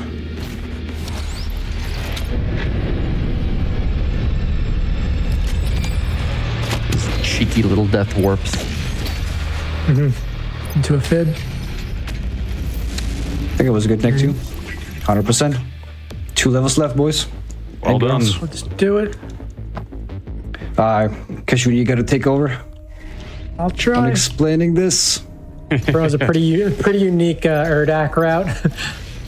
Yeah, they've added this big death plane on top of the Archvile arena, but there was a way found to make use of it instead of watching 35-second long daddy cutscene.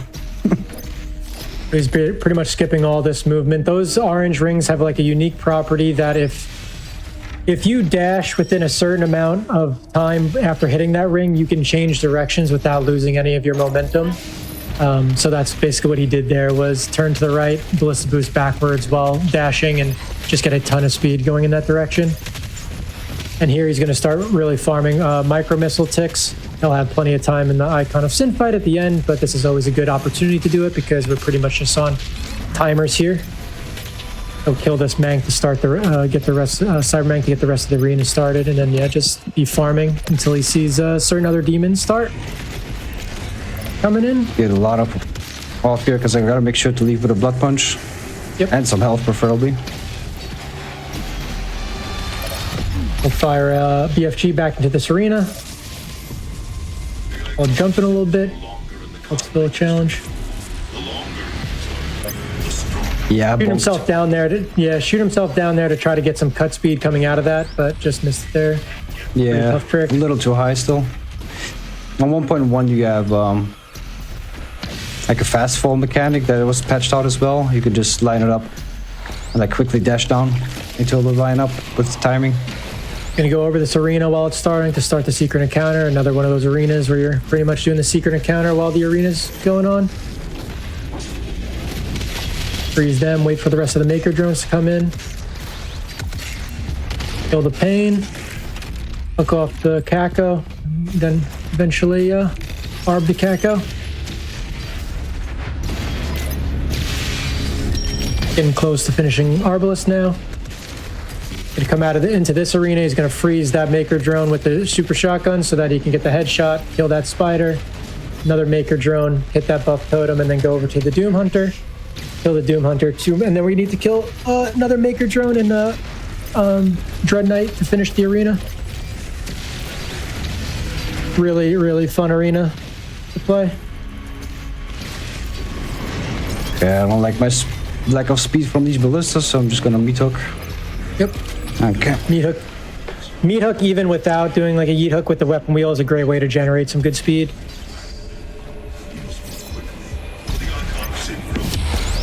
He's gonna go to the first arena over here.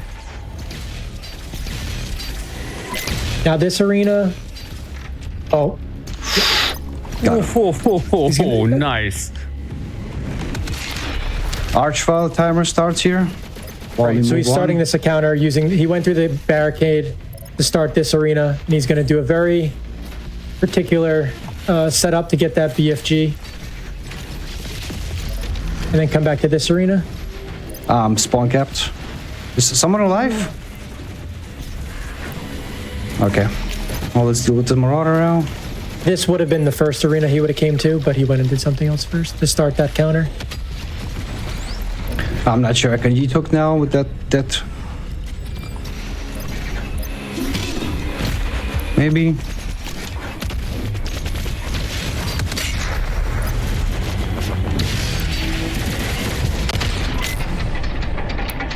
Now he's yeet hooking out of this arena. Gaming. Very nice. What a gamer. Holy moly. To the Tyrant buff totem arena. Kill the Revenant and the Hell Knight and the buff totem, get the Tyrant spawned in here. And what he's actually going to do right now, he's going to put some damage on the Tyrant, and then he's going to shoot a BFG back into that Archvile arena, which he spawned on a timer. Try to get a good line of sight there, shooting towards like that orange wall. And now we finish that arena, and then during this cutscene, that BFG is traveling. And basically going to hear for an audio cue and look for the weapon point in the top, the combat rating in the top right, to see if he killed the Archvile. We didn't. So didn't kill the Archvile, which usually means that that Archvile... Hopefully it's just the Archvile. Yeah, a lot of times it's just the Archvile, and he's usually pretty low health. It's actually pretty difficult to get the full damage on him. It's a pretty far shot, and of course, if your aim is just a little tiny bit off, cause a little less damage. Also, there's some geo in front of that arch, like some poles that have collision where that BFG can hit. I'm just gonna prep an ice bomb for him and an energy shield going back through that barricade.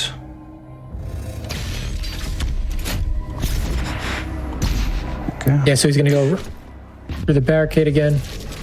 Make sure he doesn't push me to the death plane that I'm trying to avoid. That'll be really bad, but yeah, all good. Yep. Nice and easy. So there's other things in that arena, like a Pain Elemental and a Mancubus, and they all died from the BFG, so just, yeah, a little bit of damage on that arch. Kill the Cybermank, kill a Rev, kill a Hell Knight. Go get another Cybermank. Baron's going to be spawning in soon. Crucible the Baron is going to go kill a Whiplash. and then attempt to hook off a Kako. Be tricky sometimes. Yep, we're good. And what this does, it gets rid of a little bit of a timer that's on a Baron in that arena as well, and it's also just really cool. Mitok was a little intercepted by that Auto Geo. Rare, but it happens. Yeah, that encounter is on a timer. So we can move on, collect these things over here. And come back to finish it.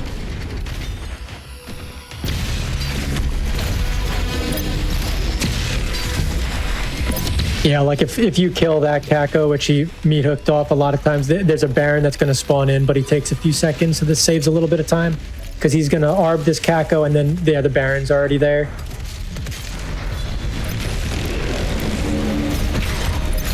Kill this, he's going to freeze that Kako in place, and then yeet hook off it at its dying while the encounter's ending.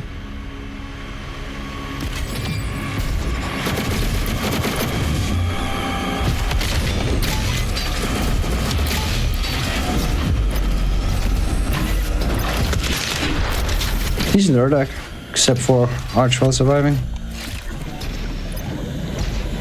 Oh no, he's speaking too soon. Stop it. No fish. No fish. There's a skip. We can actually cut speed upwards and backwards out of the water and get right next to the skull, which failed that. Yeah. It's very basically accurate. you're still in the swimming animation, but you're not in the water anymore. You're just above it up top. You just jump with the skull. Gonna finish this encounter. This Dread Knight is a tracked part of that encounter, and then just finish the secret encounter, and then go kill the Con Maker.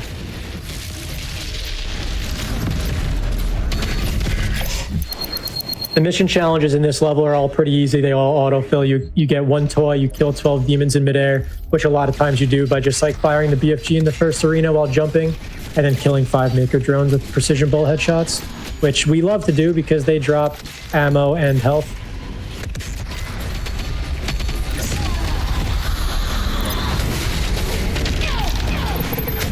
Using that blob lock-on burst technique again, try to just fire some a lock-on and fire some good volleys. Using way too many, but oh, where are my drones? There.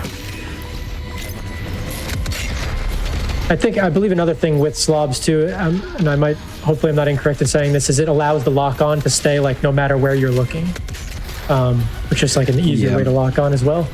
So when the Con Maker is like moving all around, if you're able to get the slob on early, the lock-on burst will stay on her no matter where she is, pretty much.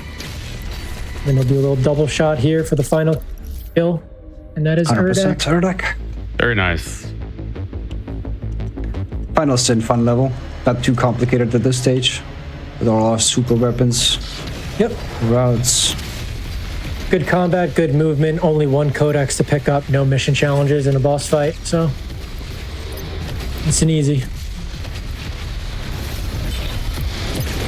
Well, I'd maybe say simple. I wouldn't call this level easy. This level's killed me many, many times.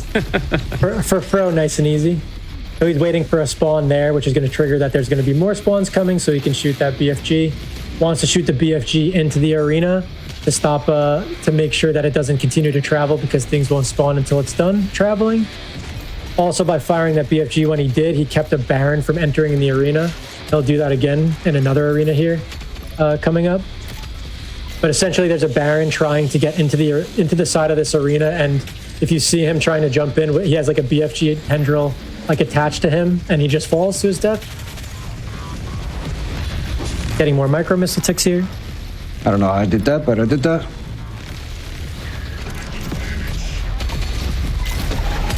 We got a little... Okay. I was gonna start talking about spawn caps and getting rid of some fodder around here. Doomhatter coming, some will survive frag grenade and lock-on burst. Tries to kill at least 3 fodder coming out of there just to prevent any sort of spawn cap issues. Oh, good bunny hop.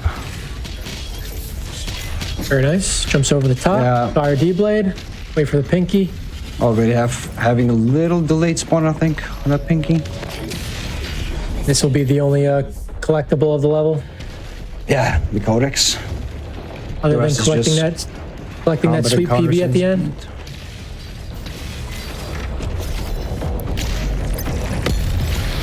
There's also like an incredible irony to this level because throughout the entire level, Samuel Hayden's telling you have to hurry, you have to hurry. Like, my dude, he's literally going as fast as humanly possible. Another BFG here. We're gonna have another Marauder spawn in, second to last. Supposed to be the easiest one of them all, but he decided to be difficult. Ah, okay. Do you have the same issues with PB? If PB is upgraded, staggering him with PB? No, that's not that. It's different that sometimes he's vulnerable to it during spawns. Yeah, gotcha. So that's what happened there. Really nice to have 3 Crucible charges here. We're going to fight 3 Tyrants. All of them are going to get Crucibled. He's shooting a BFG here. Another Baron would be trying to get into the side of the arena, but he's now dead. Buff Totem's going to go soon. He's chopping the... So that's the Tyrant animation if you don't get the animation cancel. So the Buff Totem. Alright. Demon going down below. Just die. I need plasma.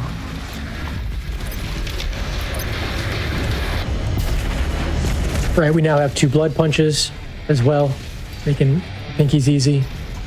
Good little movement to skip a bunch there. Shoots that BFG. Wants to make sure he shoots it in the open air part because those two Pain Elementals spawn after that first wave, and that BFG kills them as well. And now he's going to fight the final Marauder.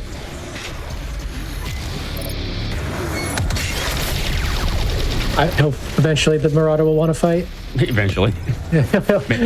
Maybe one day. we're on his clock right now. He's not on ours. Nice Revenant spawn. That can sometimes not be the case. Can hit a yeet hook going into the cutscene. Let's see how close to the boss room window we could get with a ramp up or no. Not close at all. Freeze the Revenant. Oh, Spider. Spider. Come on, I'm not Spider. sure. Yeah, that Spider was not very nice. But I could have taken that punch boost with some ballistas. Into the boss room. Upgrades. Finishing everything required for 100% in this step. Yep. So at this point, he's already finished Destroyer Blade, Arbalest, Super Shotgun, Precision Bolt. He'll need to just finish Shield and Micro Missiles. Shield will be finished by firing a BFG here and putting up Shield. And you'll get half the damage required, 10,000 of the 20,000 needed. Yeah, the BFG damage to the boss fight transfers to the energy shield when it's active upon hit. Do you know Pretty who easy to do. discovered that tech, actually? No. I do not. That was discovered by Bite Me on week 1. Week 1. Week 1. Fast. It is awesome because it does literally, it frees up a lot of time, you know, not having to do another one. Half of the upgrade is done in one shot. It's actually wild. And it's not too bad. Like if you do miss one here, there's other opportunities in the fight, like because you have to get 2 of those done. But if you do like miss one, you can make it up. We fire quite a few BFGs on the icon, especially in the second phase as well. And these Kakos and this Pain Elemental stalking me, but they're pretty good to have at this stage because they will consistently come at you and you can just farm micro missiles off of them, micro missiles off of their lost souls.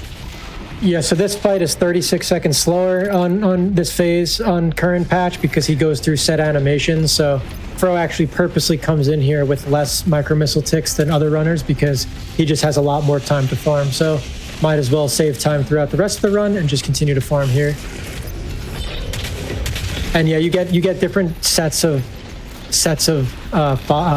heavy demons that can be in here, and Kakos and Pains are a decent pair to have.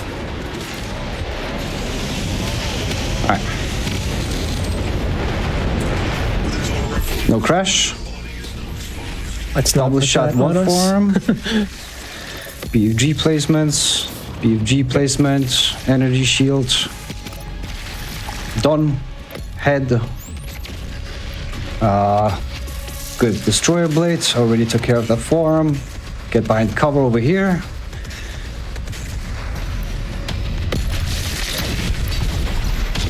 Stomach, upper arm, head, PB ballistas.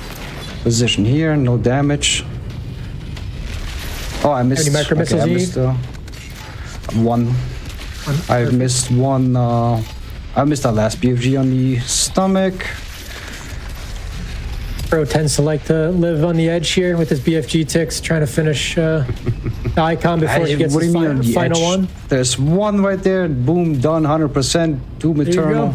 GG. He's I got never missed 16. GG. GG. 17. And that's time. GG's. Yo, man. That Well was fun. done. That was awesome. Great job. I skipped the cutscene.